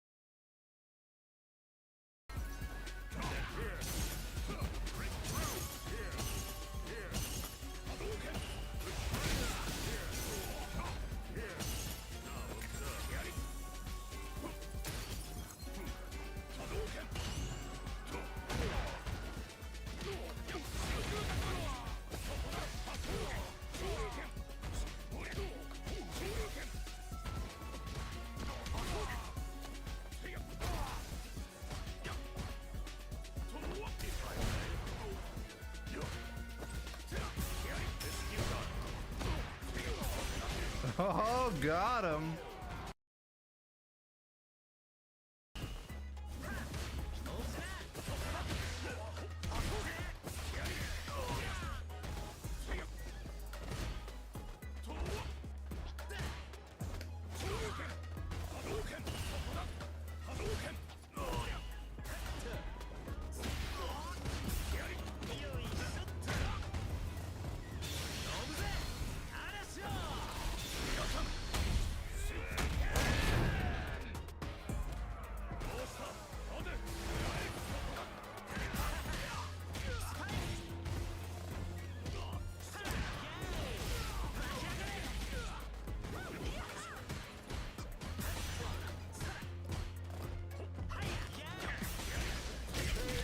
Oh man, I almost let that one slide.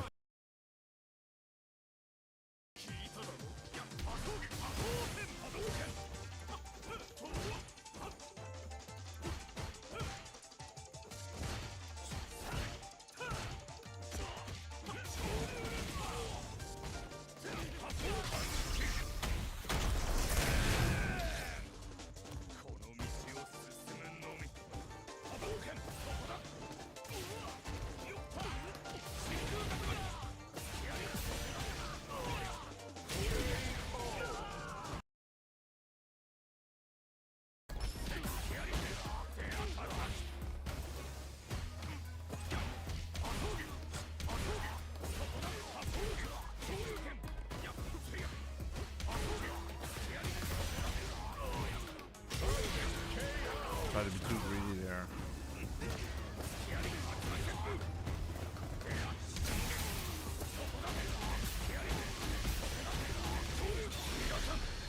Oh, did he actually die? Wait, did he die from that? Ooh, okay.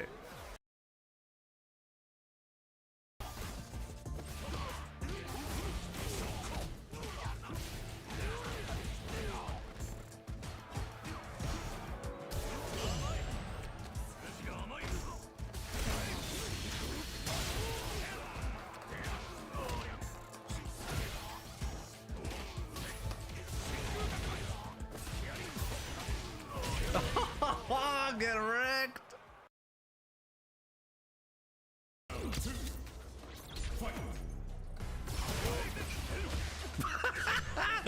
What? Okay.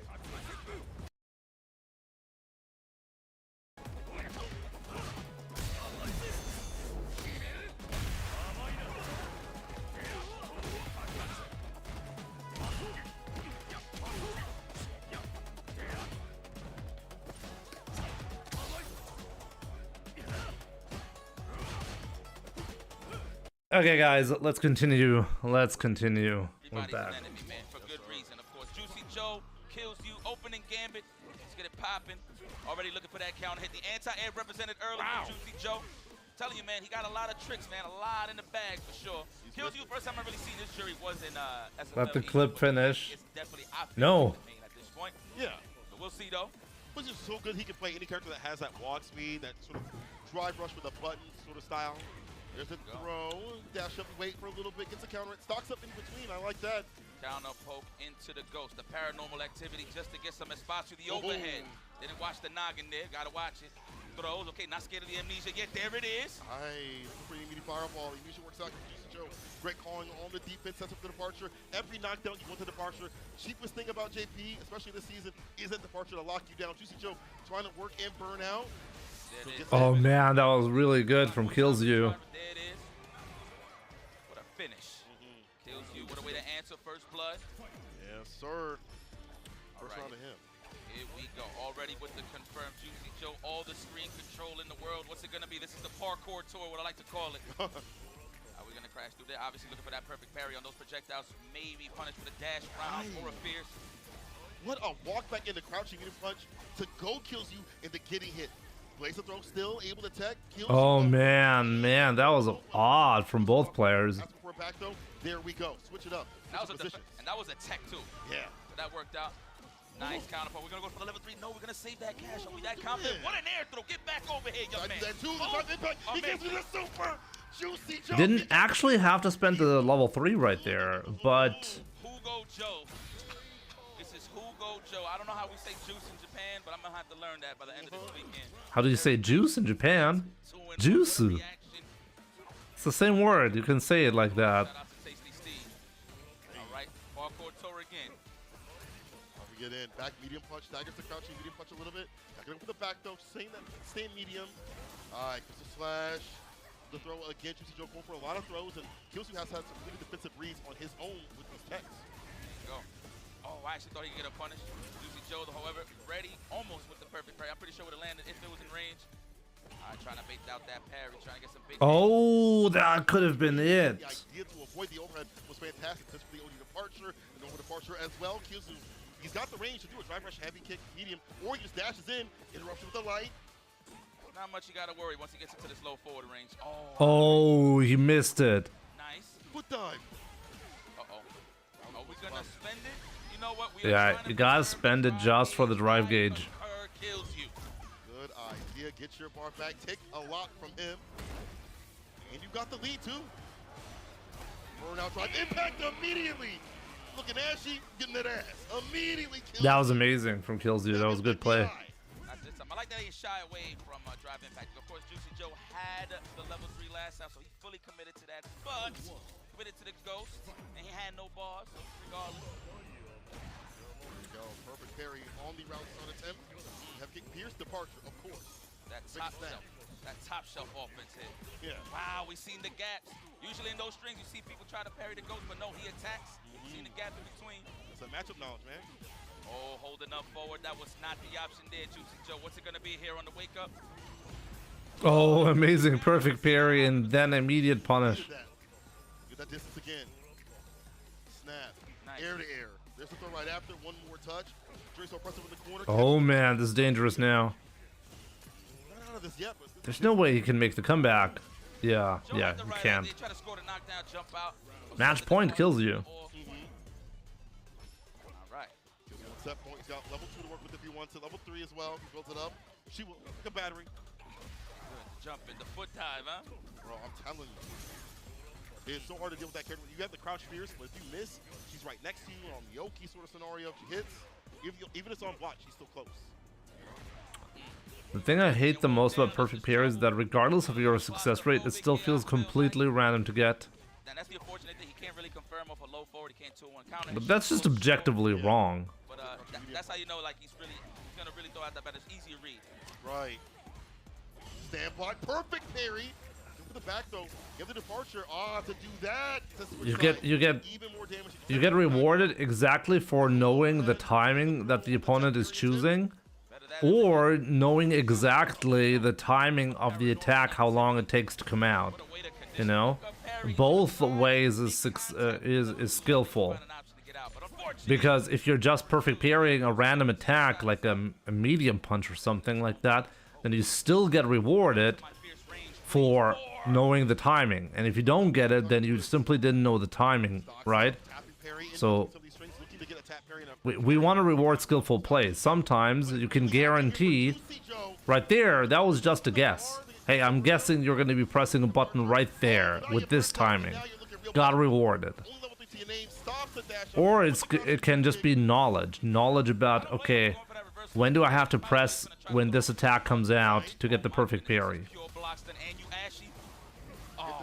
Aloe vera and get him a seat in the stands. It's a one-touch scenario. It's one more hit, and that's yeah, that was good. Put the squeeze on kills.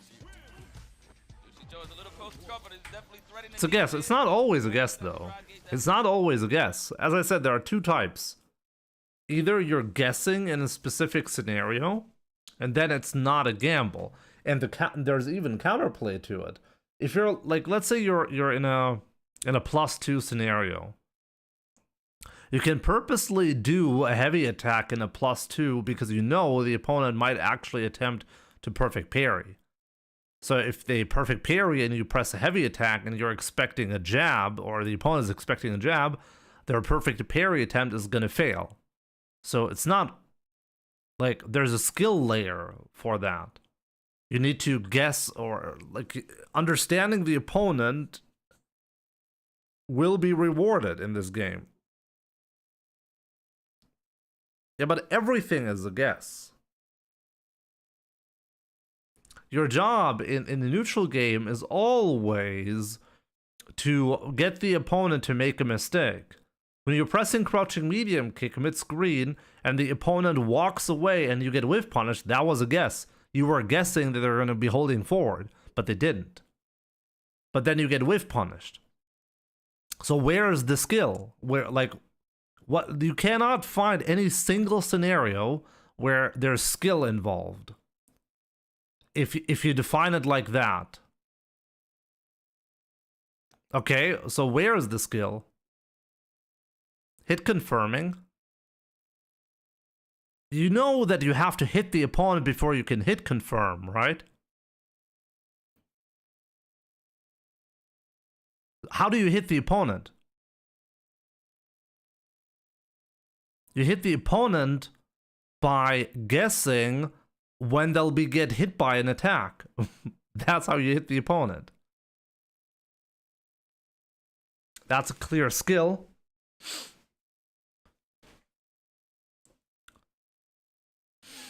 You cannot get a single hit in without a guess.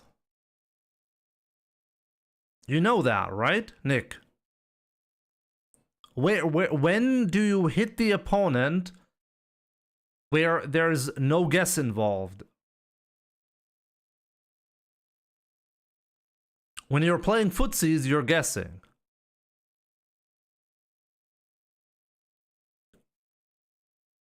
Yeah, but when you're whiff punishing, Exactly, you're punishing a mistake. That's where the skill is, right?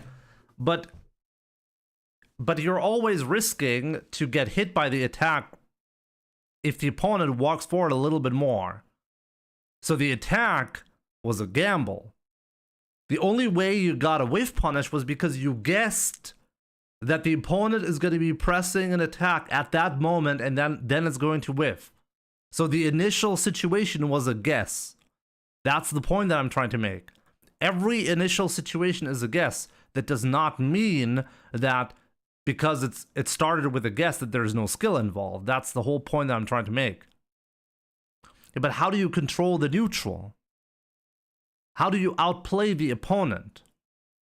You outplay the opponent by understanding their habits of where, like, how to move and what buttons to press. And so it's fundamentally the same thing. There is no fundamental difference to the concepts that you're utilizing when you're attempting a perfect parry.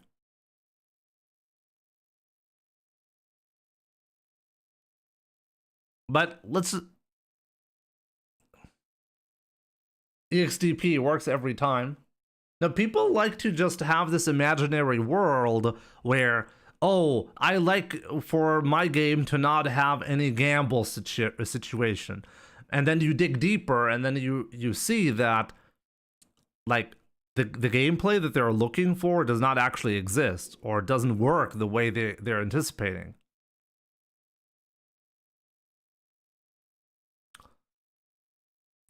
You can control the neutral by understanding your spacing.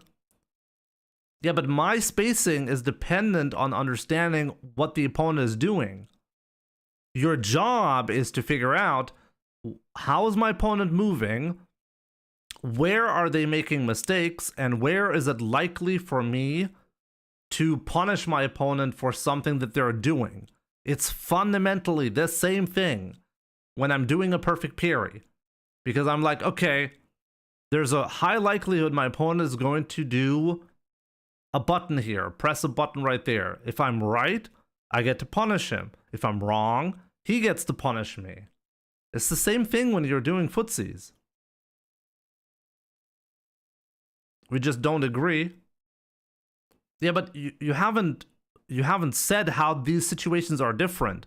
When you're spacing yourself, then you're guessing what the opponent is doing. Like, playing footsies requires you to walk inside, or at least get very close to the very edge of where the opponent can hit you, and then walking outside of it to get a potential whiff punish if you baited the opponent correctly. You're not controlling your space without anything. No, you cannot control space without paying attention to what the opponent is doing. You're fundamentally not doing that. Because if you're whiff punishing somebody, whiff punishing requires you to not press a button. So in that moment, the opponent can just walk up to you. So then what?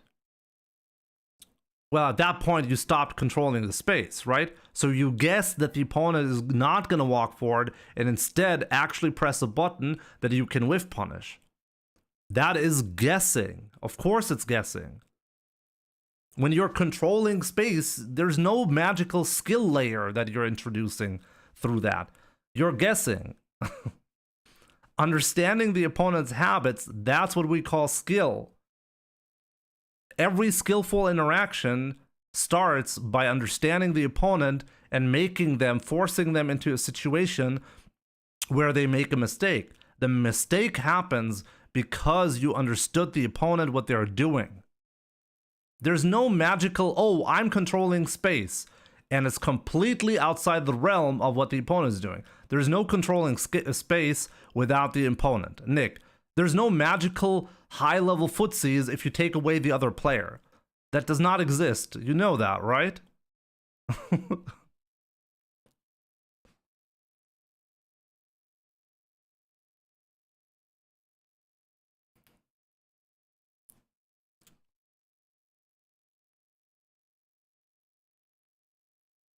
Damn, shots fired. It's about reading opponents and knowing their buttons being rewarded for your knowledge and reaction. Exactly, Genesis. It's about, fundamentally, Street Fighter is and has always been about reading the opponent. That is the fundamental skill that you're applying in Street Fighter. Obviously, there are many different skills that you can learn. But just saying, hey, oh, I don't like this because it starts with a guess. Well, everything starts with a guess. Everything. Yeah, a read is nothing but a good guess, but spacing is not an exception. Nick, you're failing to realize, or at least to explain, how spacing does not fall under the category of guessing. Of course you're guessing. You're guessing based on what the opponent is doing. Good spacing is no different. It's the same thing. It's the same skill.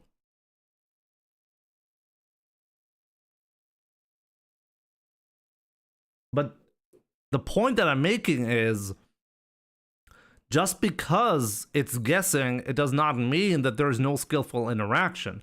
Your whole point, the whole point of this is to understand, hey, my job as a player in a fighting game is to make sure I'm always in a position where I can get an advantage. And the only way to do that in any fighting game is by understanding what the opponent is doing and punishing them for their behavior.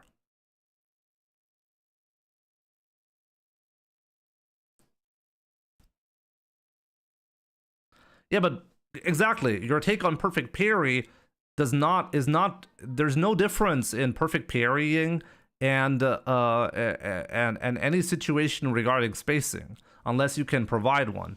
But I fail to see what the difference is. The cool thing about spacing is you can actually be really passive when you're using when you're spacing yourself. But that can still go wrong. You see it all the time. I mean, why was, like, in this one stupid, what was it again? Like, Ken's crouching medium kick was like one of the best buttons in the game. Why? It's because you can interrupt the opponent from trying to space themselves. When they're trying to space themselves, they can get punished. I said it was nothing but a guess. You said it was more than that. No, I didn't say that. I said that perfect parrying is guessing. And then I said everything is guessing. I didn't say that perfect parrying is like, it depends on your definition here. Like, what is more than that? Everything starts with a guess. Everything. Yes, because if we say that there's no skill in guessing, then we are fundamentally saying that there's no skill in Street Fighter, because everything is guessing. You're guessing everything. There are situations where you can hit confirm. Yeah, but the hit confirm is only possible because you guessed right in a specific scenario that came before it. That's the point that I'm making. The point that I'm making is, just because it started with a guess, it does not mean that there's no skill in it.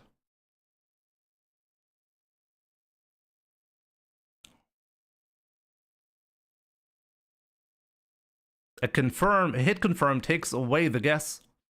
But in order to get the confirm, you have to hit the opponent. When I walk up and I do a medium punch, and it's a counter hit, and I hit confirm it into a crouching medium kick tatsu, Nick, you think there was no guess there?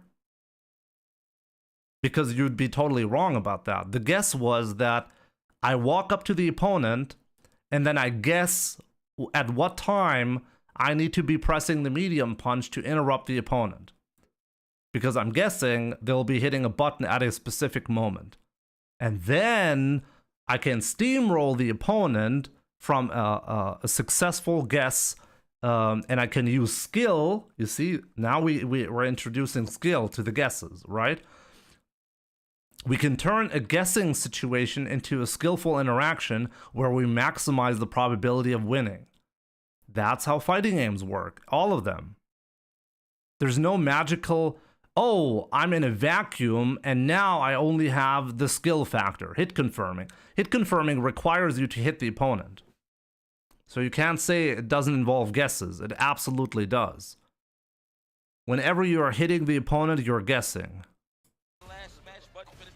And I don't think you can disagree. Like, if you're gonna disagree with that, then like I'm curious to know how you can argue that that's not a guess.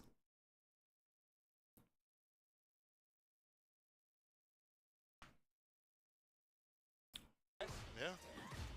Anyways, let's move on, guys. That's old. Hold on, stop. Date myself. I like that song. Yeah, it's good. Let's go. All right, no technical there. Good defense kills you. Yo, Jan, what's up? It's like, what can you really whip punish from JP? It's so hard. It's not like I'm saying it's Phantom normal. Yeah, it's yeah. not like you're not going to get a consistent low. It's a timing. I'll consider what you said. Stand fierce, stand medium. I don't think we disagree, Nick. I think we just have a different perspective on the situations. Ooh, met you halfway. I'll see you down the block. I'm right here. On the Uber. Okay. I mean, it's the same discussion when people say, oh, I hate the knockdown. I hate the knockdown because it's just a guess, which is not correct. Because the knockdown is exactly why skill actually is introduced. Even though it's a guess, it's an advantageous position for the person who's standing up, right? Like the one who's standing has the advantage. And why is that designed? Like, people sometimes are like, oh, if only they removed all the guesses, the game would have a lot more skill. But that's not actually true at all. It's not true at all. Because the whole point of Street Fighter is to get the advantage. A skillful interaction will lead to a knockdown for you, right? But the skill that you need is to understand the opponent and punish them for their mistakes. That's where the skill is. And once you have that, the game rewards you with a, hey, you did something skillful, now you're in a position to do more damage, and the likelihood of you doing the damage instead of the opponent is higher now. Those reward mechanisms are really, really important. What a potent mix-up, dude. He held up forward trying to avoid the throw, but sniped out by the target combo. Juicy Joe, the layers is in place here with a chance to move on in this group. It's only the first match, by the way, ladies and gentlemen, if you missed it. Yeah, Oh man, that was crazy. Didn't work out. Reversal. Knock it away. Why not? Don't get cheap on the cash. Oh, that's really bad for kills you now. Dehydrated. The back throw. What a sneaky dash, and he finds some more time. Wait, who won the set? We'll see about that. He's good. As long as he don't get back thrown. Look, he tried to tech right there. What a check from Juicy Joe. Gets some free damage on the lights. Archer again. Good. He's back on the ring. Oh, he burned himself out. Get that level 2 sort of scenario. Oh, fine for him. Oh man. Follow up. Get the throw. Put the corner. Trevor block the trade. Drive impact. Splat. Wipe him down. It's over. If he wants to, he can definitely kill, and he should. Like, seriously, yeah, he should. Don't make a mistake here. Just spend the level 3. Don't do nonsense. Level 2 was not going to kill. Chocobo, what's up? Something definitely wrong with kills. That would happen. Nonetheless, though, you don't want a million, bro. You don't want to win. Everybody want a million. I'm not even there. I want a million. Right? Let's go. Watch. I know at this point, like, people are, like, I know, like, we don't need to spend another 30 minutes analyzing this, but something that I think is really important to realize is that in Street Fighter and in other fighting games, usually, you can make 60 decisions per second. That's a lot of decisions that you're making, okay? And that's also a lot of decisions that you can analyze that the opponent is making. So fighting games are really, it's very, very difficult to get to the very edge of skillful play simply because of the amount of decisions that you can make. So, like, you're not just walking around, you know? Like, anything that you're doing will be analyzed by the opponent. And if there's any pattern, if there's anything where you're going to be like giving the opponent a hint, this is where there is a vulnerability, you know, you'll get punished for that. And that's the beautiful thing about fighting games, like analyzing the opponent's play and finding a counter strategy to it. That's the fundamental skill of any fighting game. And I think that's pretty cool. This is why it's also difficult to build a fighting game that doesn't have skill, because humans are really good at analyzing and finding patterns, you know?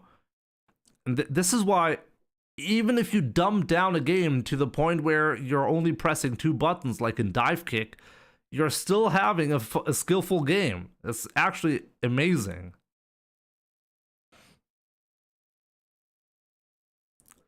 How much of Street Fighter gameplay is reaction? Raw reaction is honestly most of the time not the deciding factor. Understanding what the opponent is doing is gonna that's the part. Spending 5,000 hours analyzing players' gameplay, that's what's gonna lead you to victory. Not because you're having super raw reactions. It's anticipation that's king. He actually said anticipate the same time as me. Jesus.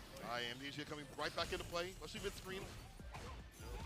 Nice Russian, knowing that that's fake, that heavy slash. It's not real. I wonder if he's just delaying it in case that he does do anything at the string. Possibly, that's a good point. A level 2 for the side switch, really good. I gotta say, like, JP is absolutely disgusting.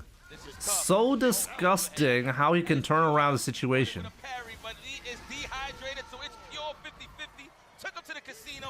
What do you even do there? Street Fighter 6 is unique because there are checkmate opportunities. Unique in what sense? Compared to previous Street Fighter games? Street Fighter 4 and Street Fighter 5 had checkmates. Street Fighter 4 and 5 had checkmates. Of course, the win is very important here, but you want to be healthy on the round side of things in this round. 5 rarely, but they did have that. Surviving a matchup that's not so fun for him, for JP. Even though we've seen some buffs happen back to the character, overall, so many things that Jury can't present. He had a huge life lead and had like no bar, and he still went for throw loops. Too risky. I guess so. But I just like the way that we saw, like, you see one option, you have a counter for it right back after. Oh, and overhead's coming through, either on stand block or on jump back medium to meet that. Good stuff. Listen, anybody that plays a keeper 5 rarely had checkmates. Sorry, you opened them up, but anybody that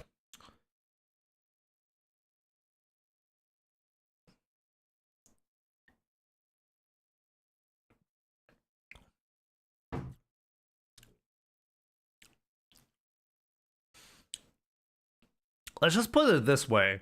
Street Fighter 6 gives you more freedom to utilize a bar and burn yourself out with a huge risk attached to it, right? So you can you have a lot more freedom to try to steamroll your advantage. And Street Fighter 5 did not have that. And because the knockdown game was nerfed from Street Fighter 4, the possibility of getting a checkmate was rare. That's true. But just because you didn't have a checkmate does not mean that that's a problematic scenario. I think if you take a look at Street Fighter 6, you'll see that a lot of the checkmates, they're always, I mean, they have to be like that, by the way. Why are checkmates a thing? If you don't want the checkmate scenario, you can always avoid it. You just avoid it by not spending your meter, right? You always have a choice. Hey, do I spend meter to do more damage in this spot? Yes or no? How much meter do I actually spend? It's actually one of the most skillful things about Street Fighter 6. The drive gauge meter management is, and like in general, resource management, I think is most complicated in Street Fighter 6 compared to any Street Fighter before it. So there's a lot of nuance and a lot of skill involved there. So if you put yourself in a And I think this is a good way to think about it. If you put yourself in a checkmate scenario, it means that was your own fault. Like, you put yourself there. You felt like the probability of you winning was highest if you spent the resources in this specific way and it didn't work out. So that's something to think about, you know? Want to play a character like JP. It's all about stopping. I'm not gonna say, by the way, I'm not gonna say that one way or another is better. But I do think it's important to understand why the checkmates actually exist, and that they're not just, oh, this is a situation I couldn't have done anything different about. Normally, that's not the case. The checkmate happened because you drive rushed too much. The checkmate happened because instead of using a combo that requires less drive gauge, you spend more of it, and then you got punished. Though it's with JP, but I feel like if you would pick any other character, he'll still have those same results. Oh, 100%. But yeah, man. Just look at the way that. How do you go from representing Germany to not making top 8 in your region? Well, switching controllers and having 2 kids helps with that. 17 shots. It's not my highest priority right now to qualify for Capcom Cup. He was able to kind of, again, chip away what Kills he was doing. To help, you can't do much of the drive rush or the fireball, because that would normally lock him down. Take away that resource. Also, we have really good players, you know? Just work from there. And look at that. Expended level 2. Normally that would be a bad idea, but Juicy Joe is a defensive player, allows him to survive. I mean, just ask Ryan Hart, you know?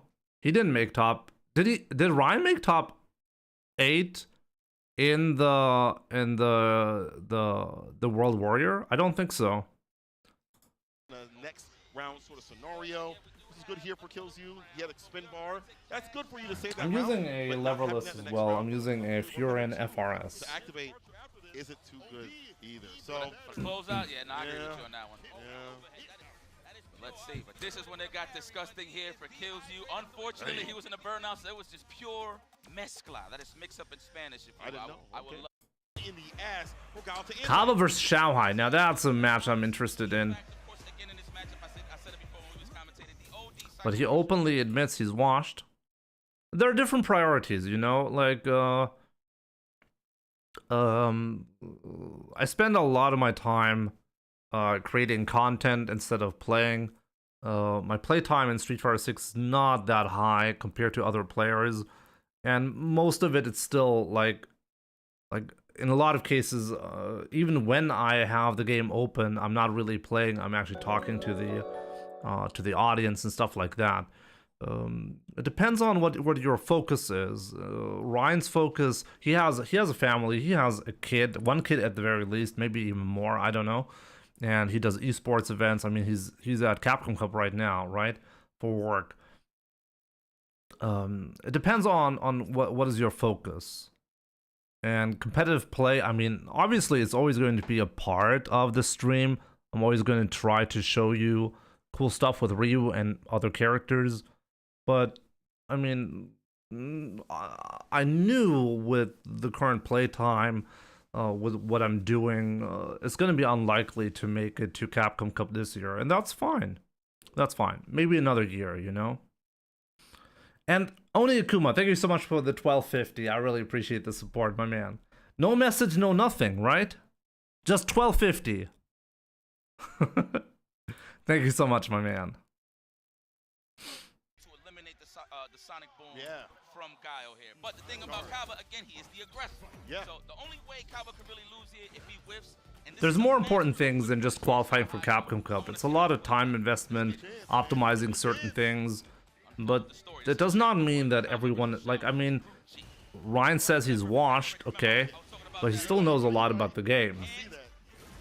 He'll still be able to analyze any set of the pro players, explain it to you, just like me, you know? Does not mean that the players, like what's the suggestion? But let's watch the set. Curious now. Who wins this matchup? What do you guys think? Oh, that was disgusting. Gonna get got. There it is, and he got the lead here. Now he can just kick back and parry the Sonic Booms to get that level 2, and then he has that level 2 on standby to punish his It's like 5-5. I have a hard time deciding a favorite for this one, yeah. Heavy kick activation if he wants. Looking for that low forward, man. He's trying to size him up. He's trying to get into that range for the stand jab counter hit. Nice, there it is. And we get the lead with that one. Nice perfect character. Oh man, punished. And that's the thing about playing a challenge character like Bison, right? Every time you throw a normal, you already get a free charge in terms of a Psycho Crusher. Always get the ABC, man. Always be charging, right? That's it. Yeah. There's a throw right there. Like this. Xiaohai not pressing the issue with the bomb. Take advantage of that. Forced interaction. Back though. That ass back up on the east side. Mind you, Kaba was Kaba was definitely trying to look for the throw tech. Oh yeah. Oh, he got it. He got it. Here's Psycho Crusher. Absolutely. Absolutely finished. It's a little shaky for Kaba, but hey, you're dealing with the kid, aka the king of China. So let's see what the juggernaut. Xiaohai, very, very impressive right there. Kaba ranks, ladies and gentlemen. Don't count him out yet. Not yet, not yet. Also, by the way, I mean, I've had interesting discussions with Ryan about controller choice, and he said to me that he does not understand why I switched from stick to hitbox. And a lot of people have been criticizing this decision, but even though the results are not there yet, I never felt bad about that switch, for example. I could have gone the easy route and be like, okay, when Street Fighter 6 came around, my daughter was on the way, so my daughter was born like a month after Street Fighter 6 was released, and I could have gone the easy route and stick to what I can play, which is stick. That would have made it a lot easier to compete, but as I said, that's not the focus. It's not the focus. I don't like stick because the controller, the stick unit, they actually break. And I still believe that the stick unit itself is just really bad for competitive play because of accuracy, because of speed of inputs. Some might say it's not going to matter. And I do think you can win Capcom Cup with any controller, even with stick. But I think staying with arcade stick, I didn't like it anymore. So I'm happy I made that choice. Even without the results, that's fine. If I wanted results, I would have never switched to hitbox. That would have been silly, especially knowing that I'm not going to have a lot of time to play that much, you know? But afterwards, I'm going to kill you with some damage off the normals, which you don't typically see from Bison, but that's because most Bison players don't be confirming like that so consistently. Xiaohai different, bro. Xiaohai used to win King of Fighters matches one-handed. Yeah, but you know why? Here's the thing. Why did Xiaohai... Why was he able to win so dominantly in King of Fighters and not Street Fighter? What's the answer, guys? Now I'm curious. What's the answer?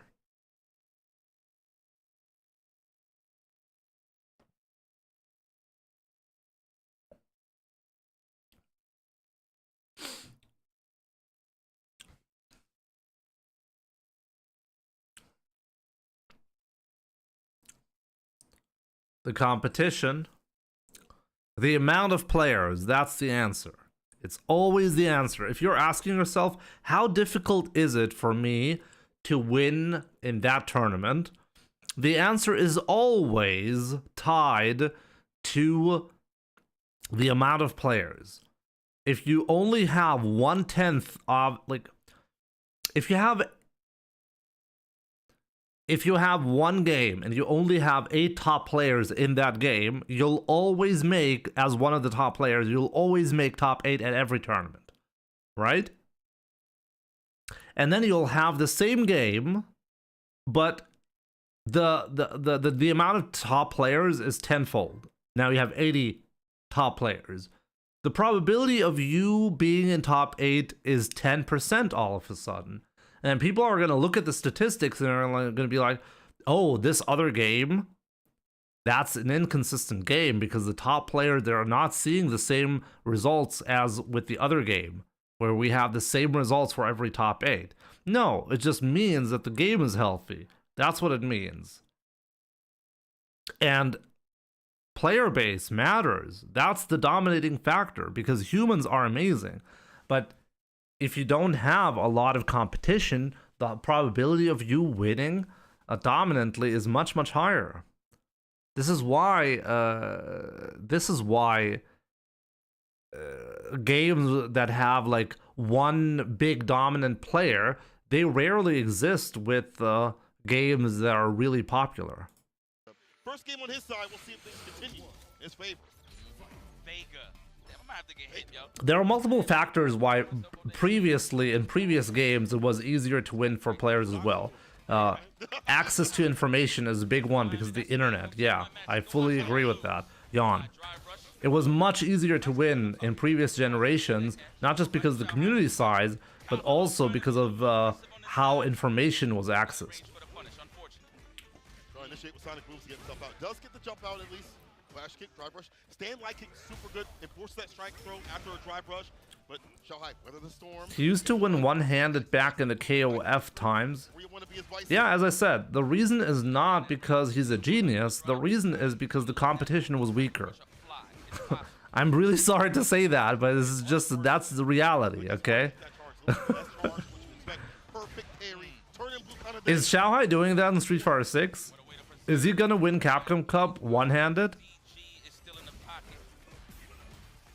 Man, he tried to grab him right at the frame where it was about to end the explosion. That was very sneaky there, Xiaohai. The Sonic Boom prison is what I like to call it. Shout out to Brahim Keys, Philly. And by the way, obviously you need to be an exceptional player to do that. I want to acknowledge that. Obviously you need to be an exceptional player to do what Xiaohai did, regardless of the player base. I mean, it's not like they're just scrubs in KOF. And they never die. Xiaohai just walked forward and pressed medium kick, okay, to win this match. Dictator. So Xiaohai is really, really amazing. It's just that it doesn't matter how amazing you are. The more players there are, the higher the likelihood there are other players who are at least close to as amazing as you are. After holding parry, Xiaohai willing to kind of just grind this out, get the bar back by holding parry as much as possible. He's got the bar at the bottom to utilize, honestly, a two-touch interaction. That was an amazing reaction. Oh my god. That's gonna hurt. I agree with it. The bracket link is wrong. Avery, sorry about that. Yeah, Xiaohai is amazing. Xiaohai is amazing. But he's not as dominant as he used to be in KOF. And the reason is because the competition is a lot harder in Street Fighter compared to KOF. That's the reason. Oh, the backdash. Luckily wasn't punish counter, could be worse. Come on. Activation, drive reversal. Xiaohai in a crusty situation right now. Oh, he's good.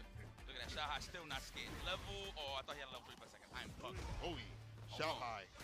Nice! Whoa, delayed flash kick to be able to get the answer. Does. That was amazing. Kaba actually not teching and still punishing correctly. That was amazing. You know what's in my blood, ladies and gentlemen. Kill back. You know? Oh! You got caught with that last time. Xiaohai says, now you can fool me once. There it is, standing media kick. That is the MVP button right here. And that's all for the check. If he gets an actual hit, that's when he can walk up with a stand jab or low forward trying to clip Kaba walking back. Punish counter on that is not that bad if close enough. Yeah, if he gets close enough for that to happen. We're too far out in that range, but I see the idea and the intention. Anti-air is there with the crouch fierce. Drive rush back over the tap parry attempt. Kaba getting with the upside down kick. The Stranger Things. Oh, there we go. On his accord, he want to get out this corner. Oh yeah, all right. We're gonna take that drive rush back roundhouse for sure. No, he's gonna save that cash. Pardon me. He is. Oh, this looks bad now though for Xiaohai. Is he gonna make the comeback? It's possible. Down to meditate, time to dictate. Kaba to dictate the entire pace of the match. Stripping away that drive gauge. Look at the pushback on the baby booms. Yeah, that's impossible too. Oh wow, that was not even a punish counter. He definitely tried to jump though. Wasn't even a counter hit. Oh my god. Oh wait. Oh my god. If wow, Kaba almost throwing this match. See him getting active. Turn up like volume. This is the way you gotta play. I feel like you're a bit too patient, too proper with the Sonic moves. Go back to the old just for a little bit. You know who I am? I eat tres golpes for breakfast. Who do you want to win? We want the player to win who's guessing better. Oh wow, what a check. Okay, massive the offense with the parry animation. Just trying to look for that flash kick. Breaking the stand fierce. I do like that. Kill some of that drive gauge, strip it away. That's a perfect parry coming. He better be careful with those stand fierces. He knows that he eliminated the scissor kick side of things. Yeah, You're yeah. gonna see more stand fierce. Yeah, you're right. I like that. No back tech. Wow, that Sonic Boom was on screen for like forever. Oh, they punched in the mouth. Oh, upside down kick. Oh, now we're getting active right now. The crouching when you punch the laser just a little bit He lands a bomb. Drive rush overhead. Stand block. Kaba. He gotta guess. Oh, he didn't guess wrong. He guessed wrong. Wow. Wow, he got that. I'll flip the coin. All right, hold on. I don't know what it is, but Kaba is always involved with hype matches. Shanghai side. However, though, Kaba, how are you feeling? We can mix that wild style, hang him out when he needs to. Should be able to chill and take this match. Be able to flip the switch when he needs to. Can't drive rush at that distance. Shanghai knew hits about. I would have done it just to have that. Oh, just to get your bar back? Yes, 100%. You need that against. I feel like you need that against Guile. Yeah. Drive games for sure. So Give me the idea of having it too as well. Like I could OD cycle pressure at any point. Can't throw a boom. I mean, this is Shanghai we're talking about too, man. I'm so sorry. I'm so sorry. Man, Kaba's just walking forward, pressing that medium kick. It's so disgusting. Get a little bit Spacio. Upside down kick again. Oh my God. Knocking over the jabs. Drive rush throw. He breaks though. Don't be whiffing that forward medium kick. Don't be whiffing nothing. Kaba, careful. He's far at the bottom. He's good. He's trying to snipe that scissor kick. That's why you seen him jump back like that. Watch that hella tight. The jump in. Oh my God. Yeah. You know what? Why not? Keep it. Keep it. It wasn't gonna kill anyway, so I like that. True. Oh my God. Oh, look at the drive gauge. I'm so scared. Oh wow, Kaba was not ready for. I mean, Shanghai wasn't ready for the anti-air. That would have been a scissor kick. Oh, imagine it. That would have been a punish counter. You get a punish counter. The throw. Another one. One more. Naeem, overhead blocks it out. You're a burnout. Oh my God. Can he confirm the roundhouse? Are you gonna give it to him, Shanghai? Imagine. You're gonna confirm the roundhouse into level 3. He's flipping. Oh yeah, he's looking. Oh my God, the chip Chip him out. is over. Yeah, chip don't dip. That's gonna be Chip was there. Sends him up with a level 3 Kaba and put himself in for now. Also, Wow. give the gauge from Shanghai stand. Medium kick. Yeah, medium kick from Bison's so disgusting, right? Get wrecked. Kaba's like, get off of me, I'm salty. SFL World Finals last year, so unfortunately he had to take out one of his own. It's a new day. Yeah, it is. End of the day. So there you have it, ladies and gentlemen. The King of China.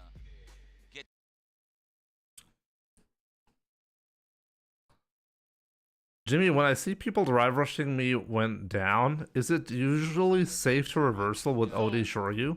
They can bait it out. So like what nephew wants to do with mine? There's some scenarios where they can bait it out, but consider like any drive rush can be made safe. And how do you know when to OD Shoryu? Well, you gotta pay attention to their habits. Have they baited you out when they are doing a drive rush that they cancel into a jab to bait you? That's where you need to pay attention to what the opponent is doing. Have Knuckle do versus Nephew. Now that's going to be a good one. If he needs it, he's gonna have to expend some OD. But what I'm telling you, bro. That's a good one. Knuckle do. We'll see how good you are in this matchup. If it's worth it here for Nephew, go with the Mai. Start things off. And first, I'm gonna get to meet up. This group stage. Let's go. No handshakes. Oh. Let's fight. The faces. That's like some of the best interactions I've ever seen fighting against. I think that's like the. I think, you know what? Yeah. That might be Oh, the first Nephew time with the my pick. Do that, the No face- jury. So, it's a different game. Oh, yeah, Yeah. You already know. It's getting a little too natural in here. All right, here we go. The fan pressure. Okay, good space out. I see what's going on here. Obviously, that. Oh man, that hard kick. I remember Land telling me, just whiff punish it, Jimmy, with hard kick. Whiff punish it with hard kick, Jimmy. Did I have to charge for the flash kick? Oh no, I like that reset. He didn't want him to get away. He wanted to burn. He wanted to have a chance to burn. I like that. You keep it close to keep away the drive gauge. Doing it. OD to spin. Ness might be cooking. We'll see about that, whether it be cooking or get cooked. My being used so early lets you know how easy the character is to use. Faster, man, on dial-up. Do you think that I'm not actually sure if she's easy to use. She's definitely effective. But I think we have not seen the ceiling yet for Mai. I don't think we're even close to that. I think she has a lot of options and she's pretty disgusting because she's very effective. I think that's why she's being used.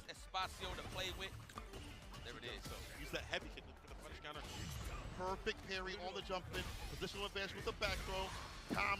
He said, come on. I love that. Come on. Wow, that drive reversal failed. Booms. Incoming. There it is. Be out of there, but the cross. Still anti-airing. The cross kick. The blade. A ton of Sonic booms in the variants too. Heavy, light, drive rushes right after. Ultimate, try to tap parry. Oh wow, NuckleDude has been guessing right a lot on the fans. Get some distance. You're trying to, hold this, block this out. You still have the lead, and Nephew, it's a risk. I guess you could say he enjoys the fan service. We're gonna switch is the question. Survey says. Please switch. Nephew. Switch, bro. Good punish as well for NuckleDude. Yeah, he's like, okay, you got me, bro. You got me. That wasn't a bad attempt, man. You know what, NuckleDude? You showed me that you know a lot about Tiago, yeah. The minigame of fan pressure can be difficult to deal with. It's a minigame.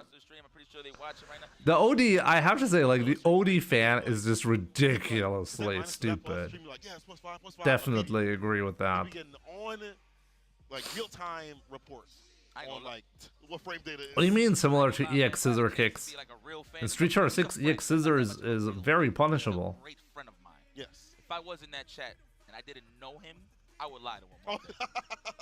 Nah, I'm just joking. Yo, Just friendly banter. I swear to God, bro. Regular, okay. Friendly banter. I know my Okay, yeah. You know what I'm saying? Know Yeah, this guy since he was a true. child, pretty much. People used to online Capcom Cup, we get to qualify. where the fans give free pressure, basically. Up to top 8 to winning another Capcom Cup under his belt. Could you? He's got the character to. One regulating factor about any strong projectile, though, is the probability of you getting jumped in on.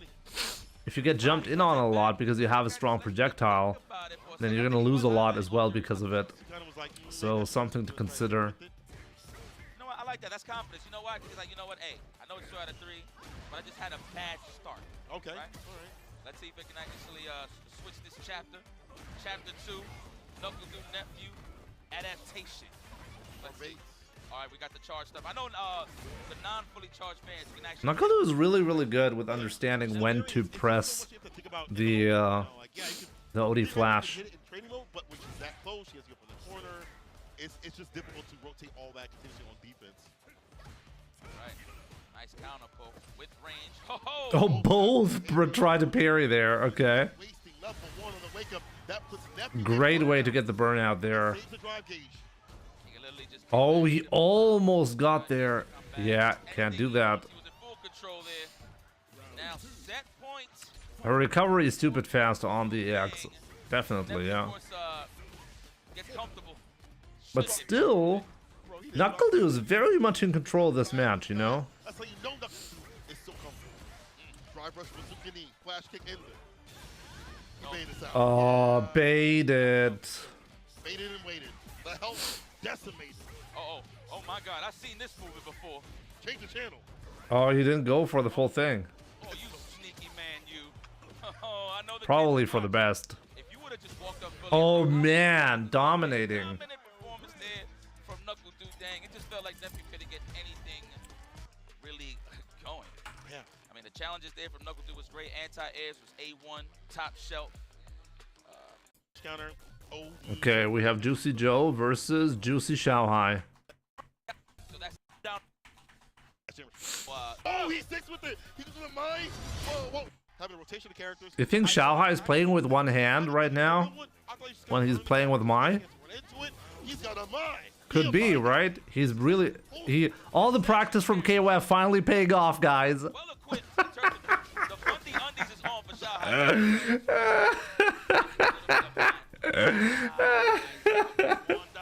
Now we finally understand why he did that in the KOF days. Can I even anti this character if she jumps? I'm scared. Look at that, the spacing. We already got the lead early on. I wonder how much Juicy Joe knows. Oh, yeah, that's true. How much do you know about this character at high level? I feel like Shai is going to make the most out of every conversion. He gets that there. Crouching medium punch.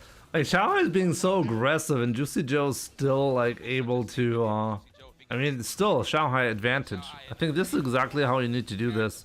Be very aggressive at all times. There's not going to be a lot of room for error.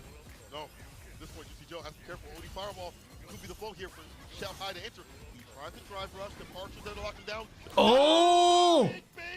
Easy bait up it. Holy! He got it! That looked like a lost round. Getting caught by Juicy Joe.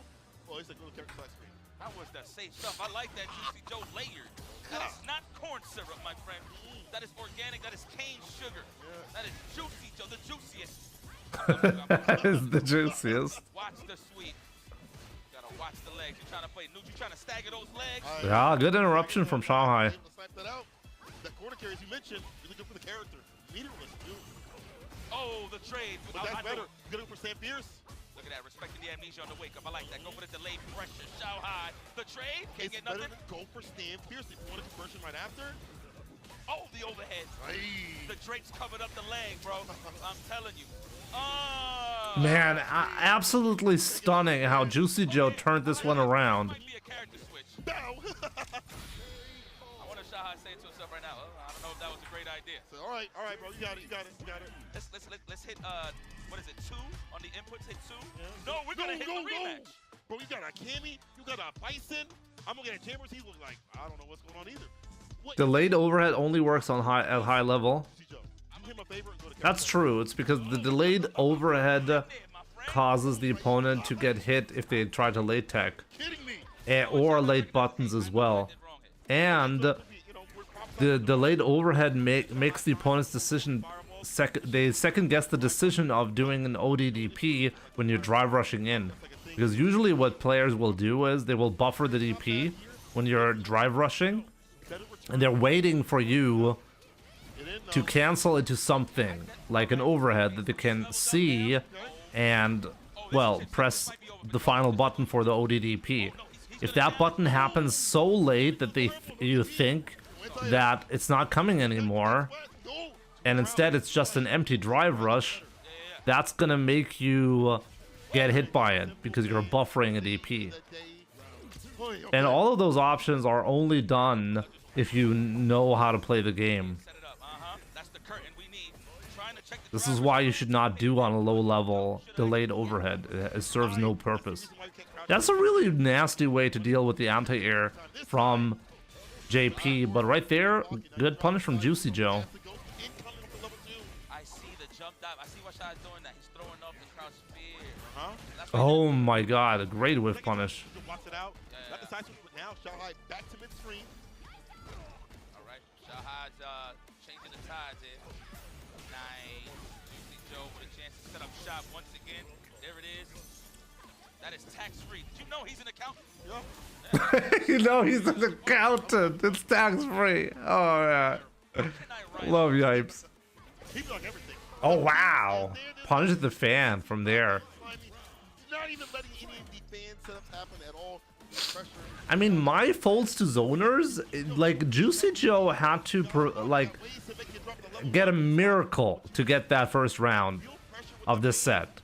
So does this look like she's folding to zoners? It doesn't look like that to me at all. Trying to snipe the walk back or the amnesia. Oh my god. He's good with these. La mezcla. La mezcla. Oh man, is he gonna do it again? Holy fireball. He's gonna size him up. He's gonna size him up with the overhead. Can Shanghai react with level 3? I promise he's gonna do something. Button. Confirm. He's scheming. He's scheming here, Coda. Hold on. Confirm. Shai's trying to survive in the corner. He's back with bar. The teleport. No throw. Back medium. Oh man, Juicy Joe could have punished here. But there you go. Shanghai got the win. 1-1. Let's see who's gonna take this one. I can't even say that little bit of a scramble. That was just nerve-wracking there. Juicy Joe definitely Yeah, great match. escaped that. Wasn't ready for the anti-air, of course, but again, switching up his jumping options, right? Shanghai with the dive, the swan dive, or just jumping buttons.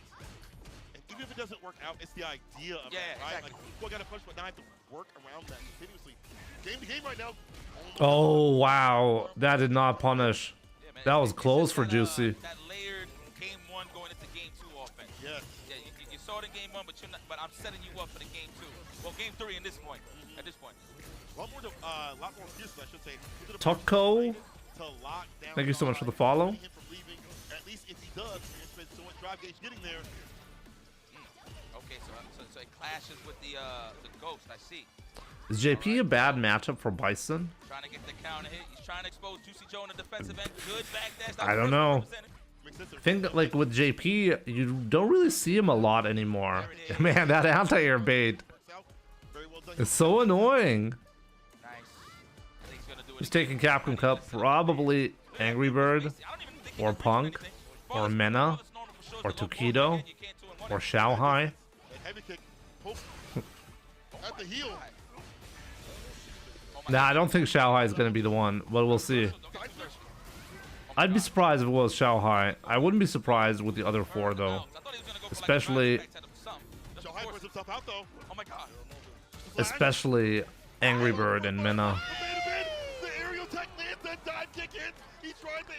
That, like, you just cannot anti-air this character, it seems. Xiaohai has been so successful jumping in. Oh, that was an amazing drive rush. Good stuff. Stagger those lights. Her lights are not that good, so I like how you enter that pressure with the quickness. Knowing to back off. First sweep of the game, too. I like it. All right, Joe is composed right now. Control of the neutral, but Xiaohai is in.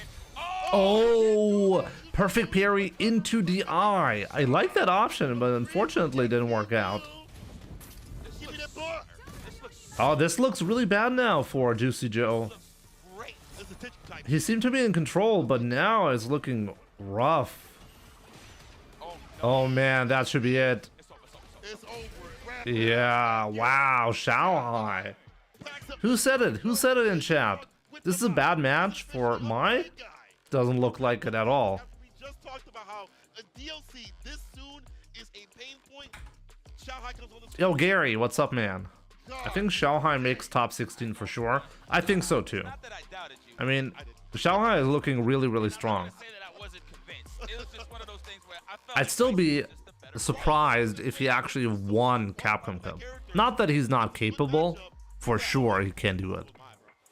I just think it's more likely that Angry Bird, who did I say? Angry Bird, Mena, Tokido, Kakaru.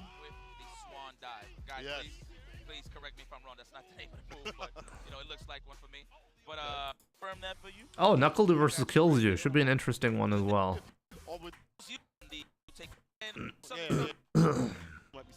You know what? I think after the internet on New Rama, everybody.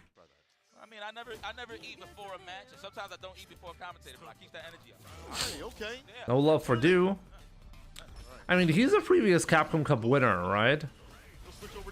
But every person who who's a parent nowadays, if you have a kid, I'm gonna put you lower on the list. Sorry, Knuckle Dude. Sorry, Mr. Crimson. No disrespect, you know. Oh my God! I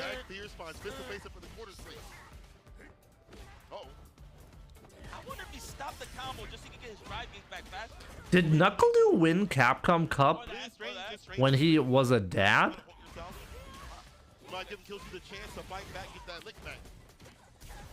Yo, kills you with the comeback.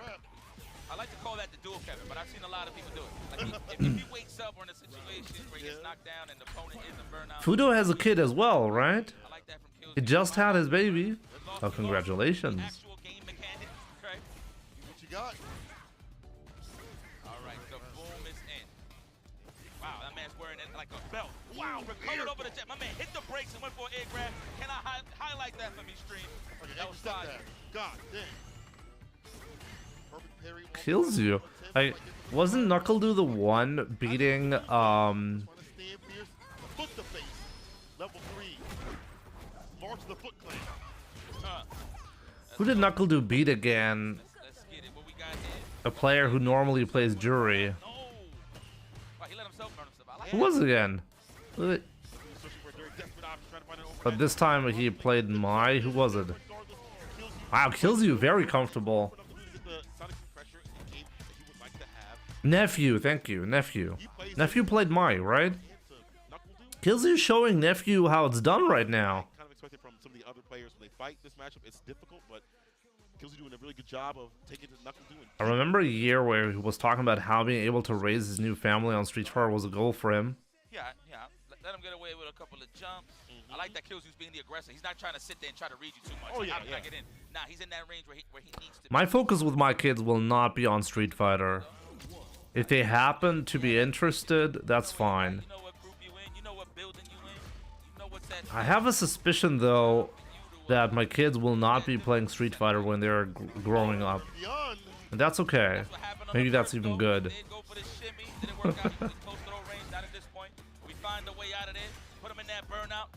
But we'll see. We'll see how it's gonna go.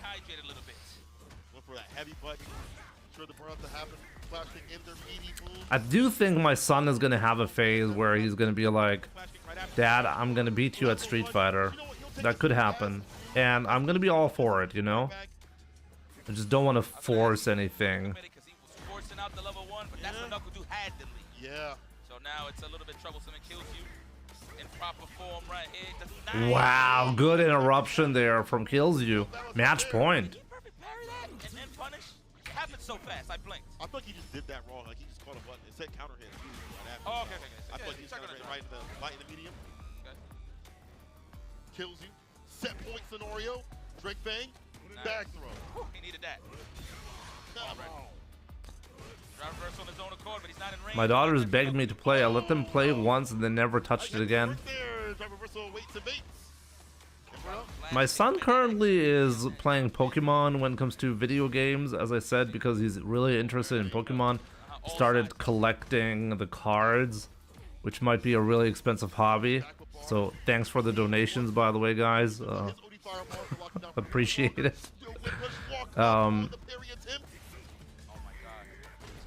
But in terms of competitive stuff, he's actually really into chess at the moment. He's been playing chess at kindergarten, which I find really interesting.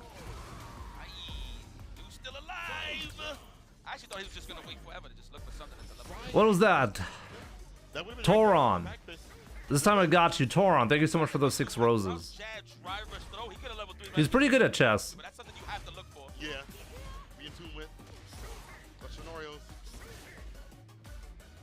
Sonic booms. Is the turn with the crouching unit kick. No anti right there. In 4 strike though off that drive rush stand. Light kick. Level 3. Big lead here and Kills You.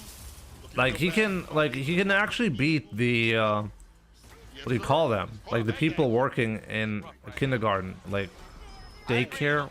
No, not daycare, work kindergarten. How do you call somebody working at a kindergarten? What do you call them? I might be stupid right now. Just teacher? Really? Like at school? Oh my God, he's a burnout. You call them the teacher? Really? It was about to be. Oh, really? Oh, I didn't know that. Shaky, terrible, awful. Game to game right now. Knuckles brings it back from the brink. Clutch moments right there to able to save the day. Could be still Kills You's game the way he plays this. Keeps the drive gauge up a little bit, which is obviously a They're all teachers in America. Okay. Fighter 6 announcement at the end of CC11. You read it here first, Serious Sloth. I want to make a video about that because, yeah, I think there's actually a good probability of that happening. Put Garuda in 6. Thank you so much for the 65 months. Very much appreciated. So yeah, the teachers. My son successfully beat one of the teachers at chess. He was very proud of that. I gotta be careful with him. This is a important thing when it comes to fighting games. Even if you're not opening somebody up. I am Scrub, my man. It's pressure enough. 100%. For the Pokemon card collection and maybe a set at some point in the future? For sure, yeah. Thank you so much for the support. I appreciate it, my man. So much from that strike that we keep talking about it. It's so the trade conversion for him, get that stand fierce right after.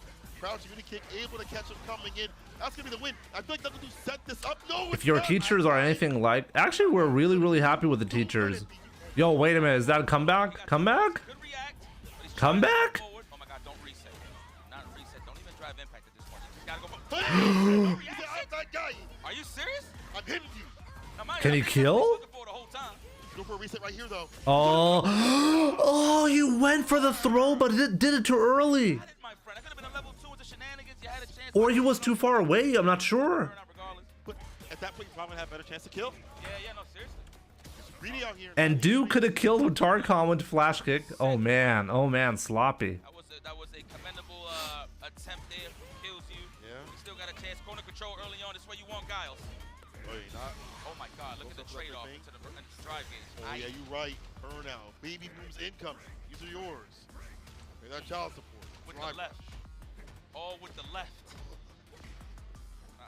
Confirm. Right. Oh, he didn't take back the turn. Maybe afraid of an OD flash. I mean, the job of kindergarten teachers is not really to teach the children, but to make sure the setting of like social interaction between the kids is, you know, safe and stable for them, right? So they're there to make sure the boundaries are set. That's their main job. Because the rest is really the kids will teach it themselves. One throw and then a confirm. Oh, yeah, you're right. So it's good for Killsy. This is not bad. But as long as Knuckle Dude don't whip, he'll be fine. Exactly. They're like the most important thing about kindergarten is learning about social skills and how to behave in a social environment, in a community. That's where they learn this. 12 now. Activation level 2 situation. The booms to push him back. Oh man, oh man. 8 seconds. Oh my God. No drive impact. Oh, drive impact, but no. Let that DI by. No, wow, Knuckle Dude, very strong comeback right there on Kills You. Bro, I'd pay diapers, taxes. I'm gonna hit that DI. You're actually way more likely to get hit by the eye, especially with the eye burning yourself out, because the visual indicator is a bit different and harder to see. So yeah, kudos to Knuckle Dude getting that one. But of course, Knuckle Dude is a professional. Yeah. As usual, we've seen him before in these grand stages. Hell, he is a Capcom Cup champion. Yeah. So it is what it is. Let's get the highlights for a second to see how the match went down. Of course, at first the aggressor was Kills You, comfortable, landing some jump-ins. That was the tail of that match, throwing off the Sonic Boom. Right. Of course, in the second game side of things, Knuckle Dude got a little Okay, more comfortable. let's see what's next match here. But we took control of the next. Oh, there we go. We actually see here. Right now. So Knuckle Dude and Xiaohai are on top for this group for now, because both are 2-0 up. Kind of crazy to see Kills You 0-2, you know? Actually insane.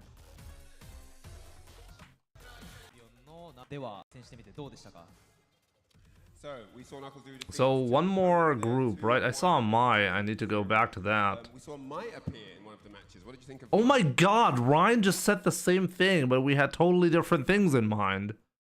To play. Oh, I fully expected the Mai. That was job half done. Yeah. There's only 2 names that can qualify out of this group by the time we get to Saturday. And here We are have the players, as you can see on JG, huh? With the gifted sub, let me see. some of which are overlooked. Yeah, gifting a sub to as a name I can also not pronounce. What is up with that? Anyways, I appreciate it. So looking forward to watching him play. Yeah, most definitely. Historically, we've seen Travis Styles come out of the Oceania region, right? Okay, so this is a really interesting group, obviously. Angry Bird versus Lex, Soul versus Juninho, Shuto versus Kusanagi. Now that's the one that you guys are waiting for, right? Lex versus Soul, Angry Bird versus Shuto. Let's go. World Warrior. But of course, we're going to start. And SFLEU happened. And he didn't lose a game. After his health issue, he came back and just dominated, got MVP of the MVP of the MVP award. But listen, Why does he keep saying MDZ award? What is the MDZ award?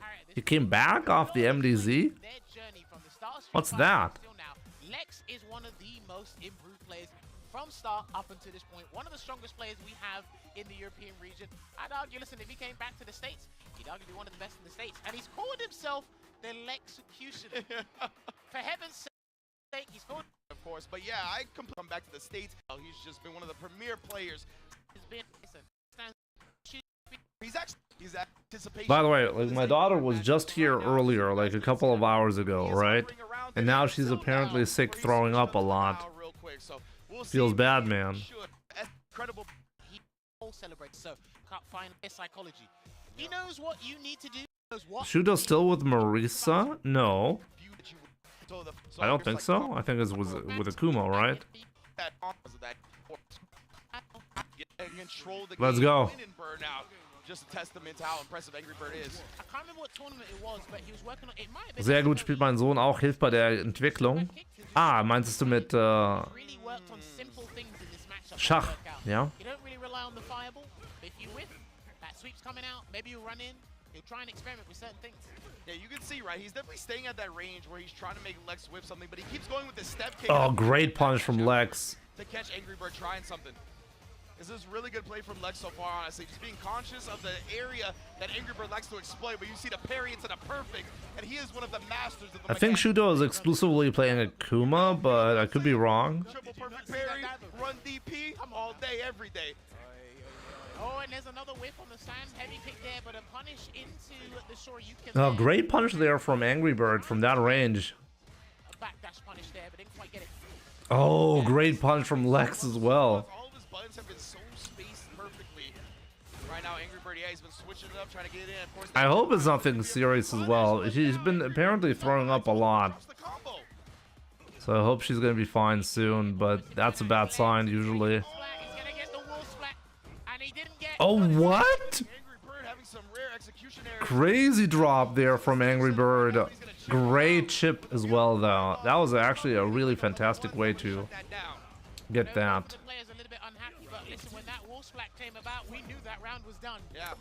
Like, that was guaranteed. Fireball. This is something I should be copying, you know? If the opponent does not have drive gauge, and I know only a level 1 super can interrupt what I'm doing, I should EX Fireball into OD, into the OD, Good respect there to discipline, see if Angry Bird wakes up with a button, but he gets a perfect parry. He's going to carry him across the screen with that enhanced Tatsu there, Ridge. Indeed, and Lex, I mean, into OD Hasho. I mean, into Super Hasho. What do you call that? Super Hasho? Since Group A with Takamura, everyone's done the crouch fierce when they jump out the Level 2. Just level 2. Jimmy, just say level 2.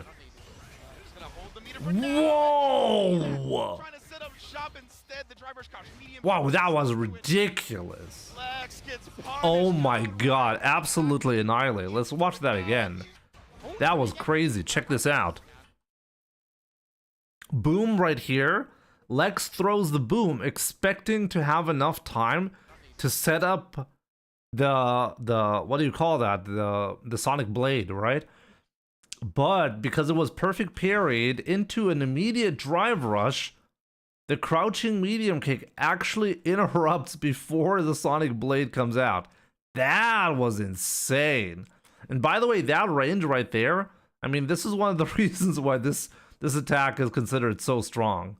That was absolutely like amazing. Trying to set up shop instead. The driver's crouch medium kick, putting a stop to it. Lex gets punished out. Man. Not give Angry Bird anything. Yeah, there's also a massive hurt box on the Sonic Blade. Just going back.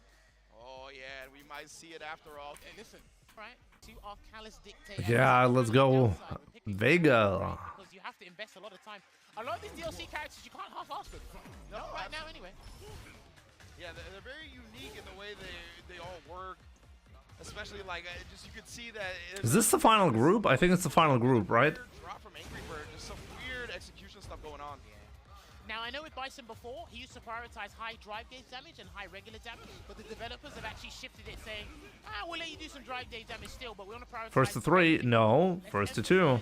Oh, that was a good one. Good job, Lex. You see less psycho crushes now, more conversions to planting the bomb, more threats with the throws, new different combo routes as well. I love Lex, the way he structured that offense right there. I think Angry Bird woke up trying to challenge him. Oh, amazing interruption. The process and Lex already looking clean on the Bison. There you go. Much more comfortable. There's a higher damage output. Yeah, best of 3. Play neutral, but from a defensive standpoint, you can convert into a bigger reward that will come later. Precisely, an Angry Bird, of course, getting the corner carry off the perfect parry. Oh, get baited. Oh boy, dang, the step kick starter, interesting. What was that? I don't think that was finished either. Yeah. And some strange stuff happening in regards to the Angry Bird. Yeah, like Angry Bird has been like having some odd drops, right? And somehow he's still winning. That should tell you all about Angry Bird. He doesn't even need to capitalize on mistakes. He's gonna find the openings regardless. An opening! Right there! Trying to gimmick him. I think he was waiting for a parry or something there from Lex that didn't come out. Oh man, that was so greedy from Lex and getting punished. On Angry Bird walking, and it was not correct. And that was for the round as well. That was super close, so that means any heavy would have connected. Unscaled damage there. Not a good choice from Lex. Indeed, and now this drive reversaling out, trying to keep that corner. I like that a lot from Angry Bird. Really prioritizing this face on the screen. Oh! Punish. My goodness, the medium. What? Cancel DP all the way to the level 3. That's gonna burn Lex out on top of everything else. Yeah, drive gauge has been suspended, been made That was inactive. ridiculous. At this point, and that is gonna be the stun. Is that gonna kill? All his options if he actually wants to take the round. And here it comes. Oh my goodness, all 3 Oh, what? Wow, what a way to finish him. Insanity. Taking the set. Crazy. Typical fashion, typical stuff when you see Angry Bird go up against any formidable Guile player. You can't count this man out. He's ready and always showing us something new there. But boy, a little bit of a shaky start, but again, he's getting much more confident as you elaborated on. People like to do that. Soul versus Juninho. This is going to be our next match. The Young Venom Soul going up against the Brazilian Shoto Juninho Ross. Shoto with the loop, I believe was that. Reed Roski from what Australian on this as that until after himself. He's excited to be on this stage. Juninho Ross, no stranger to Capcom Cup. Let's see. Juninho used to be a Ryu player. I'm very worried about how Soul's going to plan to anti-air Luke's because I already can smell blood in the water from Juninho Ross's gameplay. Big Bird is in Capcom Cup too, yes. The crosscut was on a milk carton right there. We don't know where it is. Oh no, and then got caught with a serpent lash. Takes a drink for good. It's so sad to see Juninho on Luke, considering Ryu is not that bad now. There you go. Because you've already started jumping. What do you guys think? Is Luke better than Ryu? Precisely, right? You're gonna make him think about the jumps. Oh, beautiful cancel right there for the reaction. Being able to do the OD slide, but the level 2, my man, dumping him in the process. Juninho, my goodness, bro. Aggressive choice considering he had a lot of drive meter. Well, the thing is, with that level 2, it puts him full screen so he can start jumping again. That's true. That's a good He can literally start jumping again. Yeah, we see it's already got him in the corner because of that. Soul does do a nice anti-air there and is able to side switch, so he's turned it around. Good blocks there from Juninho at the moment. One conversion and he'll be in a pretty good spot. Oh man, like Soul had a couple of moments where he could have had a big punish. Yeah. And Juninho has just been identifying that, taken to the sky time and time again, and Soul has not found an answer just yet. Okay, Good first game from Juninho. I'd be upset, I'd be frustrated, of course, but I wouldn't be perturbed by that game because Juninho is trying to exploit one avenue that only you can change. Precisely. But you have to be alert to that. Like, because you lost to that one thing, and it is stoppable, right? Like, as long as you get that corrected, then you should be good going forward. Because you haven't tested Juninho's defense yet. Yeah. You only have to deal with the anti-air. That's it. There you go. And I love that right there. The delayed can kicks, blowing up the fuzzy defensive timing. Any type of delayed tech or delayed button just got completely obliterated. On and keeping him locked in the corner. DI, no answer available via 0 meter. Soul opening up in second game. See, and one of the beautiful things Oh man, that was a good round for Soul right here. Maybe it's not going to be that one-sided. According to Capcom, Luke is supposed to be the new face of Street Fighter.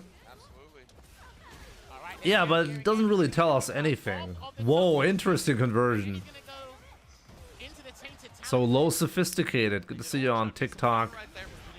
It doesn't really tell us anything. Is Luke that strong at the moment? He's not considered that strong. Perhaps. Even the air-to-air now, I like that, right? If it's a funky angle, don't even try to anti-air, just take to the sky. Oh, but you meant because Juninho is playing him? Juninho has an opportunity. Is that what you were at? That maybe Juninho is just playing like the main character for any season? Or like for any... Okay. Yeah, but that was convincing from Soul. And Soul, you see him feeling himself, bobbing already. Loves the way he responded in game 2. I love it as well. Yeah, I think he found out. Oh, great. He went straight for the anti-air. I like that clean, because if he did something else, it wasn't going to work. Yeah, exactly. The multiple hits of the full fade.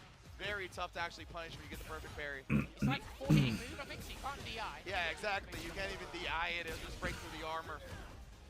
Okay, starting to throw now. Yeah, he's starting to be a little bit more grounded, a little bit more level-headed here.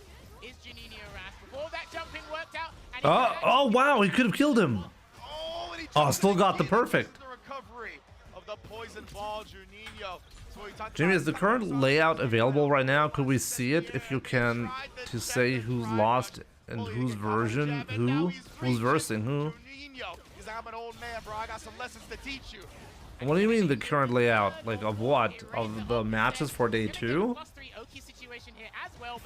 I don't have that available. I'm not sure if that's available or not. A little bit more damage off that jungle point from the drive rush. He's gonna do it again. He will do it again. We'll see, from here, yeah, I was gonna say, it sounds like a jump to me. It feels like a jump. Caught him during the beginning of it. Goes again. Oh, good anti-air right there. Oh. He didn't believe. He didn't believe. Oh, bro, he's not dead yet. He's not dead yet. You got one more guess. You might as well wake up, Supermate. Let's call it a day. Oh, he was gonna bait it out as well. He's still alive somehow. No conversion there. Oh, he can win. He can win. She's one of the burnout queens. Oh man, what a way to finish this. Actually, Soul had a good chance there to make a comeback. Juninho still got it. 2-0, right? Again, there was a solid strategy. No, actually it was not 2-0. It was not 2-0. No. No, it was actually, it could have been a final game, final round moment. Solid and clutch there. Because again, there was a solid strategy, but it was clutch in that moment because I think even he knew he could have lost that. For CPT Now this is the one that we're interested, right? This is one of the big ones. Kusanagi versus Shuto. Also one of the fan favorites here in Japan. Had one of the loudest pops I've heard out of any of the players being introduced today. And of course, Kusanagi, the Ryu. Legit in-game rock side with it alongside Mr. I'm really think League EU. I don't want to play. The fact that 20s, some fun. If you did not catch his winner's interview at UFA, it is one of the best interviews I've ever seen in esports. He talks about, yeah, I was lucky enough to be a part. So how does Capcom Cup work? Has actual competition started? We're currently watching the actual competition of Capcom Cup.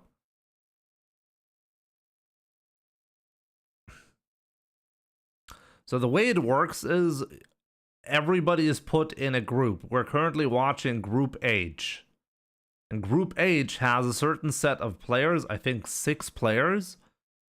And it's a round robin type of thing. So everybody plays everybody, right? So every player has, if it's 6 players, it's 5 matches, right? For every player.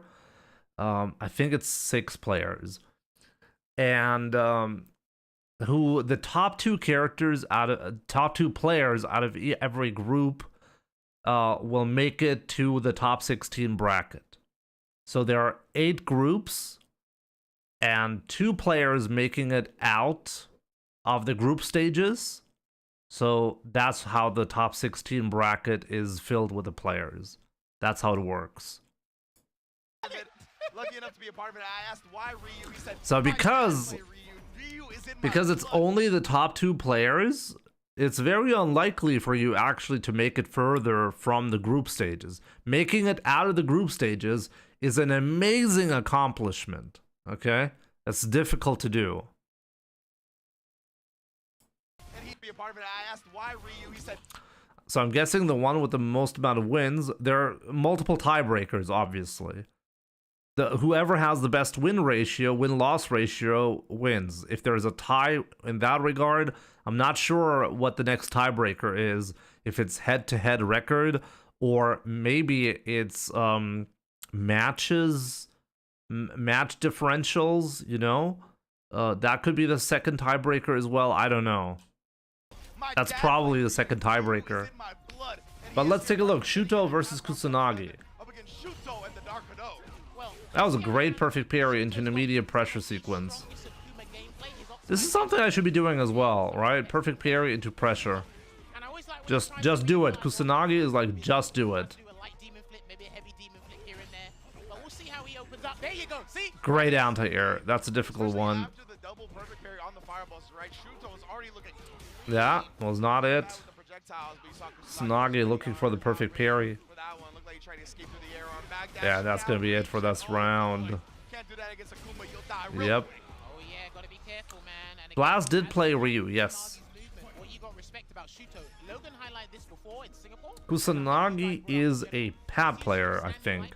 Standing light kick in neutral, absolutely phenomenal. Yeah, one of the best to do it. The stick? Oh no, you're right. He's a stick player. He's a stick player. You're right. Have that fast walk speed, know how to pick your spots with the lights, and then going in. This is the time where you said, right after his own fireball, looking at Demon flip in. That's exactly what happens here. And Shuto, I mean, off to the races here in game 1 so far. Oh man, that could have been whiff punished. I thought he was gonna die for that whiff 100%. Checks the drive rush overhead. Shuto is just really, really clean, I have to say. Closes out game 1, much to the pleasure of the crowd. And I think this really shows the problem in this matchup for Ryu. It's very hard to control the space. And it didn't look like, or it didn't feel like Kusanagi was playing bad, but that's how much these games just flow by. 100%, man, and we always know the damage on Akuma, but of course Akuma can explode if Ryu gets one of his optimal starters, so Kusanagi just really hasn't found that sweet spot yet. I mean, Akuma makes you reevaluate your life choices and your health gauge. Yeah, exactly. That's what it feels like. It feels like both characters are at 9k health when you're playing against Akuma. Forward throw there, gonna close the distance and make sure he gets back in there. The fireball trap is to kind of get you, goad you into throwing the fireball back, so he has that immediate counter like we've spoken about. It's funny, you can see him. Oh man. Buffers it and then waits to see if All of the EXDPs are working for both players, which is interesting.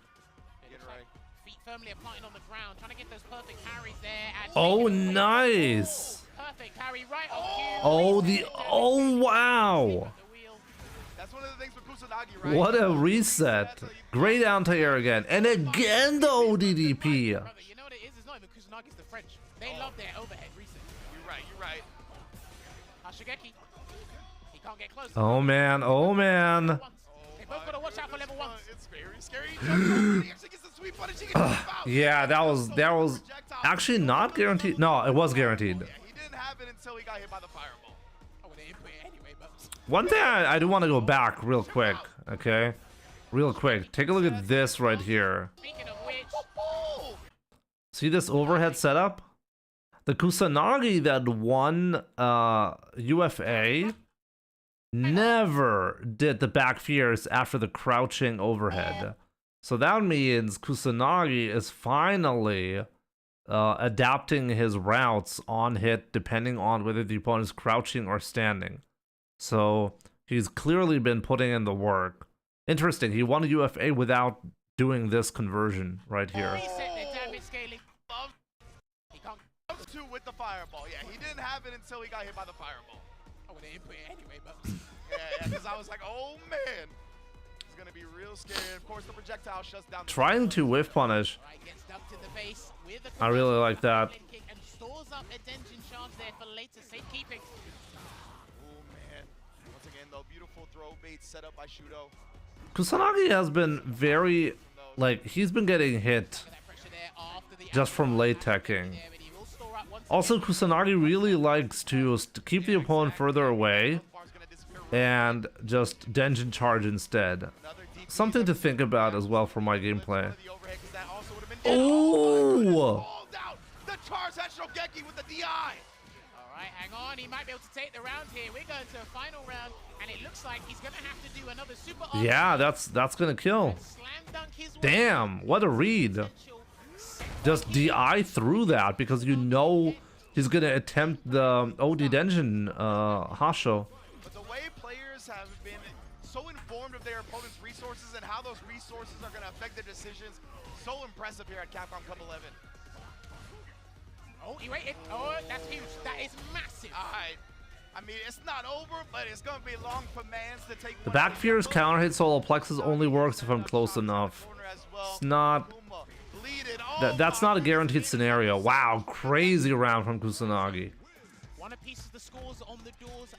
I'm not gonna like I don't like the route for the solar plexus being counter hit because that can actually whiff. But if you're doing like a point blank overhead and the opponent is getting hit crouching, you will always get the back fears.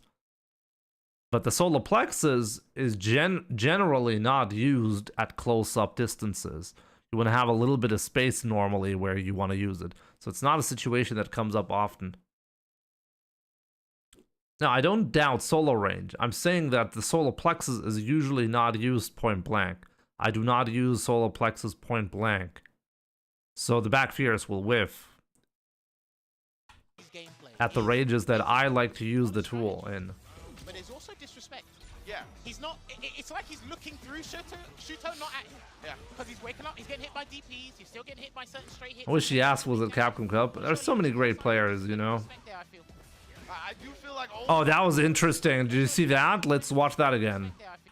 So he whiffed that. He attempted a perfect parry. The perfect parry attempt was cancelled into a drive rush cancel. And then he got a punish on... He got a punish on the whiff crouching medium kick. I also find it interesting that he actually went once again into a Denjin charge instead of going in to go for Oki. Like the disrespect aspect, trying to throw off his opponent. It could be Shuto or Johnny Donuts. He's gonna play him the same way. Oh my god, another DI from Shuto. Is not real, susceptible to drive impacts. I love this from Shuto, right? This is the luxury you're afforded when you Yeah, perfect parry OS. So what he was doing, in case you don't know, he did a donkey kick, right? I mean, let's go back to the scenario, okay? Let's go back to that. So there we go. He did the donkey kick at a range where a potential counterattack was incoming, right? I can go frame by frame. So now Kusanagi is like, okay, he's going to try to hit me with an attack. I'm going to attempt to perfect parry it. If for whatever reason the perfect parry does not trigger, I'm going to drive rush in. So that's what he did. The drive rush does not actually happen if the parry connects with the crouching medium kick, because either it's a perfect parry and then you're going to be stuck in the animation, or you're going to be blocking, regular blocking, if you mistime the perfect parry, the attack, and then you're going to get, you're not going to get the cancel as well, because you're in the, well, because you're in the parry state. You cannot cancel out of that one. So you automatically get this drive rush only if the attack whiffs. But if Shuto had not done anything, the drive rush would also come out. This is a technique that I use often, and on high level, people know this. So if you're wrong on the read, you can get really punished because players will look for this specific parry OS. So let's go forward. Actually, where are we? We were here, right? Yeah, with the DI punish. Axeman, I'm still alive, yep. Not dead yet, I'm still alive. This was a weird mistake right there from Kusanagi. You see that? You see that? I think he tried to do that. You see that? Who suggested that again? Who was the person suggesting the back fierce? Here. This was the scenario where you can back fierce. Kusanagi messed it up and made things more complicated than it needed to be. And it only got lucky. The only reason why you did not get punished was because Shuto really, well, dropped this one. So you see, like, overcomplicating the confirms on the back fierce, on the solar plexus, it's not always worth it. Even though, sure, the back fierce would have been optimal. Sure. But he didn't wait till he was grounded. That's one of the annoying things about trying to punish a Tatsu from Ryu there. You could get a forced knockdown by accident. And that's going to be it, you know? Irrelevant, because he won't need the bar, and it's deja vu all over again with Shuto putting himself at set point against Kusanagi. At their level, it's all about optimization. Not really. I mean, as I said, Kusanagi did not optimize a lot of combo routes at UFA, and he still qualified by winning the Premier. He won a Premier event with a pretty unoptimized Ryu, but all of the important things, he got that right. The combos and the perfect conversions, those are not that important. If you have a good strategy, and the execution is solid on the strategy, that's the most important part. Drive rush into the OD adamant flame earlier. But yeah, right now Shuto is just all over him, and that was an amazing punch from Shuto. Super late OD air fireball. That's clean, and here comes the throw loop. Still got a little bit more time. One button will do it, and he's trying to perfect parry that button. You gotta be careful. But yeah, I mean, if you can get that consistently, you should, you know? Not gonna spend too much meter just yet. He just wants the But you see that? Like, I mean, let's go back here. Kusanagi, this is the second time that Kusanagi has done this. Technically, this is a mistake. He clearly knows he's hitting the opponent, and he is not doing the correct conversion here. Oh my! The fierce. Ah, no, never mind. Kusanagi is actually prioritizing the hard punch into the back fierce because he wants to end the combo in a donkey kick, so he can Denjin charge. But this time around, he decided, hey, I'm gonna go in instead. Ah, interesting, actually. So he's because of the heavy donkey kick, he's choosing to let damage, like, to keep to not get like optimal damage. Interesting. Too much meter just yet. It's not the corner carry. No, if you want optimal corner carry, he would have done the hard kick round. It's because he wants a he wants that heavy donkey kick because it lets him Denjin charge for free. But then he decided last second, hey, I'm gonna drive rush in instead. Let's see, how do you get that opening afterwards? Oh my, the fierce starter. Not gonna spend too much meter. Yeah, see, he went in. Gets it off of the crouch medium, kick it to the Hashogeki. Now the level. And now he actually chose to do a light Hasho, I think, to counter the possible DI attempt. One hit spells the end. There's a light. Do not throw a fireball back. Please be careful. Oh, good block. Oh, that's a bad spot to be in. Bad spot to be in. Nothing you can do. Nothing you can do. There's nothing you can do. That was it. Much to the delight of the crowd. Takes the set 2-1 over Kusanagi. Wow. You know what it is. There you have it. Man, this matchup. Shuto. Combos to instill fear in his opponents there. And Shuto does take it over Kusanagi. 2-1 nail biting set. I could feel all those heavy punches from here, and I'm not even playing. Yeah, absolutely. I mean, we knew, right, an explosive match was going to be had with Akuma versus Ryu. Ryu obviously having some huge damage output. Akuma with low health. Anytime he got hit, he was going to explode. But that's what Akuma does as well, right? He makes everybody else look like they don't got that 10k health either. So beautiful stuff from both sides. Maybe that CA wasn't a good idea. So really switched up everything. I love the discipline from Kusanagi towards the end of the set as well. Not reaching on some of the drive rushes, knowing that the Adamant Flame was going to come out, but it just wasn't enough to thwart Shuto this time. Didn't do much damage. A couple of neutral exchanges. I feel Shuto had a slight advantage. That's because he started the combo with a crouching medium kick. Also, he was able to get Kusanagi to try and, you know, each other. But that is one of. I feel like let's see again. Because now the opponent explode lifespan seconds because people have counters. Yeah, they're not showing the moment. Give me a second. Let's watch that again, okay, and to analyze. What would have been the right response? And he's trying to perfect parry that button. You gotta be careful, man, because he might pile on those throws again. Oh my, the fierce starter. So here, so what's the problem for Kusanagi here? He only has 2 bars of drive gauge. He has an opening. He gets the opening here and decides to burn the level 3. Why is he burning the level 3? Well, because at this point, he's if Shuto gets 1 opening, he's dead. Right? Because he has level 3 and he has a lot of drive gauge. And Kusanagi doesn't have a lot of resources, so the probability of him getting the next opening successfully without dying is pretty low. So Kusanagi decided right here, spend the resource, the super, in order to rebuild the drive gauge to have a fighting chance. And I don't think that's a mistake.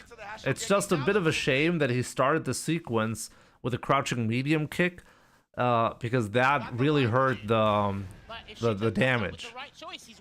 But that's the problem, you know.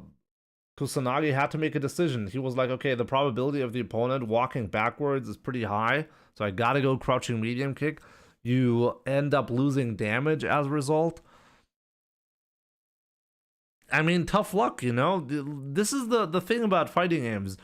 You have to make a decision, a difficult decision here, you know, and on what is actually going to lead to a higher probability of winning. If you don't use the level 3 here, Kusanagi has no resources, like he has no drive gauge, and the probability of Shuto just winning because he's going to get the opening before Kusanagi gets the next opening is just high.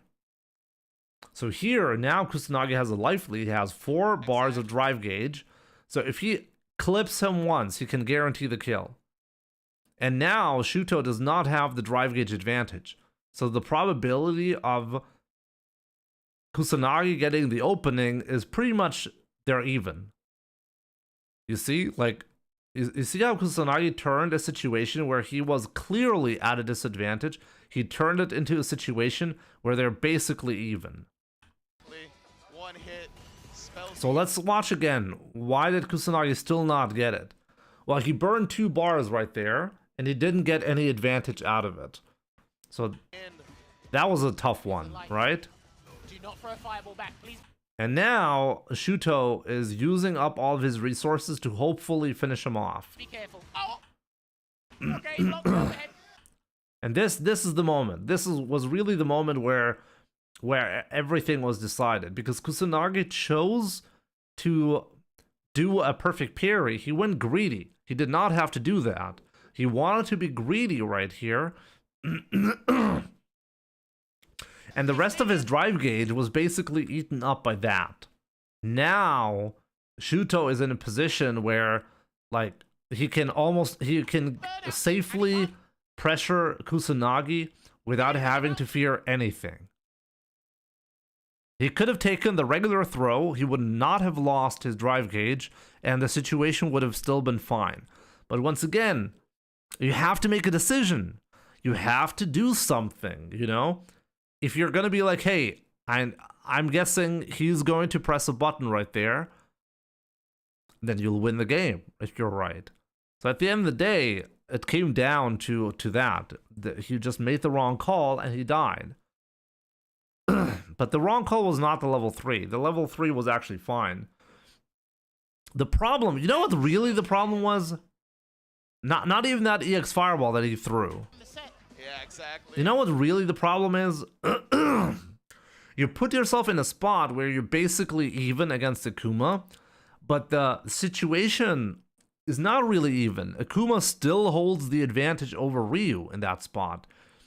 So even though they are technically even on resources and any hit will kill any player, Kusanagi feels the need to do this EX fireball right here, because he knows that, well, the probability of Shuto still getting the opening before him is higher because he's playing Akuma.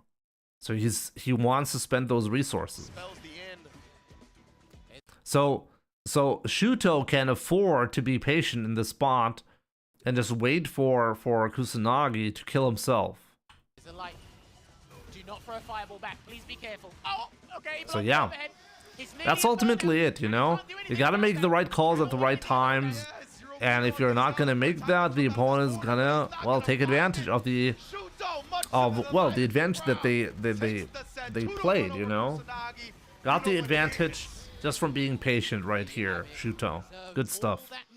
For the biggest and finest combos opponents there, and Shuto does take it over Kusanagi. 2-1 nail-biting set. I could feel all those heavy punches from here, and I'm not even playing. Yeah, absolutely. I mean, we knew, right? An explosive match might have been on paper your hardest matchup.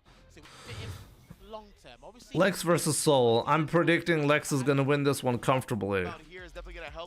Oh my god, I'm right. Well done, Bowder as well. Great range on it if you want to use it from an optimal. Wow, I cannot even, like, the match is so fast. Oh my god, did he just do that? Let me see that again. You gotta abuse that a little bit more, man. One of the big things about her as well. Great range on it if you want to use it from a distance. Did he just double reset? Let me see that again. He might have to go for the kill. Level 2. You can kill here. You can, like, Soul could have killed here. And instead this happened. Overhead into another overhead. So sad, you know? Throw the yellow flag. That's 15 yards, bro. My soul left my body. For real. What the hell's going on? Kusanagi should have been very, very more aggressive after that level 3. The problem is if you're really aggressive against a player who has level 3 active and a lot of drive gates still left, it's difficult, you know? You're opening yourself up. It's not that easy. But yeah, it'd be like that sometime. But let's see how that final round goes between Lex and Soul. Bro, he actually senses like Oh, wow. Oh, great throw. What an awareness right there. The projectile just missed because of that throw. Great. I didn't think he was in range for that. One way or another, that drive meter was getting emptied. And now Lex, yeah, the baby booms. Oh, man. Oh, man. Bad situation right there for Soul. Soul knew the stun was coming as well. It's just the reactions, the mindset, it just isn't there. Yep. Only day 1. So that means Lex takes it 2-0 over Soul.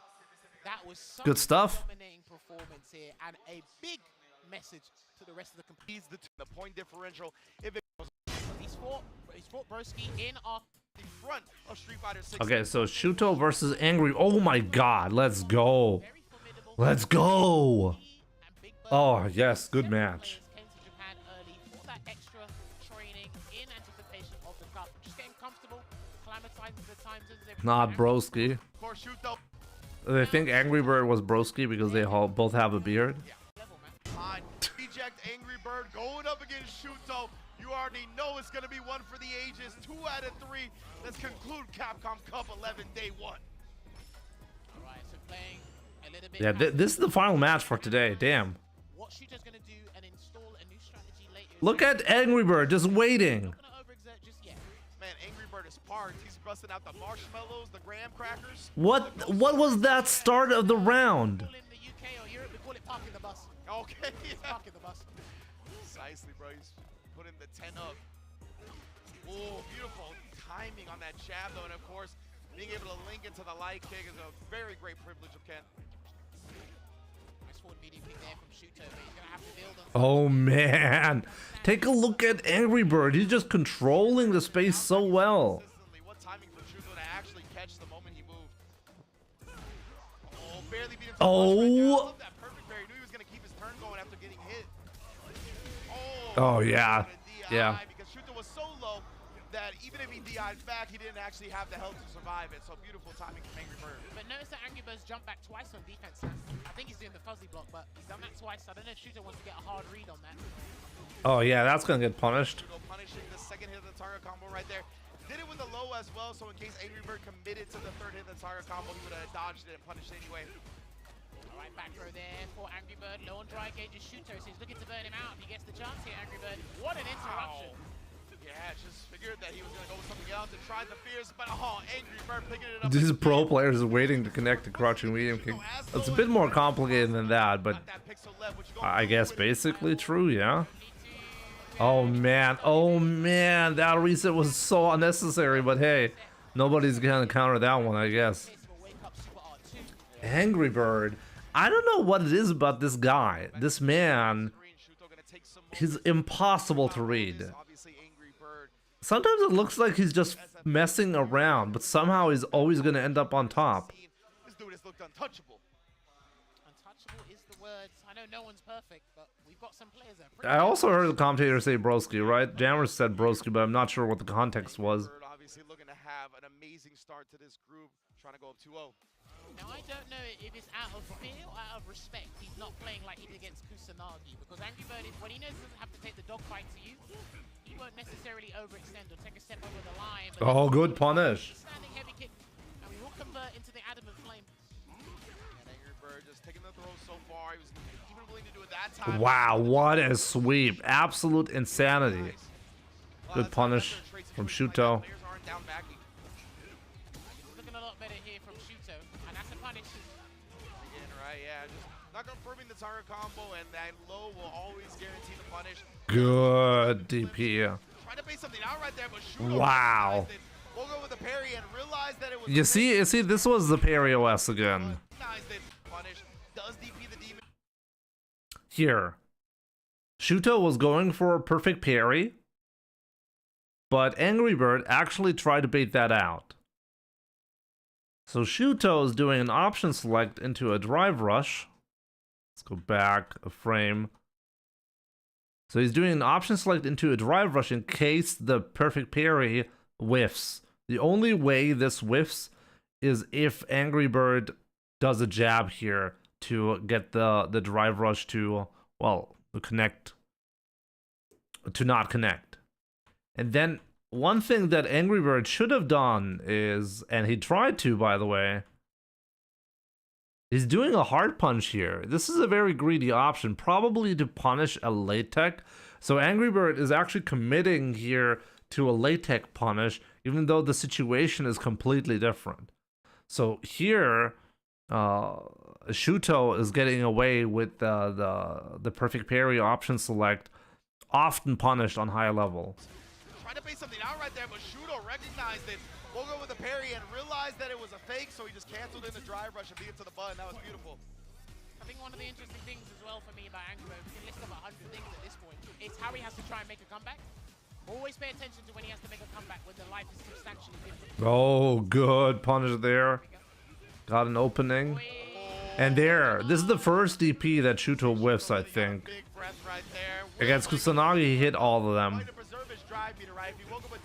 Oh, he can kill, he can kill. Oh, man. What a pickup. He's called the robot for a reason. He said, I'll do those CPU level 8 combos in DP. Facts. This man's got every Ken combo in his head. Oh, and he's caught on to the roundhouse. He knows when Angry Bird is looking. Shuto is like really good with those DIs. He's been pretty like successful. He's not missed a single DI like that yet, right? Yeah, you want a level 3 here. Yeah, it's about the drive meter. It's not even about the damage. Oh, baited. Wow, that's the first time I see Angry Bird with a massive read and it's not paying off. One step ahead and ties it up in what feels like an instant. Dude, it's like you have to have that shareholder meeting in your mind, and it's like, we can burn this guy out, but it's not a good idea. The shareholder meeting, that was fire. That was so we're fire. gonna have the shareholder meeting in our head. Facel, Mono's best. Good to see you. I don't know if it's worth it. Let's wait till next week. Oh man, that's good stuff. That's a great analogy right there.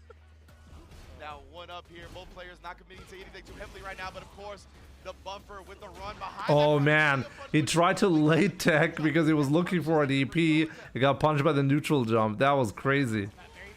Such a stupid scenario to happen. You saw it in the player cam. Back throw, interesting. He just wants the space to set up some fireball, drive rush shenanigans. Oh wow, the spacing on that. Just slightly late on the whiff punish attempt. That would have been Angry Bird's life. Oh, and he does get the Leica counter hit into the drive rush. Shuto roaring back in this. Wow, he just barely got the kill. A battle cry as he gets on set point. Set point against Angry Bird. Oh, getting punished. Oh man, that looks bad. That looks so bad. Any opening now will kill.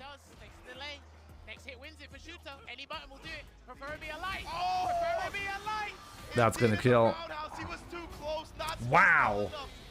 Wow. Angry Bird lost to Shuto. Shuto's got to be happy with this one. Was gonna be one of the most difficult obstacles to get over, and he does so successfully. Well played from.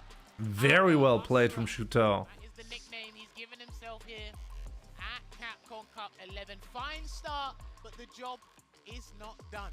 He got some difficult fixes, or probably, yeah. He got Kusanagi and Angry Bird out of the way, still got face Lex. Oh my, yeah. That's gonna be it. That's gonna be it, right? Now you know she most. Oh yeah, they're actually showing all the group standings, which is nice. So let's take a look at that for day one. It's a good finish. Takamura, Salvatore, but it's just day one. You cannot really tell what's going on because some players even just had one game, like Noah. And in Group B, we saw Salty Kid, baby, to Kimberly.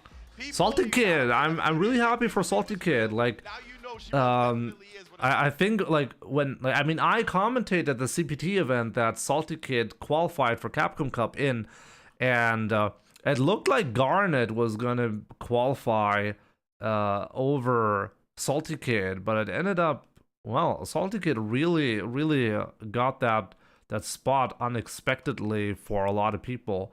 And he's doing so well now, so congratulations to Salty Kid. Also a dominant performance over JB to give himself a +2 differential on a 1-0. So an incredible start for Noah, and we see NLJB and the rest. Kakaru, Tokido, I guess no big surprises right there so far. Unhappy, obviously, for me personally to see Halibal 0-2.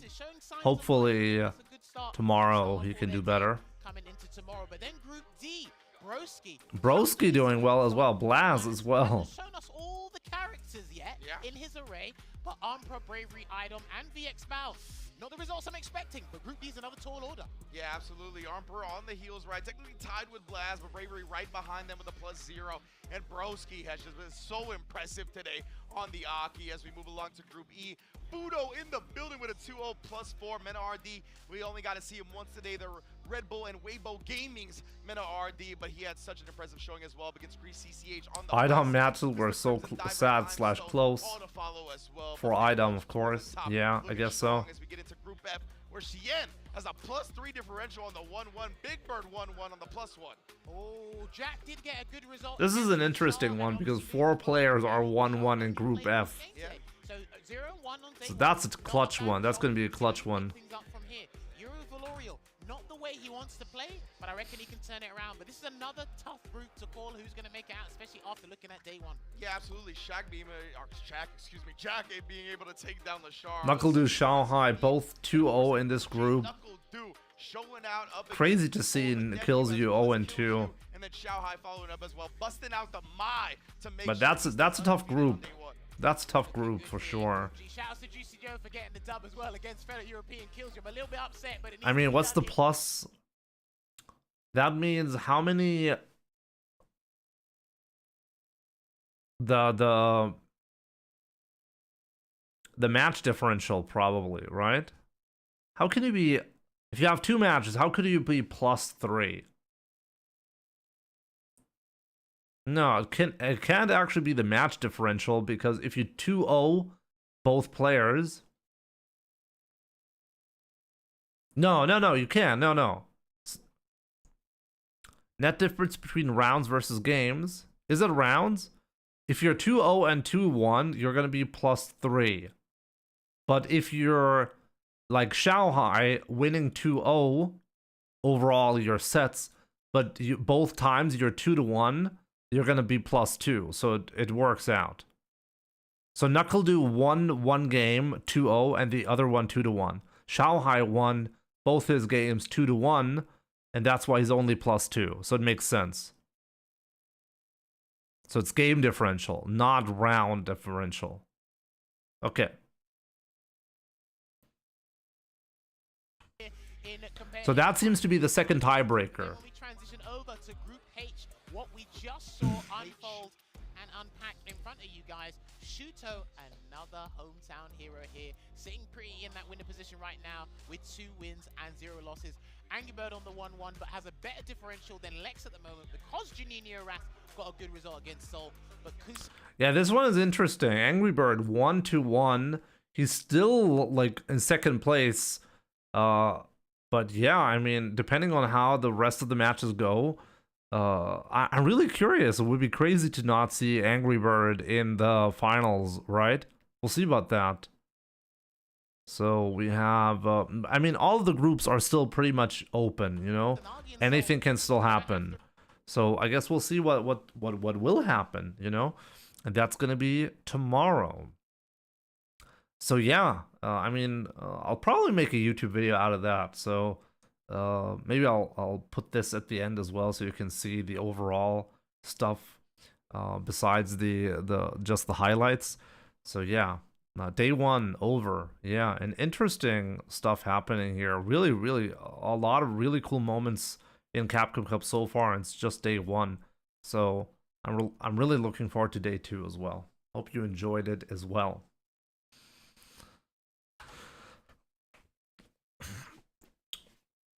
So yeah, with that being said, I've been thinking, like, I've been streaming for like 6 hours at this point, just watching and analyzing and commentating Capcom Cup. I've been thinking of showing some gameplay as well, but at the same time, I think I actually want to edit day 1 highlights because I'm not going to have a lot of time to do that. So I should probably go offline and just edit that, bring it out there as soon as possible, and start fresh tomorrow with day 2. And do something similar like we did for today. You'll probably enjoy that as well, right? Kintian, thank you so much for the follow, by the way. Appreciate it. So yeah, I do think I'm just gonna... It's gonna be it for today. We had a lot of fun, but let me see. Can I send you guys over to somebody? What do you guys want to watch? Wow, I'm the top streamer at the moment. Damn. For Street Fighter.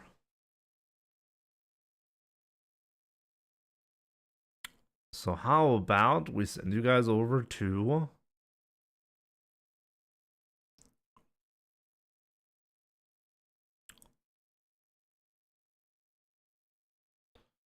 maybe Muscle Noob?